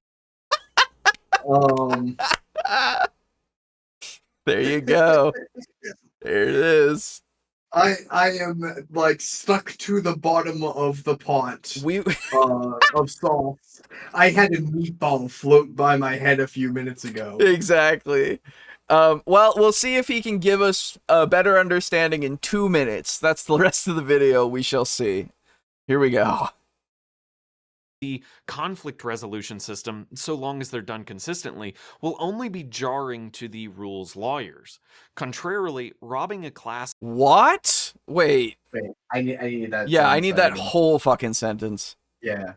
mismatch highlights Colville's oversight.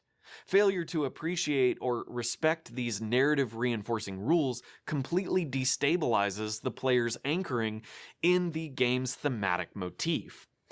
Okay, so you do have to roll insanity rolls. I guess. Failure to respect the rules destabilizes their faith in the motif of the story. I guess so. Like, which, I mean, I will provide. Yeah, I understand that. Of the doubt. Rolling, not rolling insanity rolls in Call of Cthulhu would be pretty fucking weird. Exactly. Yeah, for some systems, they have core rules that are there for that system to work as intended. I understand that. I get that. It just feels he's reducing it down to a false binary Yeah. of, if you don't respect the rules all of the time, Yeah. it's as if you respect the rules none of the time. Yeah, yeah. He's saying that the DM does not have the ability to go, hey, you know what? Your character has had this event happen to them.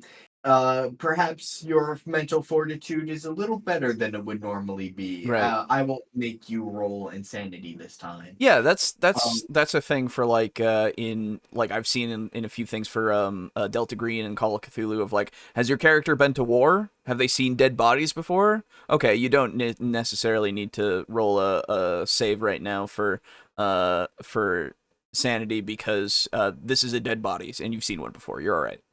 Yeah. So it honestly it reminds me I don't know if a those are baked lot. in, by the way. I have no idea. So there's two notes I have on this. The first is it would seem that in the scenario he is constructing, the DM just doesn't have them roll. The DM doesn't give that explanation of I am choosing to forego it this time because this. Yes. And secondly, this reminds me of Boo's campaign where he said like, hey, you know what? If you've missed an attack like 6 times in a row, I may just like fudge and give you a hit on the creature. I remember that. Yeah, and it would seem so Alejo, has this shaken your faith in Boo as DM? No. Okay, he's saying it does. Oh. Because Boo is choosing to forego the holy sanctity of the rules as written in D&D. Because he has chosen to forego it even and occasionally, right. It is now every time, and you should get mad at him. Okay. Whenever you miss an attack and go, well, why don't I hit? I see. I see now. Okay, if that's it. Because Boo 30 sessions ago gave me a hit that I didn't earn. Right. And you recognize that your faith is now irreparably broken. Okay. Okay. And you believe that Boo is a bad DM. Gotcha. Yeah. Okay. That's I think the point he's making. If that is the point, then that is definitely a personal thing potentially that could happen. Yes. I would say that if that were to happen to me and I was made aware of it, it would make me go, don't like that. Don't do that though, please, for me, and don't tell me that that happened, and don't let me know ever that happened, because it does kind of cheapen the experience for me a little bit. But it's not going to make me go, but I never want you to DM ever again. Like, that's silly to me. Unless that's a consistent thing that is, like, something of favoritism / all that, like, many other factors need to be at play, right, for that to happen. But, okay. If that is the point, that's a case-by-case basis. Yeah. So, by no means take my theories as like law No, of or course. anything. Like we're trying to interpret, and again, if, as I said, the word that I used is if. I am swimming my way to the surface, though. I'm trying. Yeah, exactly. We haven't given up yet. We're treading here. Yeah. Anchoring in the game's thematic motif. In contrast, changes to the conflict resolution system, so long as they're done consistently, will only be jarring to the rules lawyers. Contrarily... Okay, I see what he's saying now. Yeah, if you change how something is done to, like, a consistent way to determine how something is ruled for those specific situations, a quote-unquote rules lawyer, not anybody who has any sense at all and goes, that's inconsistent, what the fuck? What are we doing? Why is that the case? And then the DM says, don't worry about it for right now. I understand it's different. Trust me. Yeah. As long as those things aren't the case, it will only be these rules lawyers who are always at the forefront of the army saying, let me at him, coach. I gotta get this rule right, though. Because rules lawyers are despised and hated for, every reason, of course. Why?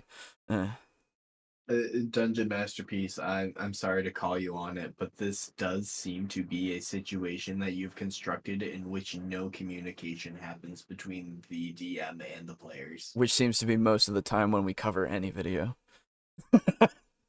Yeah. Which is great. Which is ironic because the trust can only be broken if there is some communication between the players. Mm-hmm. Just not the right kind of communication. Exactly. Robbing a class of its prescribed abilities, the variabilities that define how that character class impacts the story, disrupts the trust players have in a predefined narrative contract. Additionally, Dungeon Masters... Yeah, if you completely change how a character works and don't tell anybody that that's the way it's going to be, yeah, it'll make somebody upset. Yeah. Great job for pointing that out. Thank you for reinforcing why Session 0 is important. Yeah, or just any information, and communication in general is important. Yeah. To call for woes to befall their players outside of the confines of these narrative reinforcing rules will leave players feeling duped or cheated out of their autonomous experience. Oh, okay. So if a rule is put in place that is outside of the system's rules, it will make players feel cheated because it is not part of the core rule set.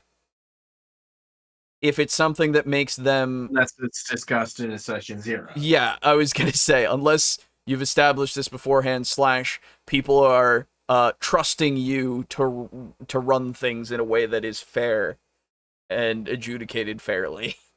Okay, yeah. If I lose something because of a check that I never knew, it might make me go, okay. Yeah. If I mean, in fairness, if I say a crevice opens up beneath me as I'm walking, and the DM doesn't even allow me to roll because he says, "Oh, trust me on this." Yeah. And then the only thing that falls into the ravine is my wand of fireball. Yeah. In fairness to Dungeon Masterpiece, I am going to feel that the DM stole that from me, and my trust in him will be shaken. That will go on the one strike. But that's even a different circumstance, though. He's talking about just bringing up a rule that was never set before in the book. Yeah. So like I don't know, fucking well no, I can't. You could easily use anything for that. Yeah. But yeah, you get what I mean. Communication must happen. Exactly. Like even if it's communication after it's been put in place, like what we were saying with surprise rules. Like I'm fine with it if you've bought into the game and you trust your DM and you say, "Oh, that's different. Oh, that's not something that's usually a thing." And then they say, "Don't worry about it right now. It's a little unorthodox. Just give me some time. It'll make sense." Yeah, let me cook. Let me cook, exactly. If that's never done, then yeah, people are gonna say, "Oh, why'd you do that? What's this? Why do you keep springing these things on me without telling me anything about it before or after?" Like it's just as we've said many a time now, the communication that really matters. Yeah, right near the end of the video is when I finally get it. Go figure. Yeah, exactly. In the sci-fi horror RPG Mothership, for example, classes only have abilities which relate to how their characters respond to fear. True. While the impacts of this fear as a mechanic are almost always bad, each class has a unique method of saving themselves or their party members from this fear. Doing anything to disrupt these fear-based mechanics and therefore the emergent narrative prompted by them completely disrupts the RPG's sci-fi horror tone. Yeah, if you remove the things that make the core system the way that it is, then it will be disrupted. Absolutely, I agree. What are why is Flame Lamentations poor in this respect? If my D&D game has only dungeons but no dragons, so my if you players will hate me. Exactly. Okay. To go fast and loose with the rules. You know what? In fairness to Dungeon Masterpiece, he's probably right. Yeah, probably. Dragons are pretty fucking cool. By them completely disrupts the RPG's sci-fi horror tone. So if you decide to go fast and loose with the rules just to keep the story moving, it's important to recognize which rules it's acceptable to be fast and loose with. No, you can do it with anything as long as you're consistent. Literally anything, as long as you're consistent. Yes, there again, we have some things that are set, absolutely, but you can for sure change whatever the fuck you want as long as you're consistent with it. And you've got communication behind it or after it. Like the consistency and communication, the 2 C's. You got it. I will actually take a position in between Dungeon Masterpiece and you. Sure. There are some rules that it's more acceptable to play loosey-goosey with. If you have, like, if you're playing with a table that has perhaps not played with you before, but if you're playing, say, for example, me, you, Brogan, and Boo, yeah, just so long as you're consistent with it, fuck with any rule. I don't give a fuck. But if I were to have like a pickup group at the local game store and I say, "Hey guys, I'm going to be doing fucky stuff with HP," like, and spring it on my players after the fact, like after I've already fucked with HP, I could see them losing some faith in me. So, in that would sorry. Oh yeah, sorry. That would now, of course, that would be a situation that I entirely brought upon myself. Exactly. So I don't know. It's the difference I feel is we're talking about when we talk about these things in a general sense, I guess, because I think you can do it with anything as long as you're consistent, even with newer people. But in that way, you go fast and loose, but you've already, like, in my head at least, and I guess this is the stipulation of how everything can be fast and loose, is that you've communicated beforehand that you are going to be fast and loose with a lot of rules. to these people so that they have the understanding that these aren't necessarily going to be the basics for every D&D game, right, that they play, or whatever it might be. That way you set the expectation so that nothing is without precedent.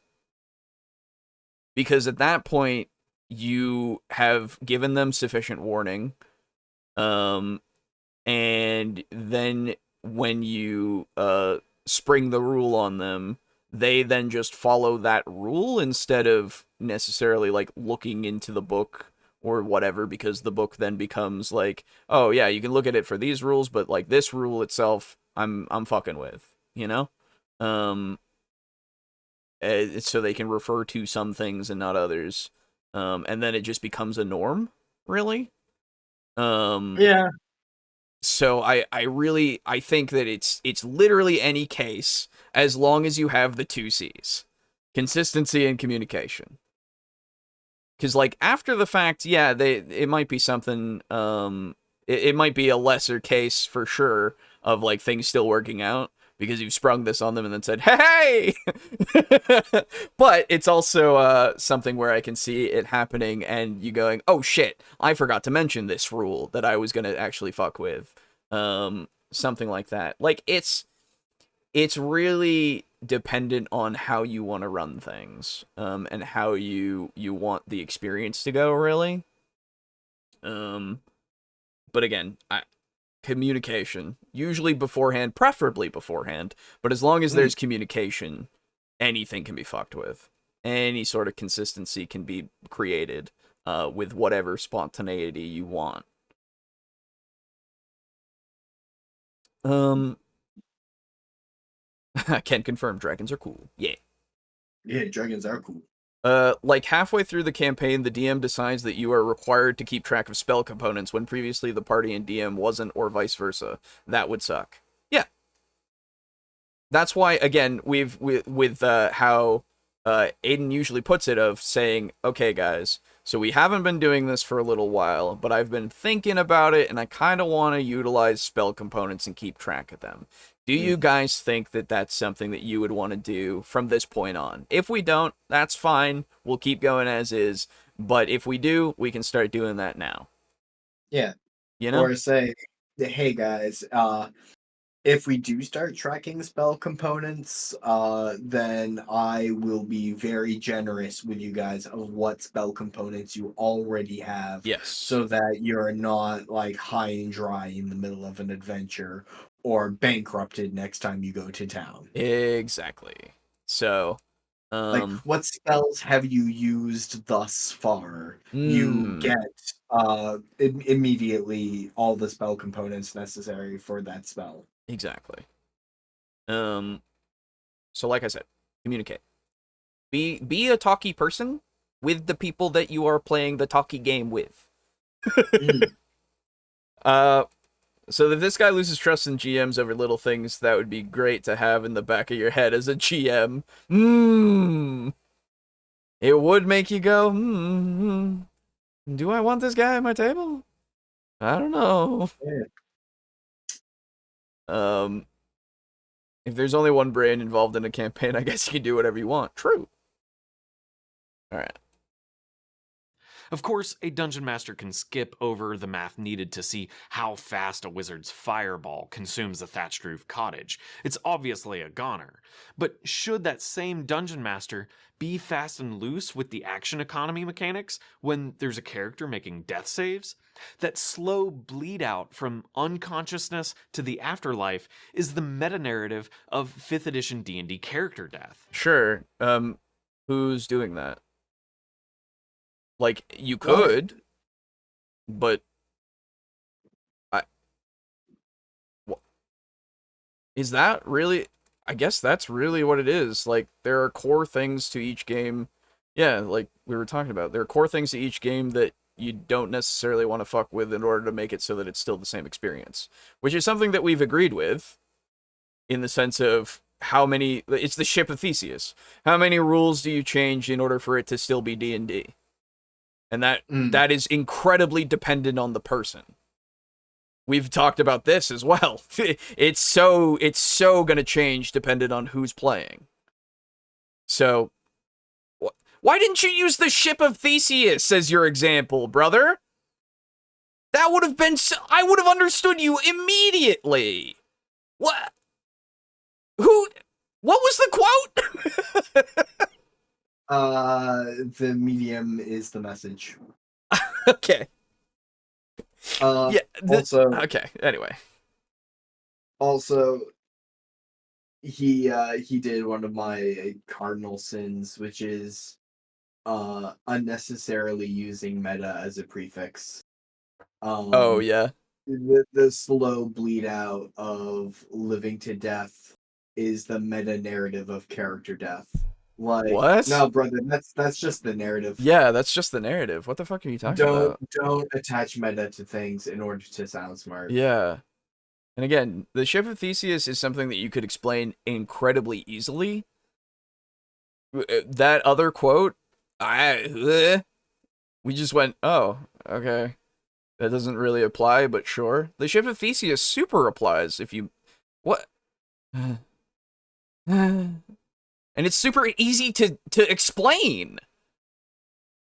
How many things do you take or put onto the ship before it is another ship? Before it is no longer the same ship? That is... How many rules do you have to break of D&D before it is no longer D&D? Exactly. Like, it's so simple. Player faith in, yeah. That's so simple. In fairness to him, while I agree that the ship of Theseus is a much better example to point to, I can't necessarily detract him from like representing his point poorly. Like that's just like, hey, he didn't knock this video out of the park. No, I know. I get that.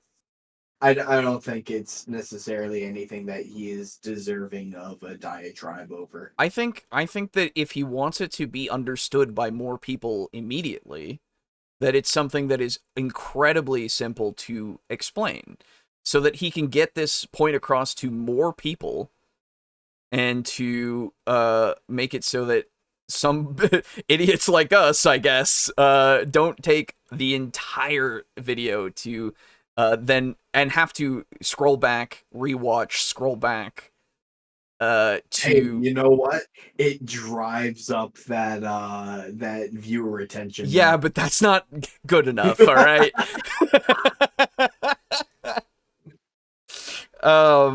So yeah, I don't.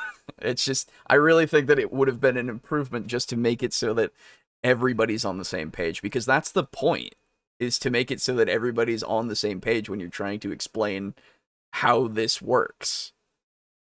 Dude, okay, so hold on. Yeah. I have an idea. It's completely unrelated to RPGs. Sure. It's just how to fuck with the YouTube algorithm. Okay, yeah. Because I started thinking about viewer retention. Yes. So there was a video that Sir Swag put out recently. Okay. And it was sort of a part 2, to a video he had released previously that was like a 10-minute long video, but he said play this video at 0.5 times speed. Okay. And people did it, and because people did that, for it, like even that 1 10-minute video, people watched it on average 20 minutes. So it shot it up in the algorithm, and it became, like, by a comfortable margin, his most popular video of all time. Wow. Because it got, like, recommended to a shit ton of people, because the algorithm was like, oh, lots of people are watching this video. Yeah. So he released a video where it was like a regular ass 10-minute video total. But he said play this at 0.25 times speed. And it was only really understandable because it would play at such a fast rate. Oh, yeah. It was only understandable if you were playing it at 0.25 times speed. Wow. And he explained it, and he's like, hey, also, by the way, you can loop this video, and that will also fuck with the algorithm, because it will fuck with the viewer retention. and it's like far and away his most popular video. That makes sense. However, what I'm thinking YouTube creators should do now is they should say, hey guys, so there is a 3-hour hang time at the end of this video.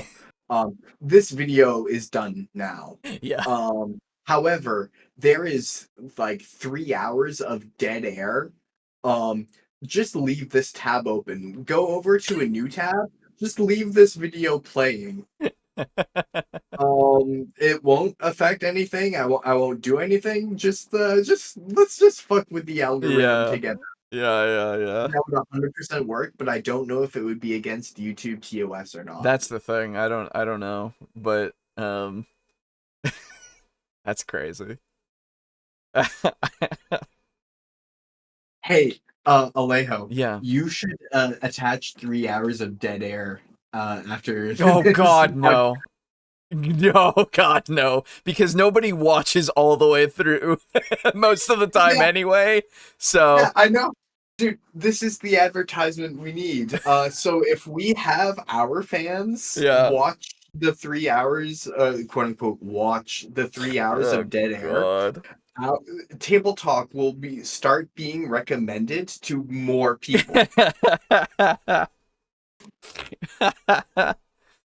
No, please. No.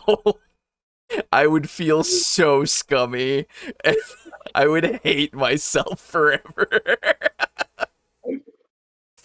There are plenty of other things that I could do already that would get us higher than that I haven't done. So, but you don't understand, Alejo. We could fuck with the meta algorithm. Oh, right, the meta algorithm. I forgot. Yeah. Yeah, we're on the meta ship of Meta Theseus tonight. He does have to meta drive up that meta viewer meta attention. I hate it. You guys make more sense in the video. Thank you. I watch all the way when writing my lore. Well, that's appreciated. Thank you. But that's not the average thing that people do. I will tell you from the stats that I look at. That's not what happens, but that's okay. I appreciate it. Anyway, he's got like 20 seconds left. Let's see. It's worth looking up the rules and interrupting combat just to be sure you get that right, so the players continue trusting you and the story.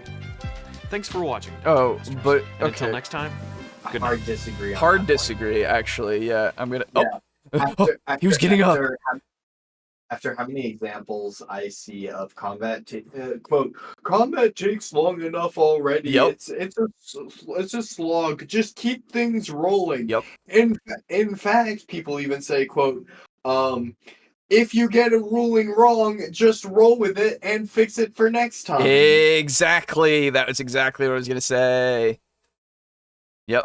In fact, actually, I'm sure Matt Colville will discuss that in the Language Not Rules. I'm sure he does. Video. I'm sure he does, but that goes against the real thematic sense of the game, apparently, because it will take your players out of it.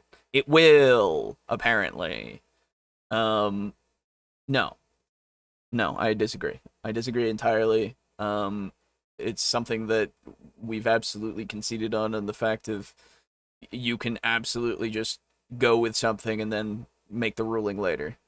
That's fine. If you say, hey guys, I did this ruling wrong, chances are your players will just say, hey, you know what? The DM's not perfect, neither am I. And but it's good to know that the DM did their homework and that in the future, yes, we will be doing things correctly. I trust them so much more now exactly. for being informed. It builds the integrity that you have. That's what it does. So if we don't need to slow down and stop combat while people flip through the player's handbook. Yeah, exactly. Like I look through my rules in Vampire because I just don't want to get it wrong, because I don't want to cheapen the experience. Like, in the sense of, I've done something that I've taken away something by accident. And hell, we did that for Willpower for a while, where I was doing it wrong, but then, it was looked up later, and then we figured out how it was gained back and everything. So, like, but in the moment I went, okay, we'll figure it out later. Or for the powers, even, I went, oh, we'll figure it out later. Like, I remember those two things specifically, but we kept going, and there are some things like the Fury rules, or Frenzy rules, where I wanted to look at those specifically because it was a specific instance that it actually like mattered and was in a slow moment where it was something that I could look up without it breaking the flow too much. Plus, the way that we do this, a little bit of this is, for that campaign, is when we look up rules and we're talking about rules, it's something that can be there for people who are watching it back to then say, oh, that's how the rule works. Slash when we get things wrong, for them to go, oh, that's not how the rule works. But yeah, I don't know. It's, yeah. Anyway. Just communicate with your players, please. That's all I ask. Consistency is also something that I ask for, but really just do the talky thing. That's really the most important part, I think. Consistency is like right up there, but like, talk. Look, the only thing you need to know is that one writer did something and Colville missed stuff. Now, like my video, DM Masterpiece. No, it's like, he's trying to say that there are core rules that are part of the theme of a game, and when you don't utilize those rules, you can break the immersion for players. Or sorry, you will break the immersion for players. That's what he's saying. Because they aren't going to buy into this story anymore because you aren't utilizing the right rules. That's what he's saying. Yeah, I'm more inclined to believe it just comes from a fundamental difference in the approach to RPGs. Exactly. I am by no means saying that mine or Dungeon Masterpiece's way of enjoying this media form, I'm not saying either way is more legitimate than the other. However, I will say that in my lived experience, the approach that I feel is more common is players just extending trust in their DM. And if the DM says, "Oh, whoops, I made a mistake earlier," the players just say, "Oh, cool, no worries. Exactly. You're doing a great job so far. Keep it up." Yep. That's fair. Yeah, exactly. Like, this is less of a condemnation on how he has presented it. It is more just I have absolutely made it so that there's a little bit of a condemnation on how he's presented it, in the sense of the ability to understand it, but I don't condemn the practice of it, because it is something that could happen and that does work for people more than others. Some people more than others. So there's nothing necessarily wrong, but he is wrong in the sense of these grand sweeping statements with the wills and the does, really, for how these affect games, because it can, but it doesn't always. Yeah, it does in the case of some players. Yes. I think this video, like, he did mention some stuff I agreed with, Yes. and also the various stuff I don't agree with. But I think the video overall, like, It's fine. he could have perhaps presented his case a bit better and a bit more like succinctly and efficiently. Yeah. But dude, like, they can't all be home runs. No, like, absolutely not. It's fine. Yeah, it is a fine video overall, I think. Yeah, it's just different approaches to D&D and TTRPGs, and you know what? That's fine. Exactly. The whole point is just to discuss it. And we can and to promote Discourse. Hey, yep. And we can appreciate it while disagreeing with it for the most part. Yeah. But yeah. It was something. Just be glad you guys don't have to write out your campaign on your phones while getting interrupted every few minutes by things getting busy. That might take you out of it. Cool. True. Or come up with battle ideas. Anyway, those are the videos, everybody. We did it. That was 5 hours. That's a longer one than we've done for a while. Hell yeah. Yeah, I was just looking at this like, oh man, Table Talk's getting over. I should be able to go to start my laundry. Oh. Well, I will say I'm probably not going to read comments tonight. But I will once again say, next week we're having our guest Peter, from Tales from Elsewhere, onto the show. So, please, if you have any questions for him, make sure that you write them down for yourself or put them in the comments or whatever for next time. And he's joined our Discord. So you can interact with him on there a little bit if you want to, if he's around and wants to. Obviously, don't harass him. But he'll be on next week, and hopefully Boo will also be here next week to have us have a bigger cast than we've had for a while. So yeah, it'll be exciting. So please join us for next week. I personally look forward to it. I've looked at some of his channels. I think his system looks pretty cool. Yeah, exactly. I'm super excited to get his take on things. Plus, like, having somebody who's developing a TTRPG is a very, it's a unique perspective that I don't know. So it'll spawn some unique conversation, I think. Yeah. Discourse. Hey, discussion. Wow. But yes. So, if you want to step out now, I will of course extend the invitation to you. Aiden. Yes, I still have dinner to make, so Alrighty. I would appreciate that. Absolutely. It was All right, good to see you, boyo. Yeah, have a good one, my dude. Goodbye, everyone in chat. Hello, Shin. Sorry I didn't see you earlier. If you were here Yes, earlier? yeah. Wild. Oh, sorry. I just said hi to everyone except Shin. Sorry. I'll see myself out. Okay.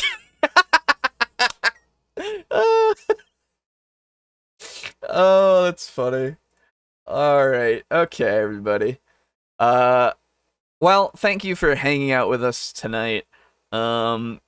As said, next week we'll be talking with Peter from Tales from Elsewhere. I will, again, put the channel up here, actually. That would be the smartest thing to do. If only I had gotten that link earlier and kept it in a space where I could just easily open it up. There we go. Next week, we're talking with Peter from Tales from Elsewhere. Go check out his channel and such. Before we talk to him, so that you can have some questions for him, or just familiarize yourself with his content later, if you wish.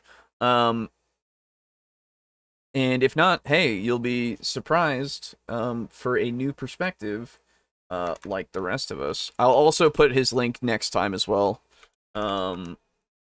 So yeah, it'll be in 2 separate places, or separate episodes. So if you miss out on this time, hey, you don't have to worry about it. I think that fucks with the link, but we'll see. Anyway, it's in the description right now. If it doesn't work, you can search him. But yeah, we'll be talking with him. Anyway, so ending spiel. Hey, thanks for hanging out. Do you want to support us financially? If you don't, that's fine. Go on.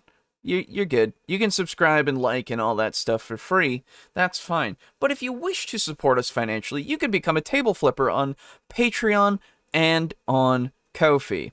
Both have the exact same membership privileges. Becoming a table flipper, you can come and watch editing streams when I'm doing them. You can see the early oh,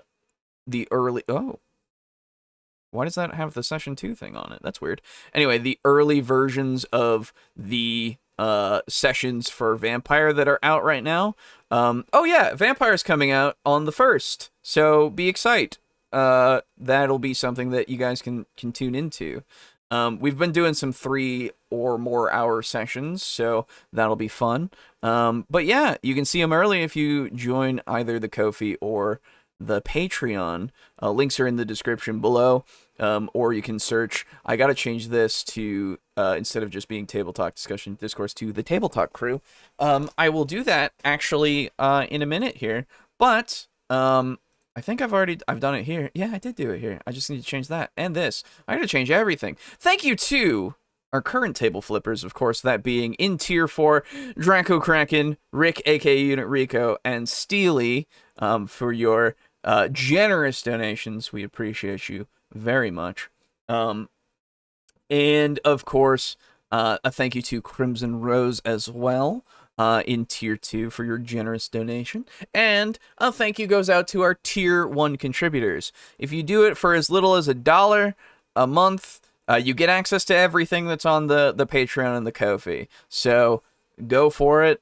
Join our Discord through it, all that kind of stuff if you wish to. But again, if you do not wish to / are unable to, don't worry about it. It is not an obligation. It is just another way that you can support us.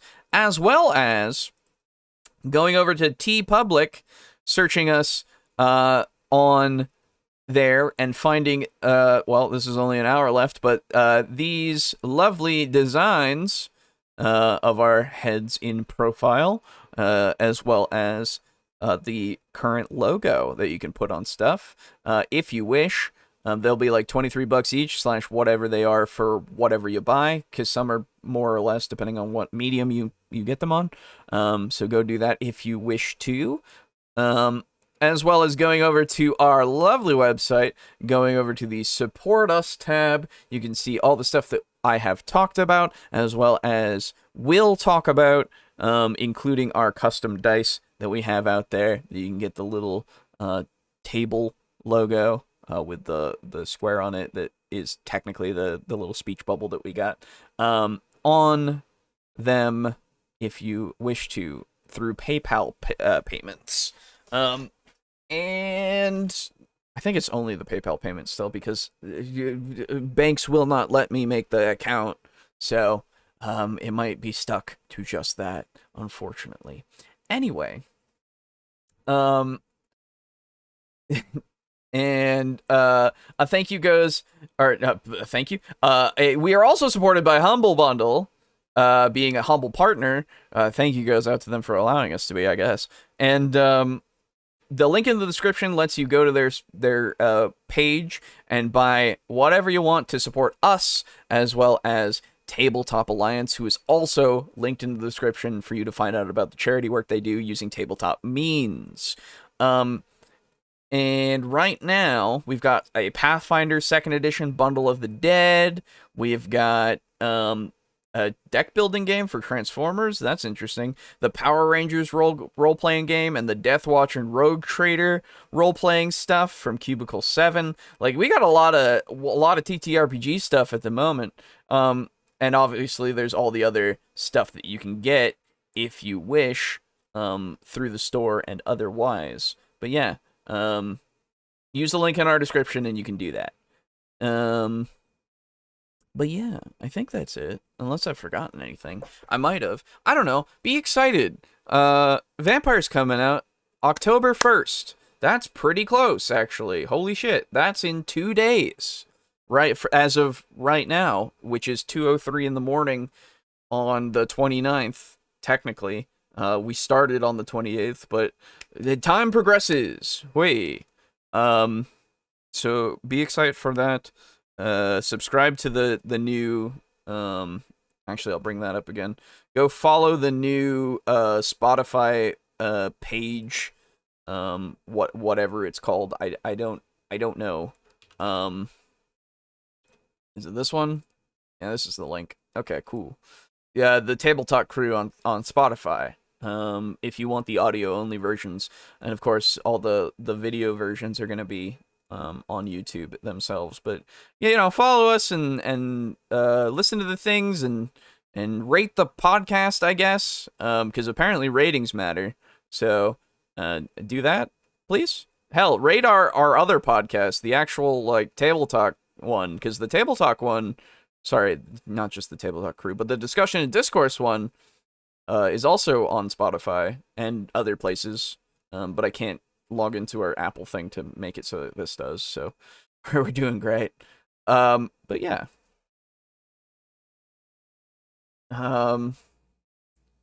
Good. Not reading comments will give us time to get Char to take their sour grapes about Undertale out of the commentary in our last post. Okay. I will see who I can get to stop by next week as well. Hell yeah.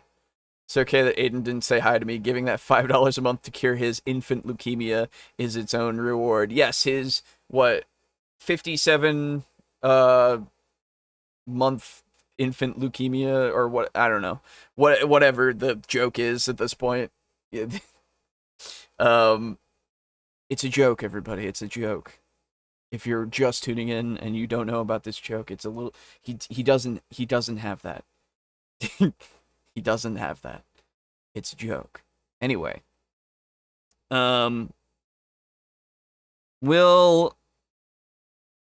Anyway, yeah. I don't know. Who the fuck wants to guest on this show? We're fucked. Anyway, thank you again, and we will see you next week. Maybe a little sooner. We shall see. But we'll see you next week for the show, and for those of you who are doing editing streams and hanging out with those, I'll see you tomorrow when I wake up. So, bye-bye. Goodbye. Go on. We're done. It's over. Go on. Go.